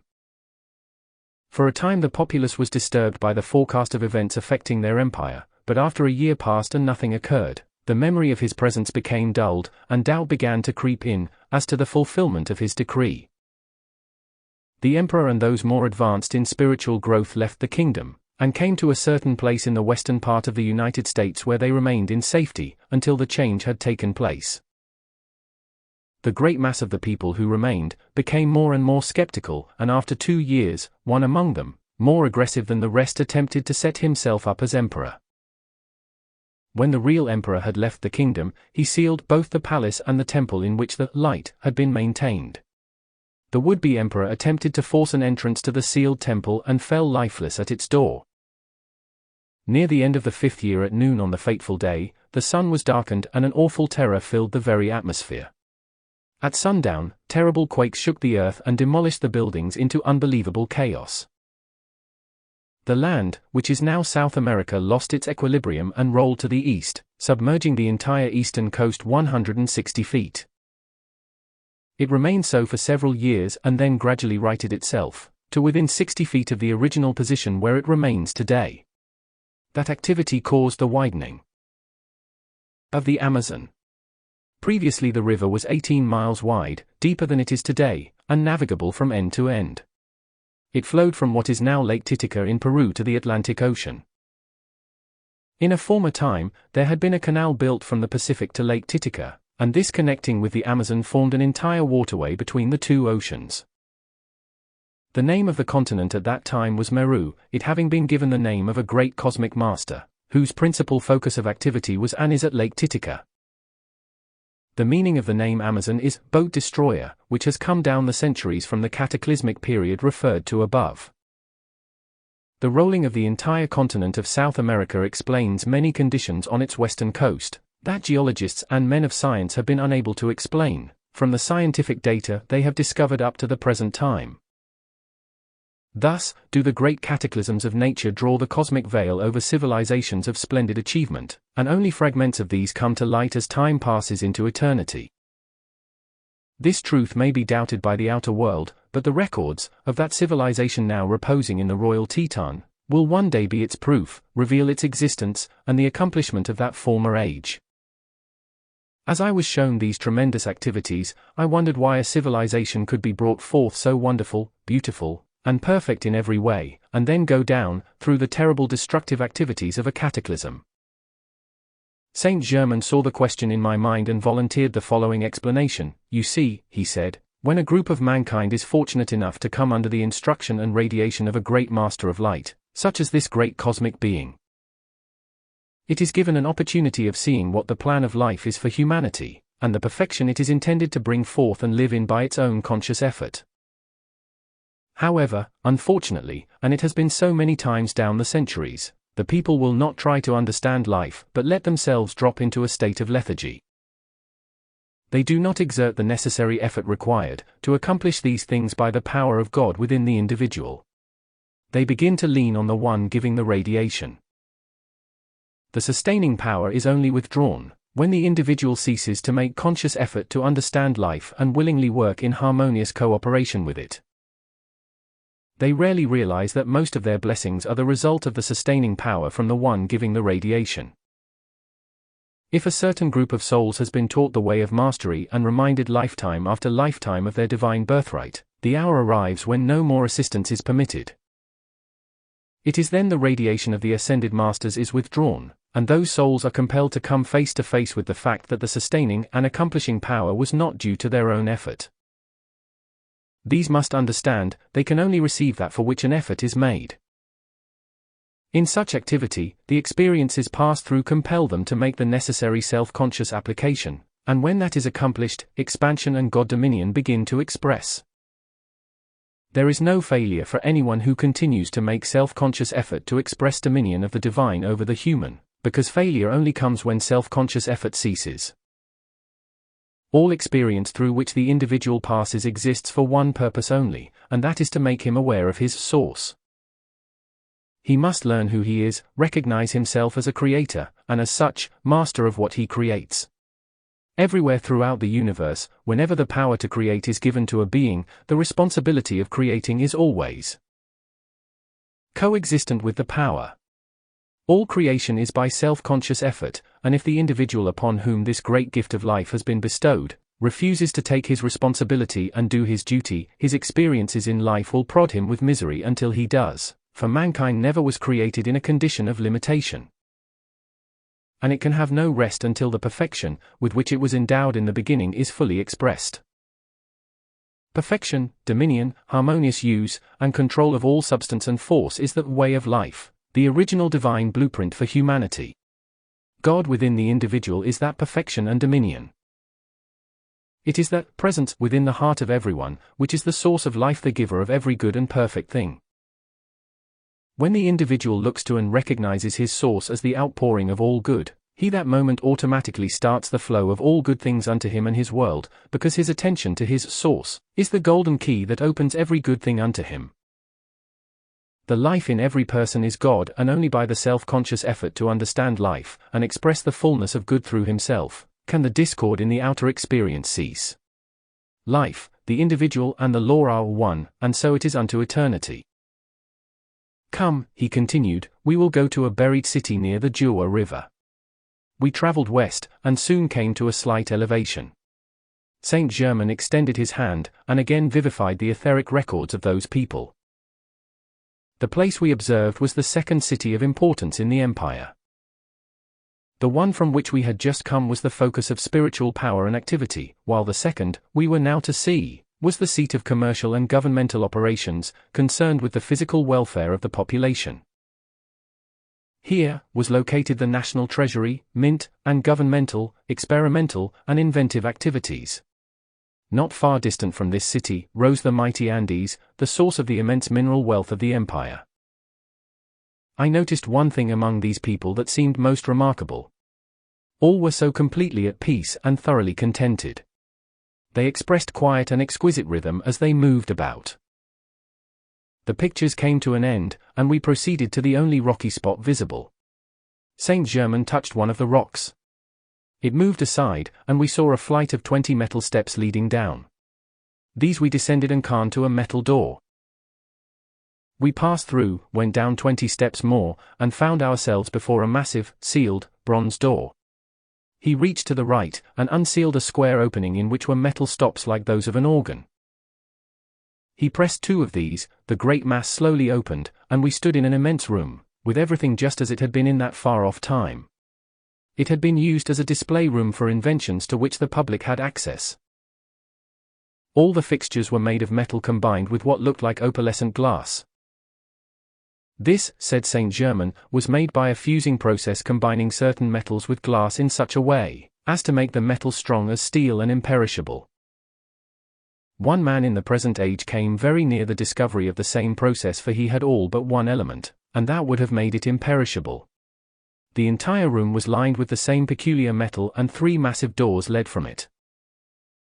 Saint Germain went to a box of stops, pressed 3 of them, and all the doors opened at once. We entered the first one and found a passage long and narrow, more like a vault than a room. It was lined with containers, filled with discs of gold about the size of a silver dollar, stamped with the head of the emperor and an inscription that read, "God's blessing to man." Entering the second door, we found similar containers filled with uncut jewels of all kinds. In the third room, the containers were flat and held thin sheets of gold, on which were written the formulas and secret processes used in that period. Among these, said Saint Germain, are many formulas and processes which were not used in that former time. They will be given into the use of the present age. He went back to the box of stops and pressed another. A 4th door opened which I had not noticed before. This led into an arched tunnel or passageway, connecting the treasury with the mint. It must have been at least a quarter of a mile long, and at the far end we entered an enormous room. It was the main part of the mint, and was filled with a maze of machinery of most wonderful construction. Among many things I saw were machines used for stamping the gold and cutting and polishing the jewels. They simply fascinated one, so perfect was their operation. Here, Saint Germain showed me a specimen of malleable glass, clear as crystal. In this room were great quantities of native gold nuggets, gold dust, and gold ingots, weighing 8 and 10 pounds each.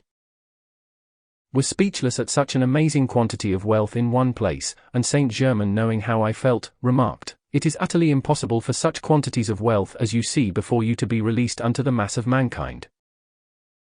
Because the selfishness within the commercial world at the present time makes it the height of folly to let humanity waste more of nature's gifts. God and nature bestow their wealth lavishly upon the earth for the use and blessing of the souls who incarnate here, but the selfishness and lust for power within the feelings of mankind make them forget the higher way of life, and cause man's inhumanity to man. The few, who rise to control of the mass, should have the intelligence to know that what helps the mass helps the individual most, but if they refuse to recognize this law, self-destruction follows, brought about by their own selfishness. Selfishness and the feeling of power to control others blind the reason and dull the perception of the outer mind to its own dangers, and such individuals ride headlong to ruin, in every case ruin spiritually, mentally, morally, and physically, extending many times into the 3rd and 4th embodiment following. Only light can raise the individual above selfishness. Only when mankind rises out of the mire of its own selfishness and lust in all its forms, can human beings be entrusted with all that God and nature hold ready for right use, but any individual, as he cleanses himself of his own selfishness and lust, may have the fullest use of all these riches, when he will use them harmoniously and for the blessing of others. Individuals can make themselves ready to be custodians of these gifts, for in the age that is already ushered in, Only those will have unlimited use of wealth who have made themselves worthy to be trusted keepers and dispensers of this treasure. God and nature provide these gifts for man to use rightly, and right use alone is the condition on which they may be received. Saint Germain crossed his hands upon his chest and continued, Mighty God, enter so firmly into the hearts of thy children that they want only thee, then none shall want for any of thy great gifts. He sealed everything as we had found it, and we returned to my body, which I re-entered quickly. He again gave me the crystal cup filled with living substance, and said, My beloved son, you will be a very valuable helper, and may God always bless you. With that blessing, he bowed and was gone. Chapter 7: The Secret Valley. One morning sometime later, I received a strange letter by post, asking me to come to a certain address in Tucson, Arizona. It conveyed the idea that the information to be given was of such a nature as could only be explained in person. I considered the extraordinary way in which the request had reached me, and yet felt an inner desire to respond to the call. In a few days, I went to the address given, rang the bell, and in a moment the door was opened by a tall, slender gentleman about 40 years of age, with iron-grey hair and grey eyes, who stood perhaps 6 feet 1 inch in height. I introduced myself, and he greeted me with a cordial, sincere handshake which revealed unmistakably that his was an absolutely true and dependable nature. His eyes were steady and fearless, and he gave one the impression that he possessed great reserve energy. I felt an unusual inner harmony about him, and knew it could only mean the starting of a deep and wonderful friendship. He too seemed aware of an inner something that made each of us feel attracted to the other. He asked me to come in and be seated. You are here, he began, at my request, and I am deeply grateful, strange as it must have seemed to you. Your address was given me by one of whom I shall speak later. In explanation, I have this to say, that I have made some very remarkable discoveries which I must ask you to accept on faith until I can take you with me, and prove their truth and reality to you. I was advised to get directly in touch with you personally, as the only one to whom this should be revealed and with which I am concerned. For a starting point, I shall have to begin with things that occurred 20 years ago. At that time, I had a beautiful wife. Now, I know she had great inner growth of which, however, I was not aware. A son was born whom we both idolized. For 5 years, our happiness was complete. Suddenly, without any warning or apparent reason, the child disappeared. For many weeks, we searched and did everything humanly possible to find him, but to no avail. Finally, we gave up all hope. His mother never recovered from the shock and 5 months later passed on. She had made a strange request during the last few days of her life, that her body be held in the vault for 7 days after her passing and then be cremated. It seemed rather peculiar to me, for at no time had we ever discussed anything in regard to this subject. However, I complied with her wishes. Imagine my surprise 5 days after her funeral, when I received a call from the man in charge of the cemetery, saying, he had found the vault open that morning and the body gone. No clue to anything concerning the whole strange occurrence was ever discovered. 16 years later, I awakened one morning, to find a letter upon the floor of my room addressed to me but with no postmark. I picked it up, opened it, and read the contents, which left me mystified and incredulous. It read, Your wife and son are living, well, and strong. Soon you will see them. Have patience, until that time. Rejoice to know there is no death. At the appointed time, directions will reach you in this manner which you are to follow implicitly. All depends upon your absolute silence. You shall see, and receive full explanation of all that has seemed so mysterious. Then, you will understand why truth is far stranger and more wonderful than fiction, for even the most extraordinary fiction is but the record of a truth that is somewhere in the universe. Signed, a friend. My friend, you can imagine my astonishment. At first, I did not believe a word of it. The third evening after this, I was sitting in front of my great fire, when I heard my beloved wife's voice as clear and distinct as if she were in the room beside me, saying, Robert, my beloved, I am alive and well, and our son is with me. We will be so happy, when you are with us again. Do not distrust the message. It is all true. You will be brought to us, if you do not allow doubt to shut the door. I speak to you through the sound ray which you will one day learn to use. I could stand the tension no longer, and said, show yourself to me, and I will believe. Instantly, the voice replied, wait a moment.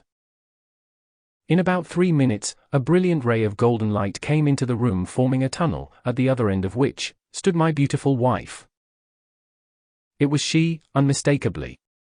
Beloved, she said, seeming miracles have taken place in the midst of your life for years, but because your attention has not been called in the right direction, we had to wait until this time. Trust the message that will come to you. Then, you will come to us, and I assure you a new world will open. To our great love there is no barrier. Instantly, the light ray vanished, and with it the voice. My joy knew no bounds. I could no longer doubt. I felt a relaxation, peace, and rest I had not known for years. Then came weeks of waiting, which I now know was a preparation going on within me. At last the message I longed for so much came, and with it a diagram and directions to be followed. I saw this would lead me into the high mountains southeast of Tucson, Arizona. I made preparation to go at once, saying to my friends I was going to do a little prospecting. I took a horse and pack animal, finding very little discomfort and no difficulty in following the directions given. If I could have gone as the crow flies, I would easily have covered the distance in 2 days. Just before sundown of the 3rd day, I came to a blind canyon and would have passed it unnoticed, if it had not been for the diagram. I had just made camp, when it became dark. I rolled up in my blankets and soon dropped off to sleep, dreaming most vividly of waking in the morning and seeing a young man standing nearby looking at me. When I did awaken, to my astonishment, there stood the young man in real life, looking at me intently. He greeted me with a beautiful smile, saying, my friend, you are expected to follow me. I noticed he had my things in readiness, and turning without further discussion, led the way toward the head of the canyon. After about an hour, we came to a stop because of a cliff that seemed to close the way before us. He turned, placed his hands upon the rock, and pressed against it. A section of the wall, perhaps 10 by 12 feet, moved into a depth of about 1 foot and then slid to one side. We entered a tunnel that centuries ago must have been the bed of an underground water course.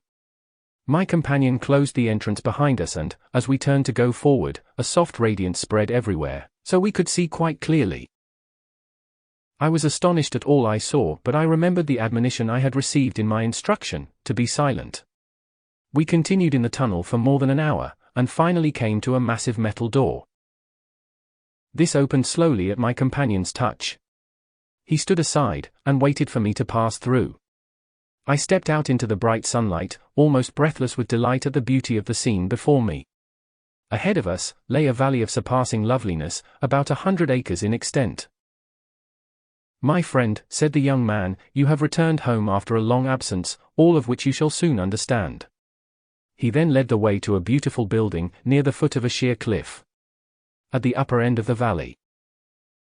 As we came nearer, I could see many kinds of fruit and vegetables growing in abundance, among them oranges, dates, English walnuts, and pecans. A beautiful waterfall poured over the cliff, making a limpid pool at its base. The building was a massive one, and looked as though it had stood there for centuries. We had almost reached it, when a beautiful woman in white appeared at the entrance. We came nearer, and my beloved wife stood before us, more beautiful than ever. In another instant, I held her in my arms, and after all the agony I had been through in those years, it was almost more than I could stand. She turned, putting her arm around the young man who had brought me, and said, Robert, this is our son. Son, was all I could say, so nearly was I overcome by my emotions. He stepped forward, put his arms around both of us, and we three stood there for a moment in deepest love and gratitude, happy once more. I suddenly realized it was 16 years since he had disappeared, and by now he must be 21. He answered my thought, by saying, Yes, Father, I am 21. Tomorrow is my birthday. How can you read my thought so readily? I asked. Oh, that is a very ordinary and easy thing for us. It is all quite natural, when you understand how to do it, and really quite simple, he replied. Come, he continued, you must be hungry. Let us have something to eat. with their arms around me, we entered the ancient building. The interior was finished in pink marble and white onyx. I was shown to a beautiful room where the morning sun flooded everything with its glorious radiance. I refreshed myself, and found a suit of white flannel had been provided for me. I tried it on, and it fitted perfectly. This surprised me, but again I remembered the admonition, to be silent. I went downstairs, and was presented to a striking-looking gentleman about my own height with large, dark, piercing eyes. "Father," said my son, "this is our beloved master, Erie. He is the one who saved the lives of both mother and me, and has trained us all these years until you could be prepared to join us here. It was he who sent you the message and directions to come, because the time had arrived for your definite training to begin." We entered the dining room, which was magnificent, and I could not refrain from expressing my admiration. It had been placed at the southeast corner of the building on the main floor and was flooded with sunshine morning and afternoon. The walls were made of heavily carved walnut, and the beamed ceiling, inlaid between the beams with motifs in hexagonal design. A solid piece of walnut at least 2 inches thick, resting on an ornately carved pedestal, served as a table and looked as if it were thousands of years old. We took our places around it, and presently a slender youth entered. My son introduced him, by saying, "This is our brother, Fun Wei, whom our master brought from China, when he was an infant at a time when his life was about to be taken. He is from a very ancient Chinese family, and is able to do many wonderful things. He has always wished to serve us, and we are privileged and happy to call him, brother. He is one of the most joyous natures I have ever known." Among the things for breakfast were luscious strawberries with delicious date and nut cakes. We went into the large living room, and the master Ariel said to me, "At the time your beloved wife, who is your twin Ray, would have passed on, I saw an opportunity to give certain assistance which would enable her to reach the ascended state, and thus have much greater freedom and wider capacity for service."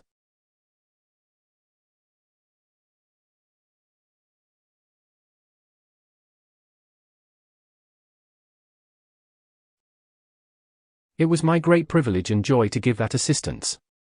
I opened the casket, restored her to conscious action, and enabled her to raise the body. It had already reached a point of high attenuation, because her desire for the light was very great. It was her intense adoration to and longing for the light that made possible her ascension. I explained this to her the day you thought she had passed on. All 3 of you were children of mine in an embodiment of long ago. A great love was generated then which has lasted through the centuries. Her deep love made possible the assistance and raising that has been accomplished at this time. Your son, who was stolen with the intention of being held for ransom, was brought to this canyon. The 2 concerned with his kidnapping began to quarrel, and one planned to take the child's life. I appeared before them and took him. They were paralyzed by their own fear, and neither ever recovered. Both passed on a few weeks later. If one deliberately takes the life of another human being or determines mentally to take it, he has set a cause into motion that will surely take his own. A feeling or desire for the death of another person will do the same thing, for it goes forth to the person, and then begins its return journey to the one who sent it out. Many times, individuals allow resentment against injustice to flash forth, with an intense feeling to rid the world of a certain individual. This is a subtle form of the thought of death, and to the one who sends it out, it must return. Many people bring about their own dissolution by this very subtle activity of the human self, for no one ever escapes this immutable law. There are many phases of its reaction, and it is because humanity indulges in such thoughts and feelings that the race as a whole has been experiencing the dissolution of body after body. The number of mankind that pass out through physical violence is infinitesimal compared to the deaths brought about by these subtle activities of thought, feeling, and the spoken word. The human race has been killing itself off for thousands of years in this subtle way, because it will not learn the law of life and obey it. There is only one law of life, and that is love. The self-conscious, thinking individual, who will not or does not obey that eternal, beneficent decree, cannot and will not retain the physical body, because all that is not love dissolves form, and it matters not whether it be thought, word, feeling or deed, intentional or unintentional. That law acts regardless. Thoughts, feelings, words, and deeds are each but so much force acting, and eternally move in an orbit of their own. If man knew that he never ceases creating even for an instant, he would realize, through the presence of God within himself, he could purify his miscreations and thus be free from his own limitations. He spins a cocoon of human discord around himself and goes to sleep within it, forgetting at least for a time, that if he can build it, he can also break through. By using the wings of his soul adoration and determination, he can break through his self-created darkness. Then, he lives once more at the center of his being in the light and freedom of his God self. However, in the activity of you and your beloved family, or shall I say my beloved family, the cloud that has seemed to hold so much of sorrow is now turned inside out, and reveals its glorious, golden lining. You have now come within the radiant splendor of the light, from which you will never again recede. In most cases, if human beings knew the wonderful things that are sometimes planned for them, they would unknowingly prevent the approach of this greater good. You have been invited here, not only to join your loved ones, but to receive definite instruction concerning the existence, use, and direction of the mighty God power latent within you. When you understand how to release and control it, anything will be possible for you. Your loved ones use the light and sound rays in communicating with you. This knowledge with its power will be explained, and you too shall be enabled to operate them, consciously and at will. You feel deeply, and when that characteristic is consciously governed, there will come an awareness of the mighty God power that stands ready to be released at any instant. You are to remain here for 6 weeks of training, and then return to the outer world to use the understanding you have received. Come again, at any time, for you are now one of us. I can never put into words what those 6 weeks meant to me. To become aware of my own ability to use the instruction and application of such wisdom astonished me. Soon, I began to gain a confidence in myself that made everything much easier. What seems so mysterious and unusual to the human I found natural and normal to this stupendous inner presence. I had to realize that I was truly the Son of God. As the Son of the source of all good, the limitless wisdom energy obeyed my conscious direction, and when I directed it, as does a master, produced results instantly. As I gained confidence in my own ability to use the great law, the fulfillment naturally became more and more rapid. I marvel yet at the ever-pouring fountain of love and wisdom that streamed forth from this great master. We love him with a deep devotion, greater than any love that could ever exist between parent and child, for the love tie formed by the giving of spiritual understanding is eternal and far deeper than any love generated through human experience, no matter how beautiful and strong it may be.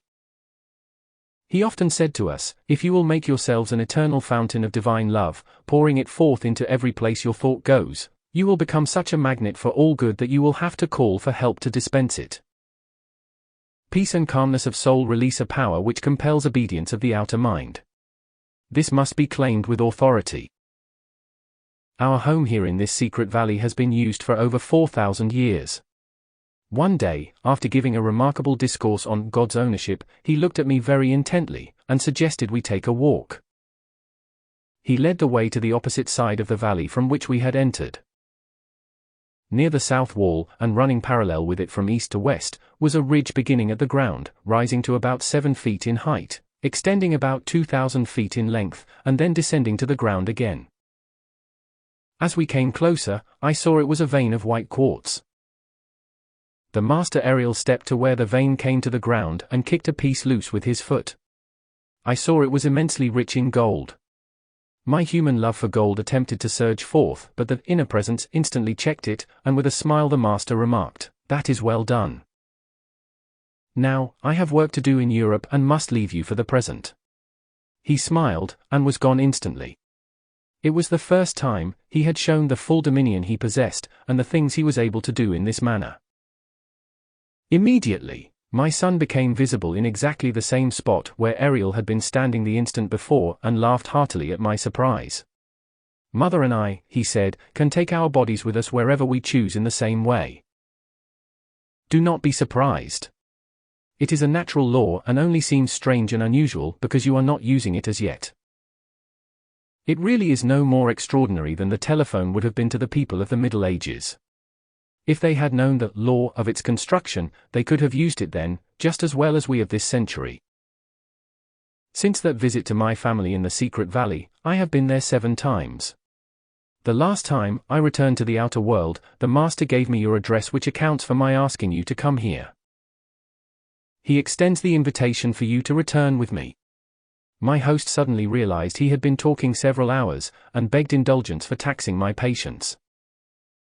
I told him the experiences were so fascinating, and I had been so intensely interested that time was non-existent, so far as I was concerned.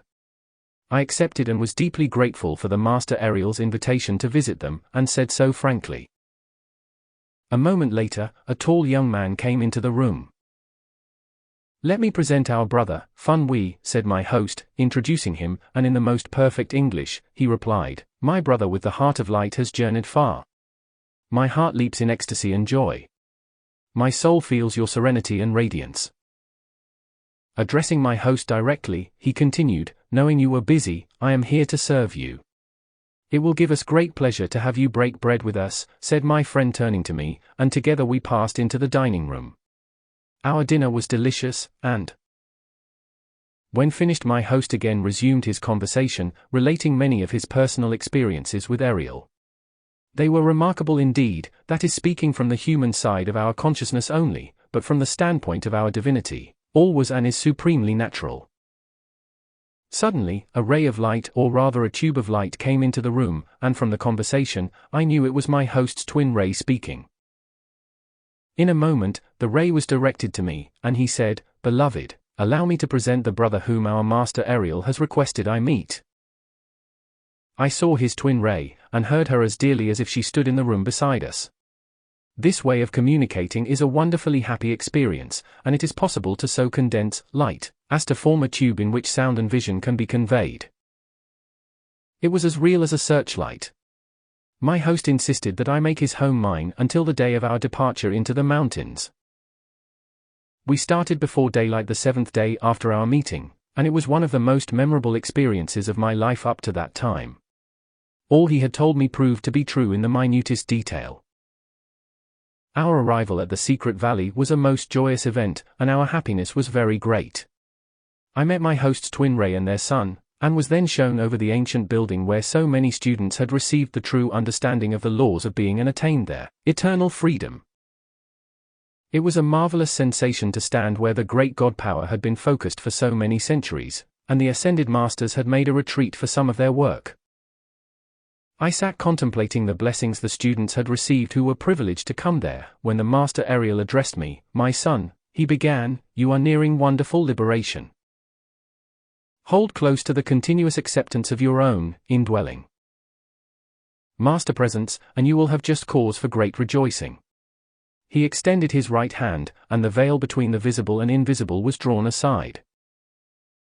"I want you to see," he continued, "as we, who are ascended, the sublime and majestic activity of our world. Here, we continually bear witness, as sons of God, because there is no longer doubt, fear, or imperfection within us. I shall always remember the joy and privilege that was mine during the days I spent with those wonderful people. Every day," said Ariel, "you shall witness the use of the light and sound rays that annihilate time and space, and which mankind is destined to use in the near future, as naturally as it now uses the telephone. This is one of the most stupendous activities the individual may learn how to direct.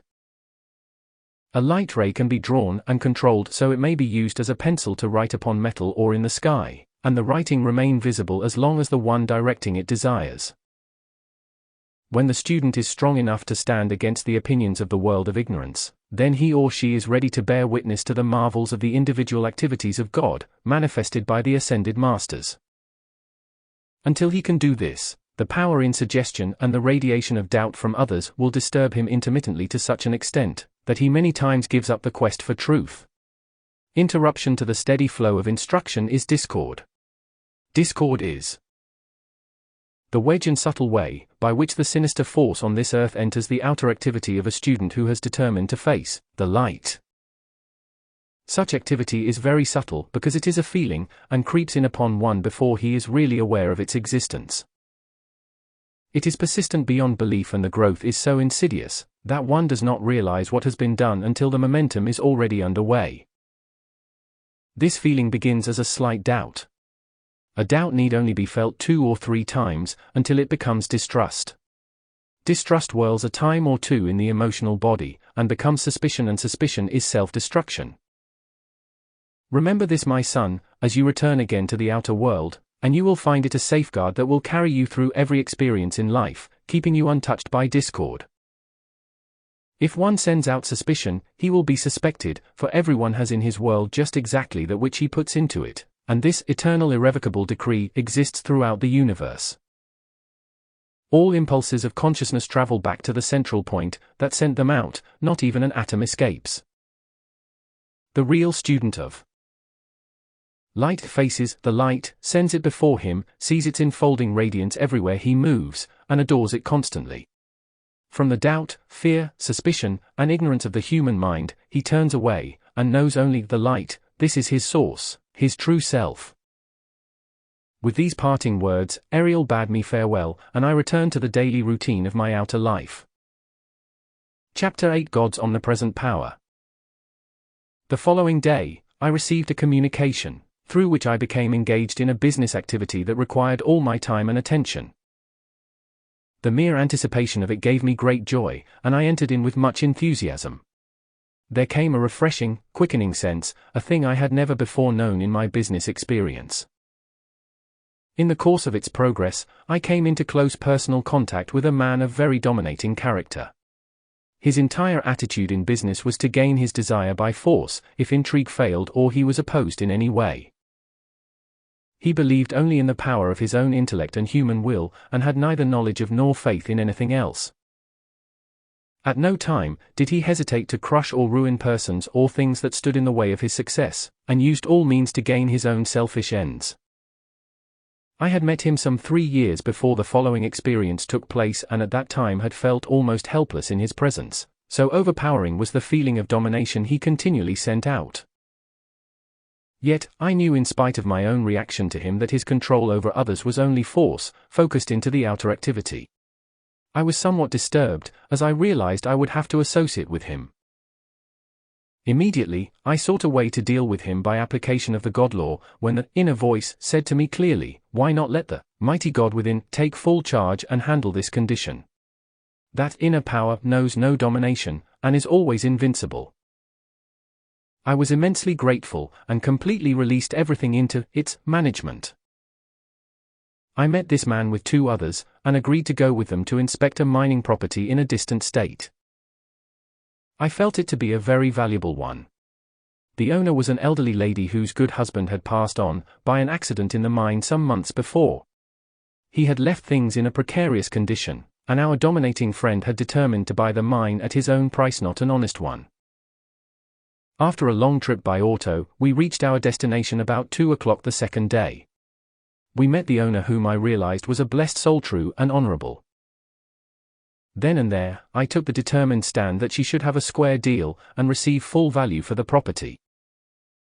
She invited us to a lovely luncheon, and we proceeded to examine the mine. We went through the workings, tunnels, drifts, shafts and stopping. The more I watched, the more certain I became that something was wrong. The very atmosphere seemed to breathe it to me. I was certain a rich strike had been made which had not been reported to the owner. Somehow knew the buyer had secretly placed one of the workmen on duty to watch for such an activity, and that during the weeks of watching, he had gained the confidence of the superintendent. I realized at heart the superintendent was a good man, but not awakened, spiritually speaking. As we stood talking to him, my God self disclosed fully what had occurred. A short time previously, as these 2 were on their inspection of the work, they had come to a spot where the shots had broken into the face of a tunnel, leading directly into the heart of the mountain. The blast had broken into a very rich vein of gold-bearing quartz. The superintendent was about to rush out and report it to the owner, when the spying workman remarked, "Wait. I know the man who is going to buy this mine. If you want to continue in your present position, don't mention that strike. I'll see to it you not only stay here, as superintendent, but there'll be 5,000 in it for you.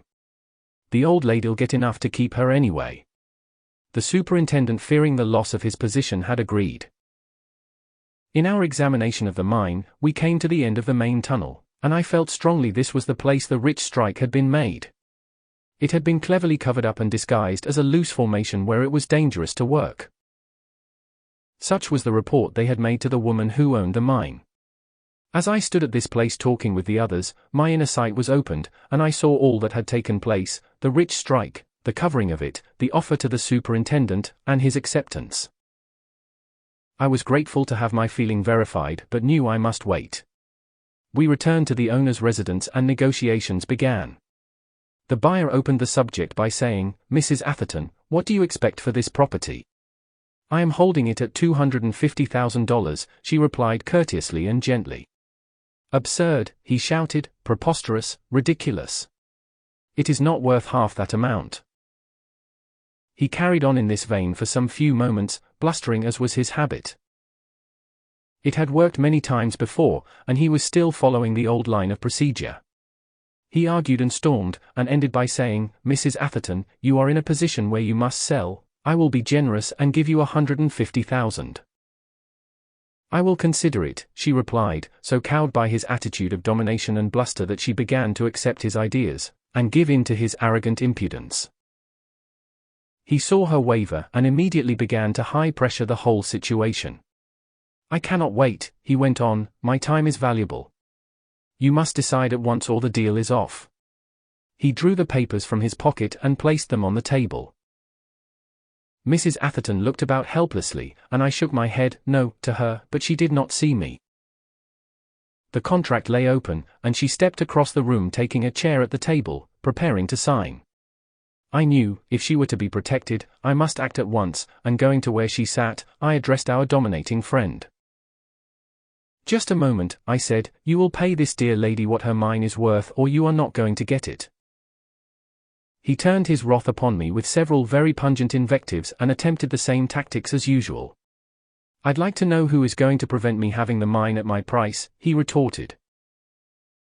I felt a surge of the mighty God power within come forth like an avalanche, keeping me unaffected by his tirade of vindictiveness, and I replied, "God will prevent you." With that answer, he burst out laughing. He carried on boisterously, cynically, insultingly. I waited calmly. "You fool," he began again in another tirade of anger, "you prate about God. Not you nor God nor anything can stop me. I get what I go after, and I get it regardless. No one has ever stopped me yet." His arrogance seemed to have no limit, and he revealed himself, mind and body, as the victim of his emotions. His reason was unable to function, as is always the case under any uncontrolled feeling, or it would have warned him to go no further with his insults. I felt the expansion of the God power again. This time it came stronger and stronger until in a tone like a clarion, the mighty inner voice of my God self revealed the truth of the whole transaction and the deception at the mine. "Mrs. Atherton," I said, "there has been gross deceit practiced upon you. Your workmen made a rich strike. This man had a spy among them who has bribed your superintendent to remain silent concerning it." The superintendent and the others in the room went white and speechless, as my inner self continued to expose their treachery. The prospective buyer seemed equal to any emergency, and interrupting me in his wild anger, shouted, "You lie. I'll brain you for such interference." He lifted his steel cane, and as I raised my hand to seize it, a white flame suddenly shot forth, flashing full in his face. He dropped to the floor as if struck by lightning. Then my mighty God self spoke again with all authority of eternity, majestic, powerful, "Let no one in this room move until given permission." My outer self, no longer me, but God in action, stepped to where the man lay, and went on, "Great soul in this man, I speak to you. Too long have you been held prisoner by his dominating, personal self. Come forth now. Take command of his mind and body. Right the many deceptions he has practiced in the present life. Within the hour, this strong, outer human creation of discord and injustice which he has built up shall be consumed, and never again shall it deceive or humanly dominate another of God's children. To the outer self, I say, awaken. In peace, love, kindliness, generosity and goodwill to all that lives.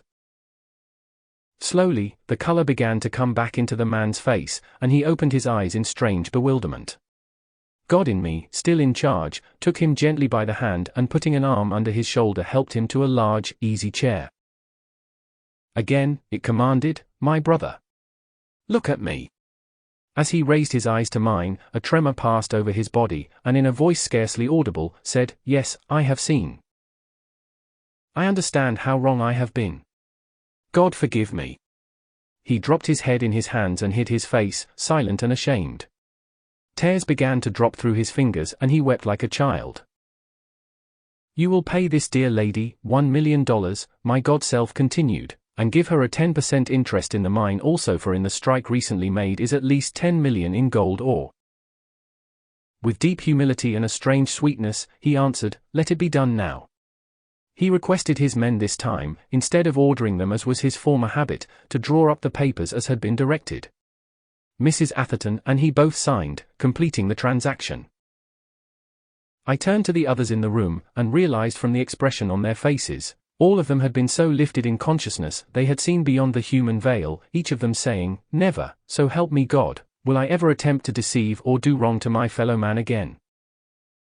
They had been raised to fully recognize and accept the God self within everyone.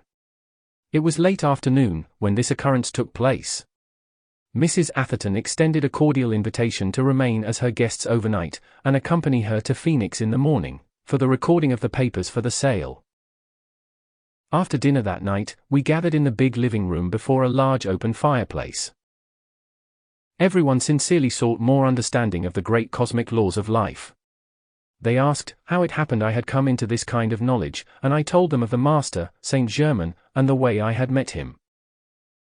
I related some of my experiences on Mount Shasta, and how in the course of our conversation in regard to the great cosmic law, he had said, "My son, the great cosmic law does not discriminate any more than does the multiplication table, if one makes a mistake in its application, or electricity. When one, who is ignorant of the law governing its use, tries to direct its force without knowledge of the way to control it. The great immutable decrees, which forever keep order in the infinite realm of manifested life, are all based upon the one great principle of creation, love. That is the heart, the source of all, and the very hub upon which existence in form takes place. Love is harmony, and without it in the beginning of a form, that form could not come into existence at all. Love is the cohesive power of the universe, and without it, a universe could not be. In your scientific world, love expresses itself as the attractive force between the electrons. It is the directive intelligence which wills them into form, the power which keeps them whirling around a central core, and the breath within the core that draws them to it. The same thing is true of each vortex of force everywhere in creation. A central core and the electrons whirling around it form an atom. This core of love is to the atom what the magnetic pole is to the earth and what the spine is to the human body. Without a central core or heart center, there is only the unformed, universal light, the electrons filling infinity and whirling around the great central sun. The electron is pure spirit or light of God. It remains forever uncontaminated and perfect. It is eternally self-sustained, indestructible, self-luminous and intelligent. If it were not, it could not and would not obey the law, the directing activity of love. It is immortal, ever pure, intelligent light energy, and the only real, true substance out of which everything in the universe is made, the eternally, perfect life essence of God. Interstellar space is filled with this pure light essence. It is not dark and in chaos, as has been the ignorant, limited concept of puny, human intellects. This great sea of universal light that exists everywhere throughout infinity is constantly being drawn into form, and given a quality of one kind or another, according to the way the electrons are held around a central point or core, by love. The number of electrons which combine with each other in a specific atom is the result of, and determined, by conscious thought. The rate at which they whirl around the central core is the result of, and determined by, feeling. The intensity of the drawing and whirling motion within the central core is the breath of God and therefore, the most concentrated activity of divine love. Speaking in scientific terms, it would be called centripetal force. These are the determining factors which make the quality of an atom. Thus, you will see the atom is an entity, a living, breathing thing, created or brought into existence by the breath, the love of God, through the will of self-conscious intelligence. In this way, the Word is made flesh. The machinery that self-conscious intelligence uses to accomplish this manifestation of its being is thought and feeling. Destructive thought and discordant feeling so rearrange the ratio and rate of speed of the electrons within the atom, that the duration of the breath of God within the pole is changed. The duration of the breath is decreed by the will of the consciousness using that particular kind of atom. If that conscious directing will is withdrawn, the electrons lose their polarity and fly apart, seeking their way back intelligently, mind you, to the great central sun, repolarizing themselves. There, they receive love only, the breath of God is never ending, and order, the first law, is eternally maintained. Some scientists have claimed and taught that planets collide in space. No such thing is possible. To do so would be to throw the entire plan of creation into chaos. It really is fortunate indeed that the mighty laws of God are not limited to the opinions of some of the children of earth. It does not matter what any scientist, mundane or otherwise, thinks, God creation is ever moving forward and expressing more and more perfection. The constructive thought and harmonious feeling within a human mind and body are the activities of love and order.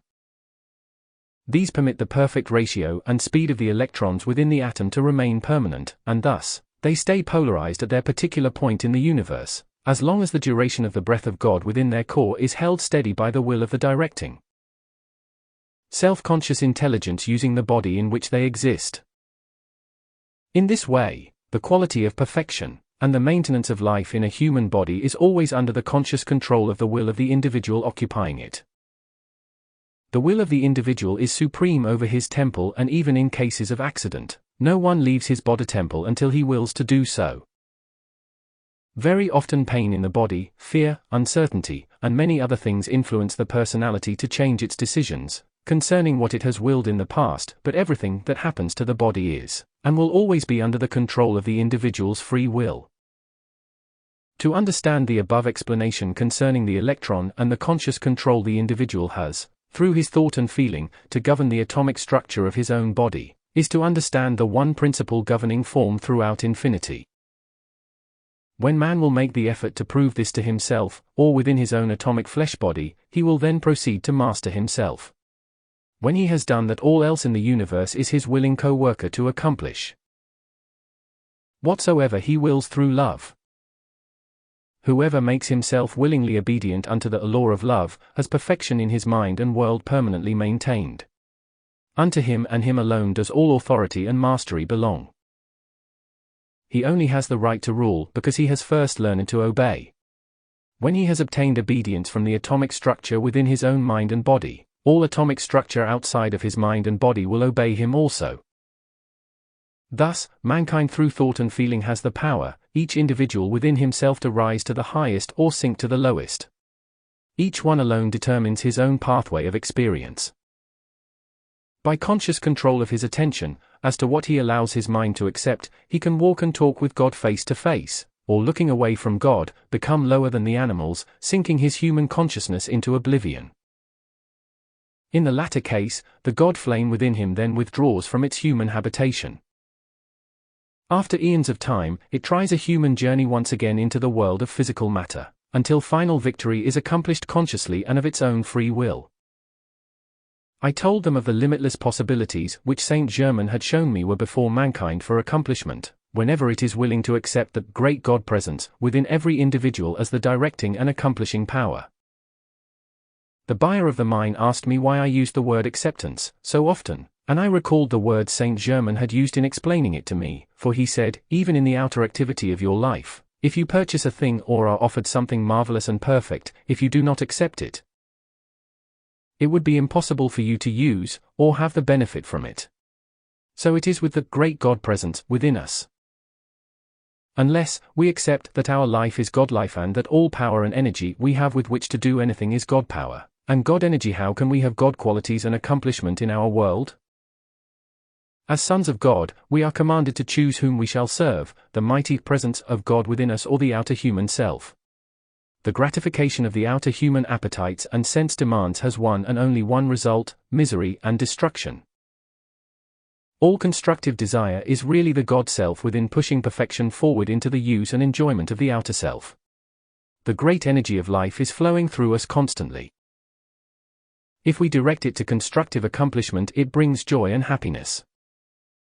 If directed to sense gratification, there cannot be anything but misery as a result, because it is all the action of law and impersonal life energy. Keep before the outer activity of your mind the constant reminder that you are life, God in action, in you and your world. The personal self is continually claiming things and power of its own when the very energy by which it exists is loaned it by the God self. The outer personal human activity does not even own its skin. The very atoms of its body are loaned to it by the Supreme God Presence from the great sea of universal substance. Train yourself to return all power and authority to the great glorious God flame, which is your real self and the source from which you have always received every good thing. We talked until 2 o'clock in the morning, and then I had to suggest we retire. No one wanted to sleep, but I said to them, "You will sleep in the arms of God," and the next morning, they were surprised to realize how quickly they had dropped off to sleep. We were up at 7, and on our way to Phoenix. The recording was completed, and I explained I must leave as my work with them was finished for the time being. They were all deeply grateful and anxious to know more. I promised to keep in touch with them and give further help, as the Master Saint Germain should direct. As I was leaving, the buyer of the mine turned to me, and said, "I don't care what anyone thinks of me, I want to embrace you and thank you from the bottom of my heart for saving me from the ruin of my outer self, and for revealing the great light." I bowed my head in deep humility, and replied, "Thank God. I am but the channel. God alone is the great presence and power that does all things well." Mrs. Atherton turned to me and expressed her feeling, "I do praise and thank the God in you for the mighty protecting presence, and never in my life shall I cease to thank God and you for the light this experience has brought us all." "I feel certain we shall all meet again," I replied, and bidding everyone goodbye, turned my face once more toward Mount Shasta, arriving at my lodge the evening of the second day. 2 weeks later, I felt a strong impulse to make one more trip to my trysting place with the Master, Saint Germain. I started at 4 in the morning, and reached the edge of the dense timber about 9. The plaintive cry of my panther friend came to my ears before I had gone 20 paces into the woods. I answered quickly. In a moment it came bounding to my side with all the welcome of an old-time friend, and we proceeded onward to our meeting place. I noticed the panther was very restless, and acted as if laboring under some inner agitation. This was most unusual, for it had always been very quiet when in my presence. I patted and stroked the beautiful head, but it made no difference. I sat down and we ate lunch. "Come on, old boy," I said as we finished, "let's go for a walk." It gave me a long steady look, the most pathetic expression I have ever seen. I could not understand it.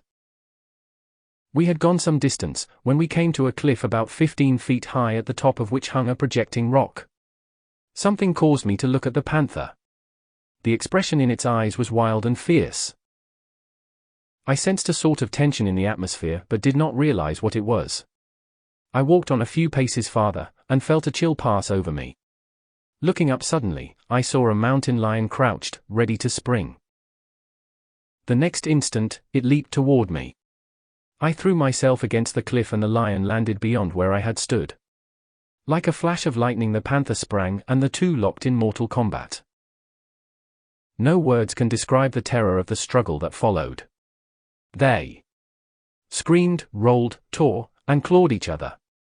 The lion was considerably heavier, and it seemed for a time as if it would gain the advantage. However, the panther was the faster moving of the two, and finally broke away. There was just an instant's pause until it saw a chance, and then with one spring landed on the lion's back, and fastened its teeth just behind the ears. The panther's grip was like steel. And after a few seconds of rolling and twisting, the lion's struggles grew weaker. Finally they ceased altogether. The panther came reeling toward me, its side terribly torn.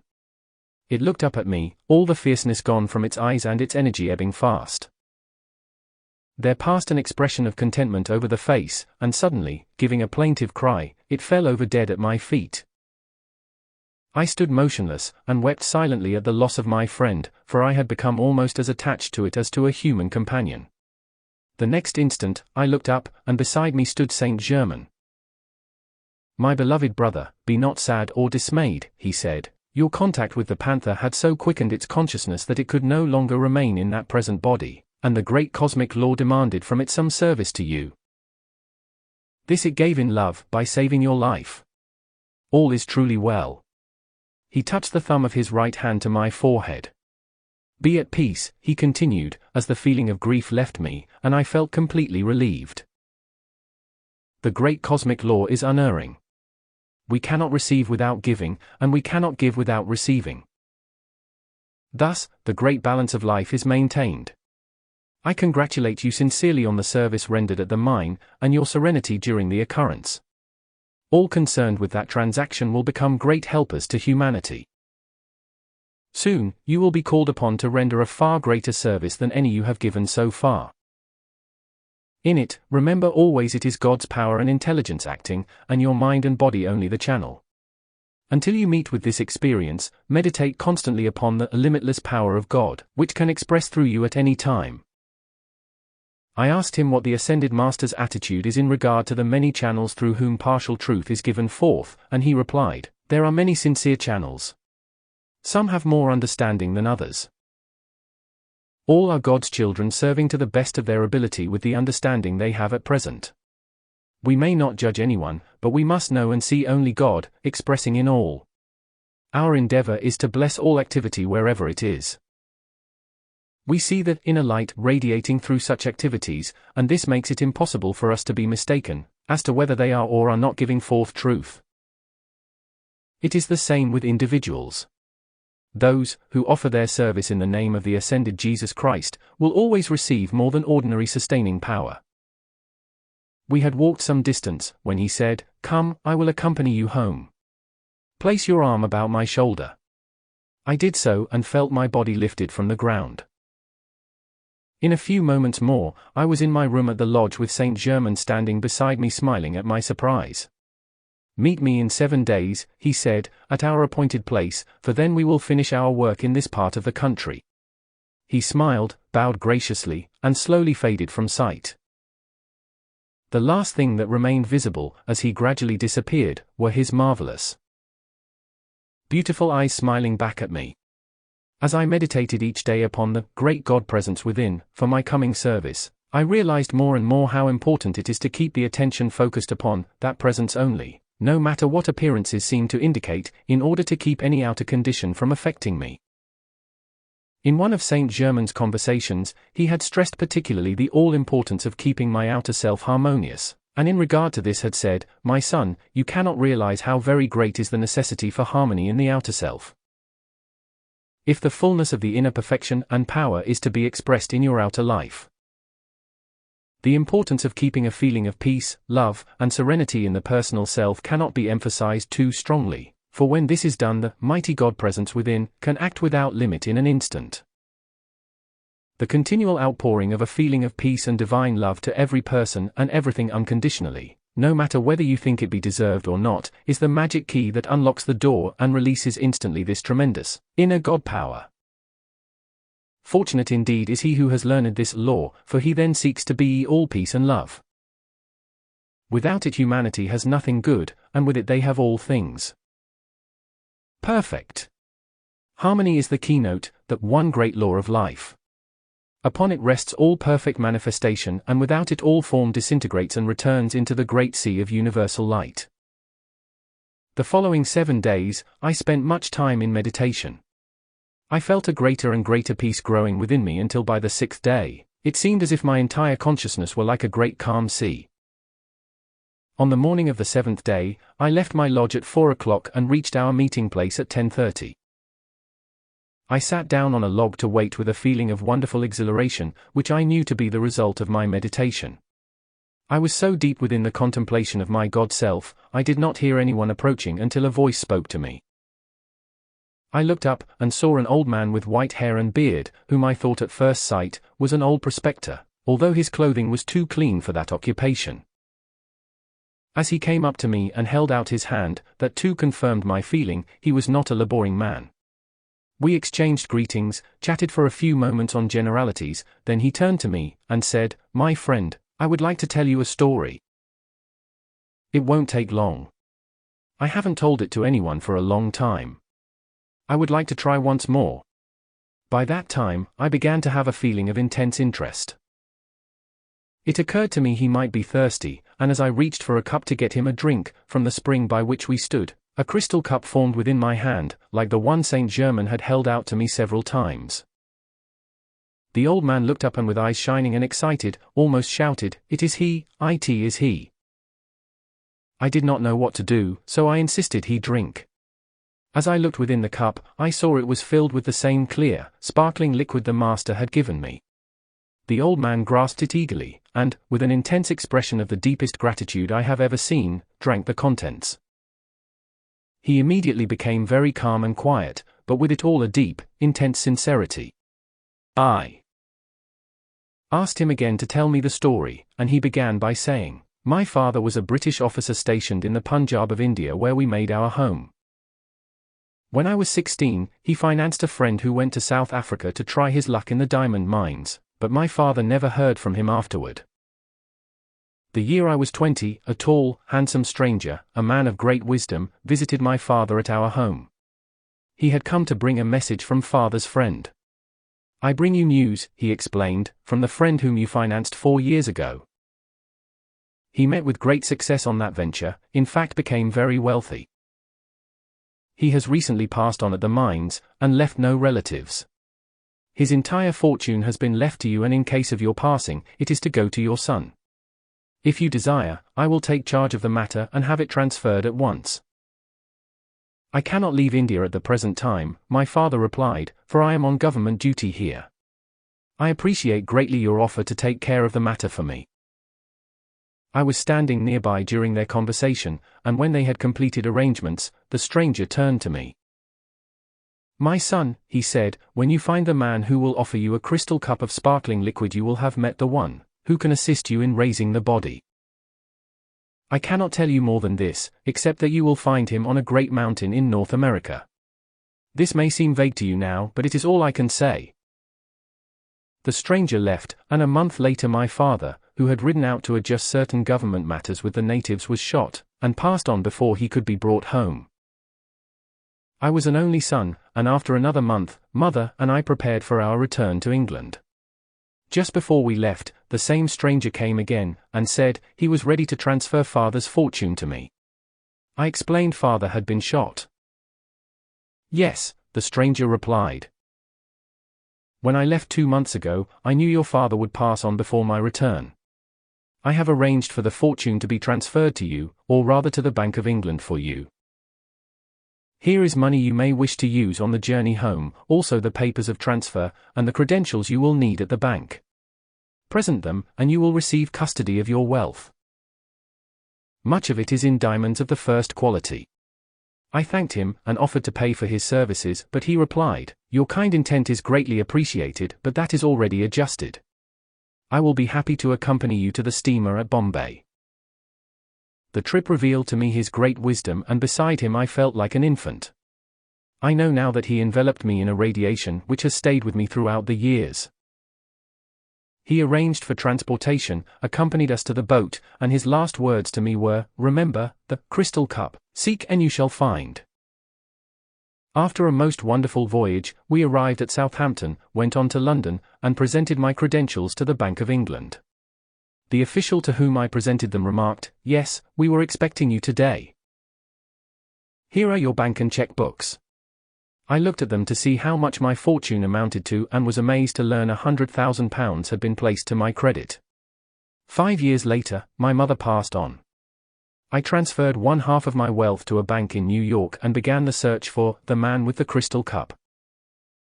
I can never repeat the disappointments, the trials, the sorrow I have been through, but in the face of everything, somehow I could never give up.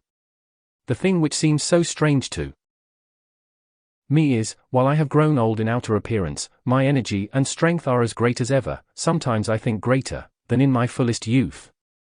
In years, I am 70. Today, I just wanted to follow this trail, and praise God I have found you. My desire was so great, it was almost irresistible.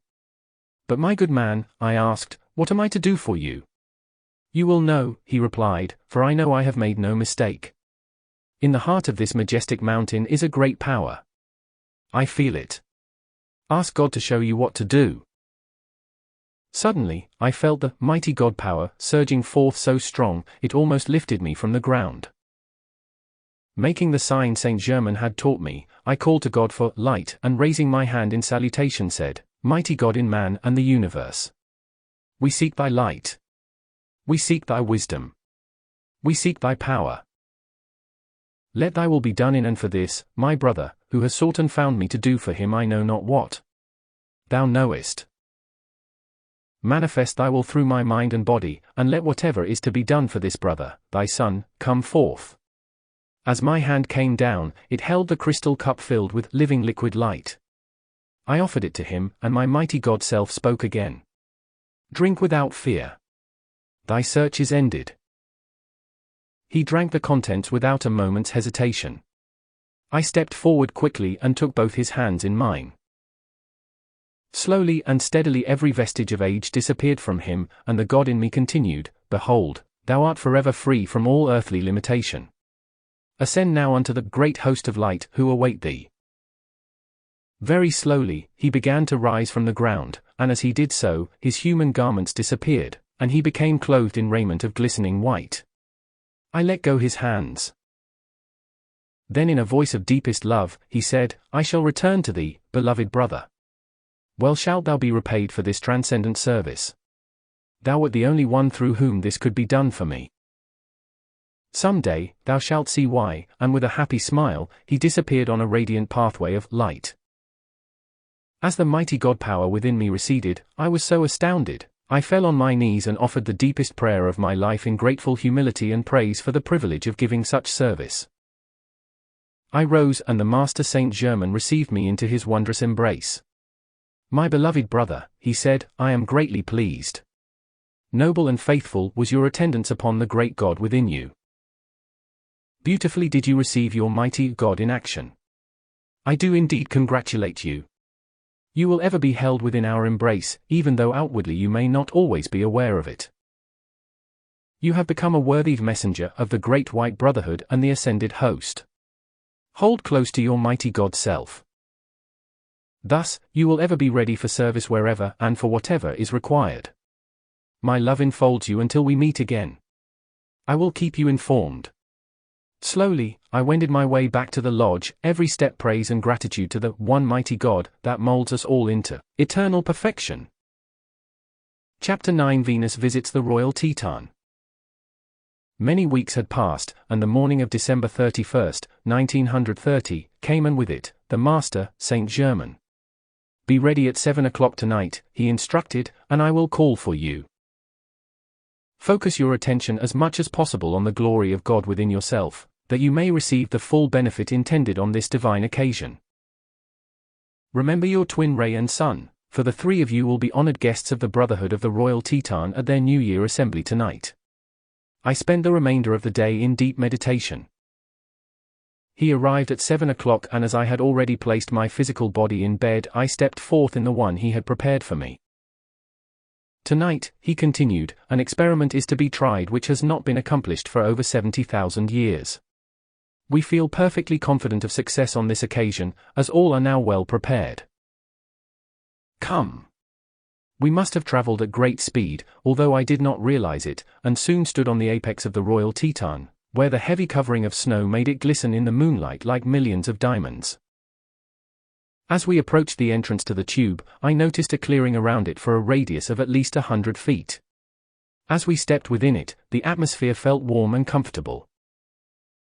We passed on through the entrance which had been opened for those attending the New Year celebration. Saint Germain and I entered the great audience chamber, and met Lotus and our son, who had already arrived with their escort, Amen Bey. Our joy on this occasion was very great, for we had not been together on the physical plane for some 2 years, and during that time, while working out of the body, each had been occupied with his own individual activities, which necessitated our being in different channels at the inner levels. The great room was brilliantly lighted, and the glorious fragrance of roses and lotus blossoms filled the air. The sweetest, most delightful music floated in from everywhere. Many had already come and others were arriving every few moments. We noticed a large object, covered with a golden cloth, had been placed in the center of the room, but as no explanation was offered concerning it, we remained silent. Saint Germain presented us to the guests, and then led the way into a room filled with rare musical instruments. We saw a great pipe organ and 4 harps made of a substance like pearl, with posts of gold, the sounding boards and upper parts being constructed of white metal. The high strings on the harps were silver wound, the bass ones gold, and the material of which they were made gave forth a tone that combined the sounds produced by metal, wood, and the human voice. The tone of these instruments can only be known by being heard, for they were different from anything which has ever been used in the outer world of music in the West. The sound produced by this unusual material more nearly resembles some of the wonderful tones of the esraj, an instrument used in India. We saw 4 violins, also made of a substance that looked like pearl, but the resonance is far beyond that of any known wood. The strings were wound with both gold and silver and produced a beauty of tone almost beyond description. We heard all these instruments played, later that evening. Returning to the great audience hall, Saint Germain showed Lotus and our son the beautiful portraits which had been recently transferred from the temple of Mitla in Oaxaca, Mexico. He escorted them through the record room where they were shown the evidence of my former observations with him. For the work being done during this New Year celebration, all members of the Royal Teton were clothed in plain golden robes of gorgeous material with the emblem of the Brotherhood on the left breast, embroidered so it looked like dark blue velvet. The same shade as the great panel that formed the cosmic mirror. There were 70 men, 35 ladies, and the presiding master, Lanto, who is the blessed brother in charge of this retreat. When all had assembled who belonged to this branch, he stepped forward and addressed them saying, "It is now 11 o'clock and time for our meditation. Tonight, let us pour out adoration unto the great light, feel at one with our own divinity for 30 minutes, and during the following 30 minutes know the oneness of Venus with our Earth." All take their accustomed stations, and form an elliptic in the center of the room. For 1 hour, it seemed as though 106 golden figures were united in one breath, so completely were they in unison. At the close of the meditation a joyous burst of music filled the immense hall, and Lanto stepped before the great mirror. He extended his hands and a tremendous blaze of light flashed forth upon it, revealing a group of people far in the distance surrounded by golden, rose, and violet light, dazzling in its beauty and radiance. They drew nearer, and the same glorious, wondrous colors filled the great audience chamber, giving everyone a tremendous feeling of uplift and power. Presently, 12 guests from Venus stood in our midst, robed in white, scintillating garments, surpassing all power of description. There were 7 gentlemen and 5 ladies, all extremely handsome. 6 of the men were at least 6 feet 4 inches in height, the 7th fully 2 inches taller than the rest. The ladies were about 5 feet 10. All had light brown hair with the exception of the tall master, and his was a glorious pure gold. Their brilliant, piercing, violet blue eyes were beautiful and fascinating. The tall master gave the salutation of the East, touching his heart and forehead with the fingertips of his right hand, and bowed low before Lanto. The others also came forward, greeted him, and were presented to those assembled. Lanto gave a brief address of welcome, only the following part of which is permitted to be recorded: "In the presence of the one supreme God and those of the great white brotherhood assembled here, these 12 guests from Venus are made members of the Brotherhood of the Royal Teton." The tall master was made presiding master for the evening. He acknowledged the welcome, stepped to the center of the room, and caused the golden cloth to be removed from the objects it covered. Lo, before us stood the 3 crystal caskets still containing the sustained bodies of Lotus, our son, and myself. They looked as if the forms had just gone to sleep, glowing with perfect health. The presiding master turned to us and said, "Are you ready?" And we 3 answered, in the affirmative. "Then, take your places by the containers," he directed. We obeyed, and immediately a marvelous radiance gathered and drew close around the bodies and ourselves, the intensity increasing rapidly until we must have been invisible to the outer sight. In a few moments the radiance diminished, and to our amazement the caskets were empty. We stood there clothed in those bodies we had laid aside so long ago, which had been sustained and purified by the flame of life during these many centuries. The transformation was amazing, and the feeling cannot be described, for we were as much astonished as is the reader. However, the human side of anyone, even at its best, knows so little of the tremendous wonders existing everywhere around us all the time, and the infinite possibilities within every plane of life that all things are possible, and the closer we live in love and recognition of our divinity, the more of these wonders throughout creation will be revealed in our individual lives. The experiment had proved a success, and, as we moved about among the brothers and sisters, all congratulated the Master and ourselves upon the accomplishment. They greatly rejoiced that so strange an experiment had become a mighty truth, many commenting upon how much those bodies resembled the ones of the visitors from Venus. The crystal caskets were then removed to their room, and the wonderful musical instruments brought into the audience chamber. Saint Germain played the first number on the great organ, a composition he called Hearts of the Future. It seemed to me the most delicate, colorful, yet powerful music that ever came from an organ on earth. While he played, the most beautiful colors, gorgeous past description, poured through the atmosphere of the enormous room. A group played the next number. The Master Saint Germain at the organ, 3 of the Lady Masters from Venus, and Lotus played 4 harps, 2 of the brothers from Venus, our son, and I played 4 violins.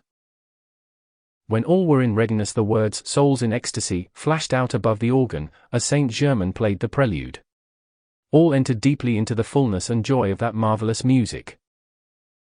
The volume and power swelled into such magnitude, it seemed as though the beauty and glory of that joy must send forth enough God consciousness to lift low. Before us stood the 3 crystal caskets still containing the sustained bodies of Lotus, our son, and myself.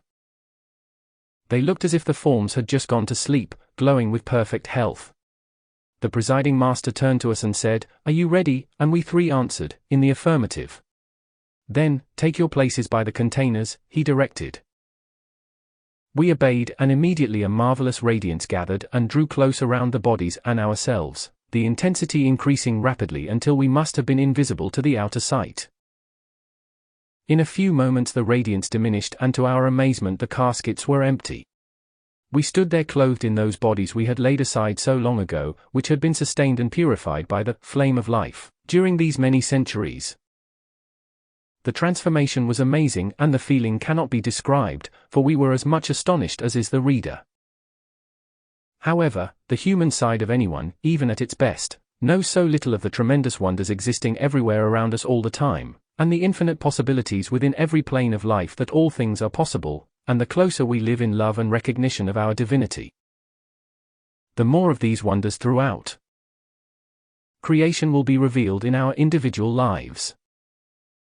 The experiment had proved a success, and, as we moved about among the brothers and sisters, all congratulated the Master and ourselves upon the accomplishment. When all were in readiness the words "Souls in Ecstasy" flashed out above the organ, as Saint Germain played the prelude. All entered deeply into the fullness and joy of that marvelous music. The volume and power swelled into such magnitude, it seemed as though the beauty and glory of that joy must send forth in. There were 4 more numbers played with the same tremendous power to lift and harmonize everywhere until we felt as if the very mountain would float away. At the close of the music, the instruments were returned to their room, and the presiding master seated all in proper order before the great mirror. He took his place at the point of Earth's triangle, and scenes of wonder from Venus began to appear, he explaining every detail that did not explain itself. The pictures revealed much of their system of education, showing astronomical instruments whose perfection would make the scientific world of today speechless with admiration and astonishment, and geologists' equipment for examining the interior of the strata of the planets of both Venus and Earth. We saw inventors and several of their tremendous discoveries surpassing our fondest imagination. All entered deeply into the fullness and joy of that marvelous music. The volume and power swelled into such magnitude, it seemed as though the beauty and glory of that joy must send forth enough God consciousness to lift all mankind, yes, even the earth itself, into everlasting perfection. There were 4 more numbers played with the same tremendous power to lift and harmonize everywhere until we felt as if the very mountain would float away. At the close of the music, the instruments were returned to their room, and the presiding master seated all in proper order before the great mirror. He took his place at the point of Earth's triangle, and scenes of wonder from Venus began to appear, he explaining every detail that did not explain itself.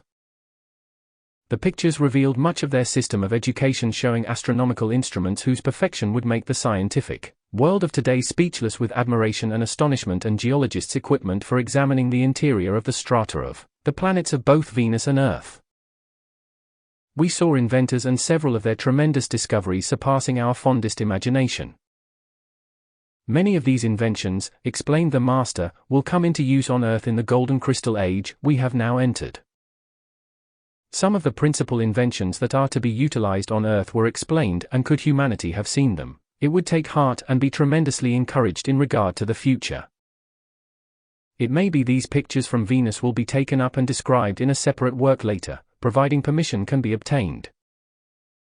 The scenes from Venus finished, and those concerning the Earth came on the screen. Many changes were shown to take place in the next 70 years. These affected Europe, Asia, India, North and South America, and revealed to us that regardless of all appearances at the present time, the sinister force attempting to create chaos and destruction throughout the world will be completely destroyed. When that is accomplished, the mass of humanity will turn to the great God presence within each heart and also governing the universe. Peace shall reign on earth, and man send out goodwill to man. This revelation was stupendous. The closing scenes followed next, and these concerned principally the United States in the next century. The progress and advancement she will make is almost unbelievable. These things are true, for the great God law makes no mistakes, and the revelations of that New Year's night are God's eternally true records. Certain great souls were shown who would awaken, be raised, and added to the host of ascended ones to carry forward this great progress. The presiding master then reminded those present of the blessed Kumaras, and in a voice filled with love and adoration, gave the following explanation in tribute to them. The 7 Kumaras, whom some inner students have known as Lords of the Flame from Venus, were the only ones from this entire system of planets, who of their own free will and infinite love, offered to guard the children of Earth and assist their upward progress. They came and gave transcendent help here at the most critical period of Earth's growth. It was the time of initiation that is most dangerous in the life of a planet and its humanity, but through their protection and guidance, the goal was attained and mankind has been enabled to reach the greater heights. Many of the brothers understand that every 2500 years the Kumaras release a greatly increased outpouring of cosmic love, wisdom, and energy. This blazing light and transcendent radiance flooding the Earth and its inhabitants, interpenetrating all, is a tremendous lifting process, and gives a forward impulse to the growth of the entire Earth, as well as its humanity. Just preceding each of these great outpourings, extraordinary physical disturbances occur, and general unrest is felt throughout by the people. Such disturbance is due to the discord that has accumulated during the last of the preceding period.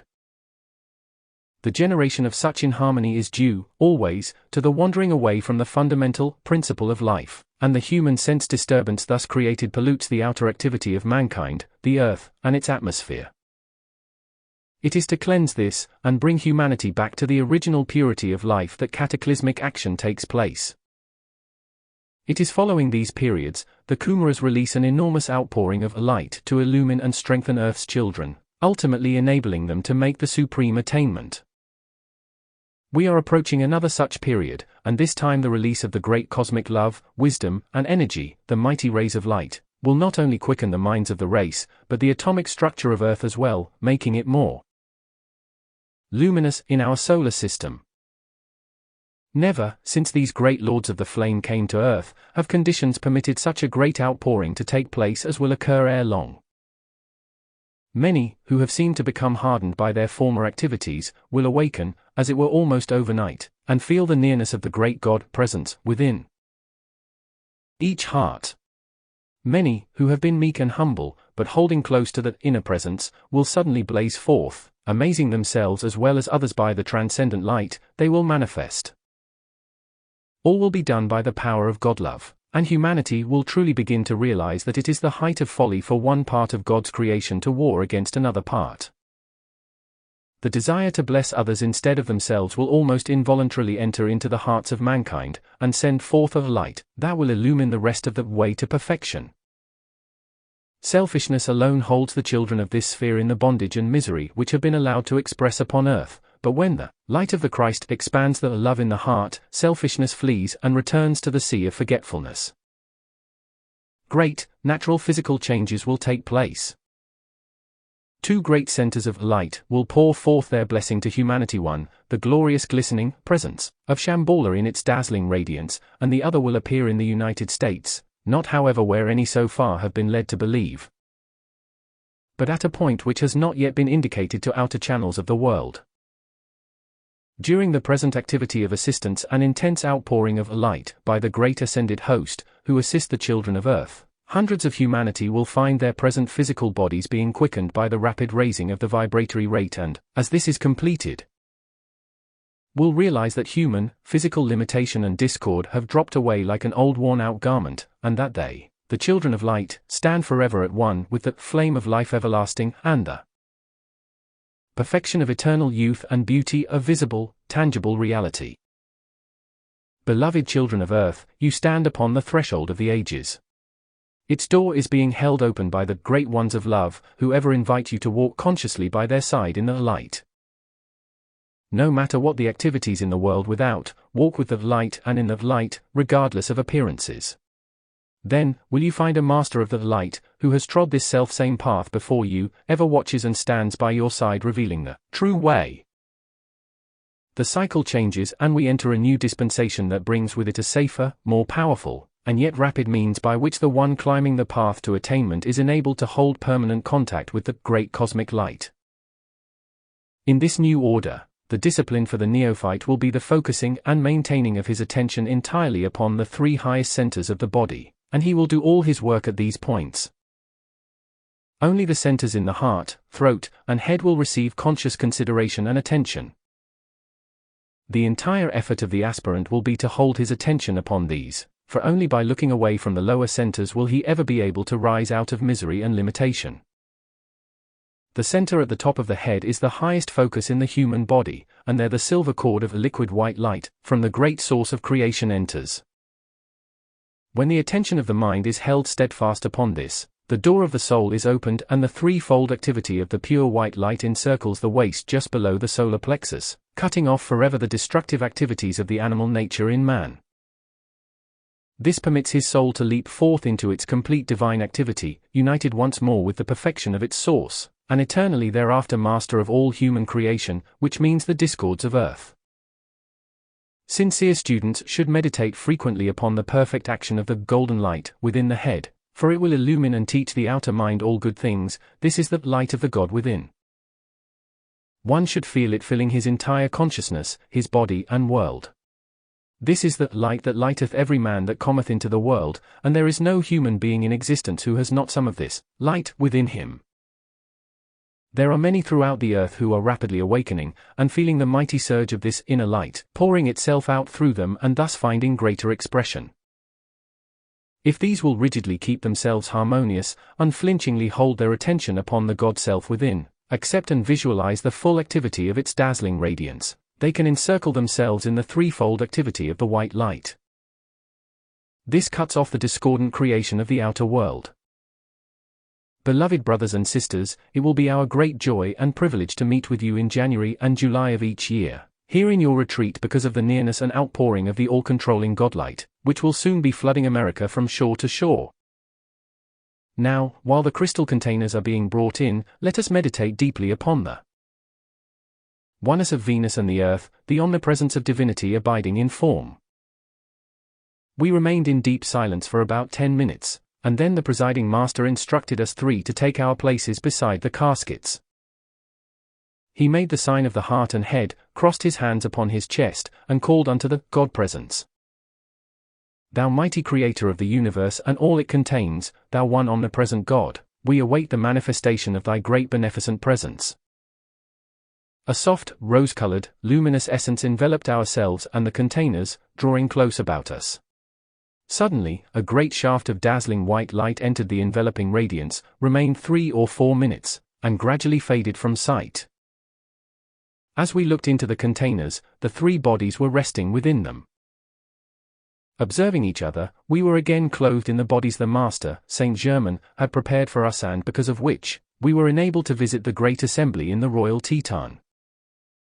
The presiding Master blessed those assembled, the Brotherhood of the Royal Teton, and all upon earth, promising to be with them again the following July.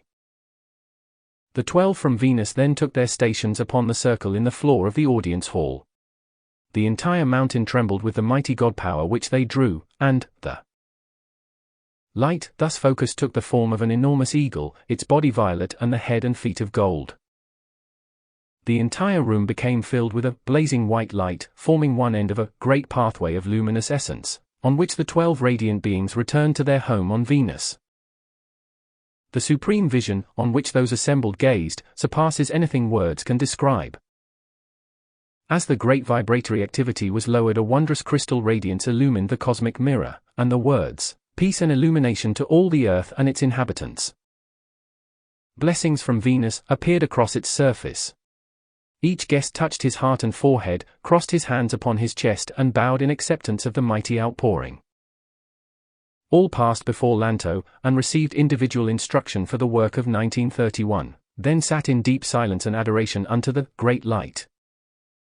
At the end of the meditation, a glorious burst of music filled the great hall, and heads were bowed to receive his blessing. His voice, clear, beautiful and resonant, rang out, "There is nothing supreme but God. There is nothing eternal and real but the Christ. There is nothing true but the light. These 3 are the one. All else is shadow. Remember, shadows hide, shadows mislead, and shadows make mankind stumble. He who walks the pathway of light stands true to the Christ and looks always Godward, lives in a world of his own, untouched by the seething vortex about him, yet ever working in it, while the shadows last. These he turns his light upon, and thus compels them to pass into the sea of forgetfulness. There is no happiness apart from facing and adoring the one great God, the source of all. There is nothing permanent but Christ. There is no way to proceed through the universe but on the pathway of light. If you will arm yourselves with this eternal understanding of life, swear allegiance only to your source God, stand true to the Christ, and carry the light, you will accept as your code of honor the obligation to love and bless life, no matter in what form it may be expressing.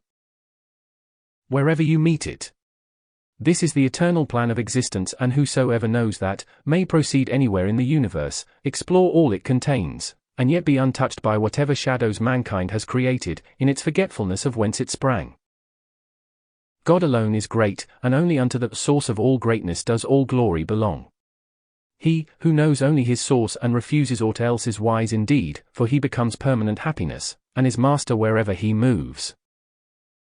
Then, and then alone, may he become creator of worlds. Upon these, he bestows his happiness, and in this activity really lives the divine plan for all. Members of the Brotherhood of the Royal Teton, reveal thou this plan to the wayward children of earth. Shed thy radiance upon their self-created shadows, and point them the way to the great central sun, our transcendent source. My light enfolds you, my power upholds you, and my love breathes through you to those who seek their home in the light. Beloved humanity, may this same mighty radiance shed its light to illumine, heal, and bless you with that divine love which will ever hold all close in the eternal embrace of the one supreme light. America, God bless you and clothe you now with the everlasting shadowless light, Finus.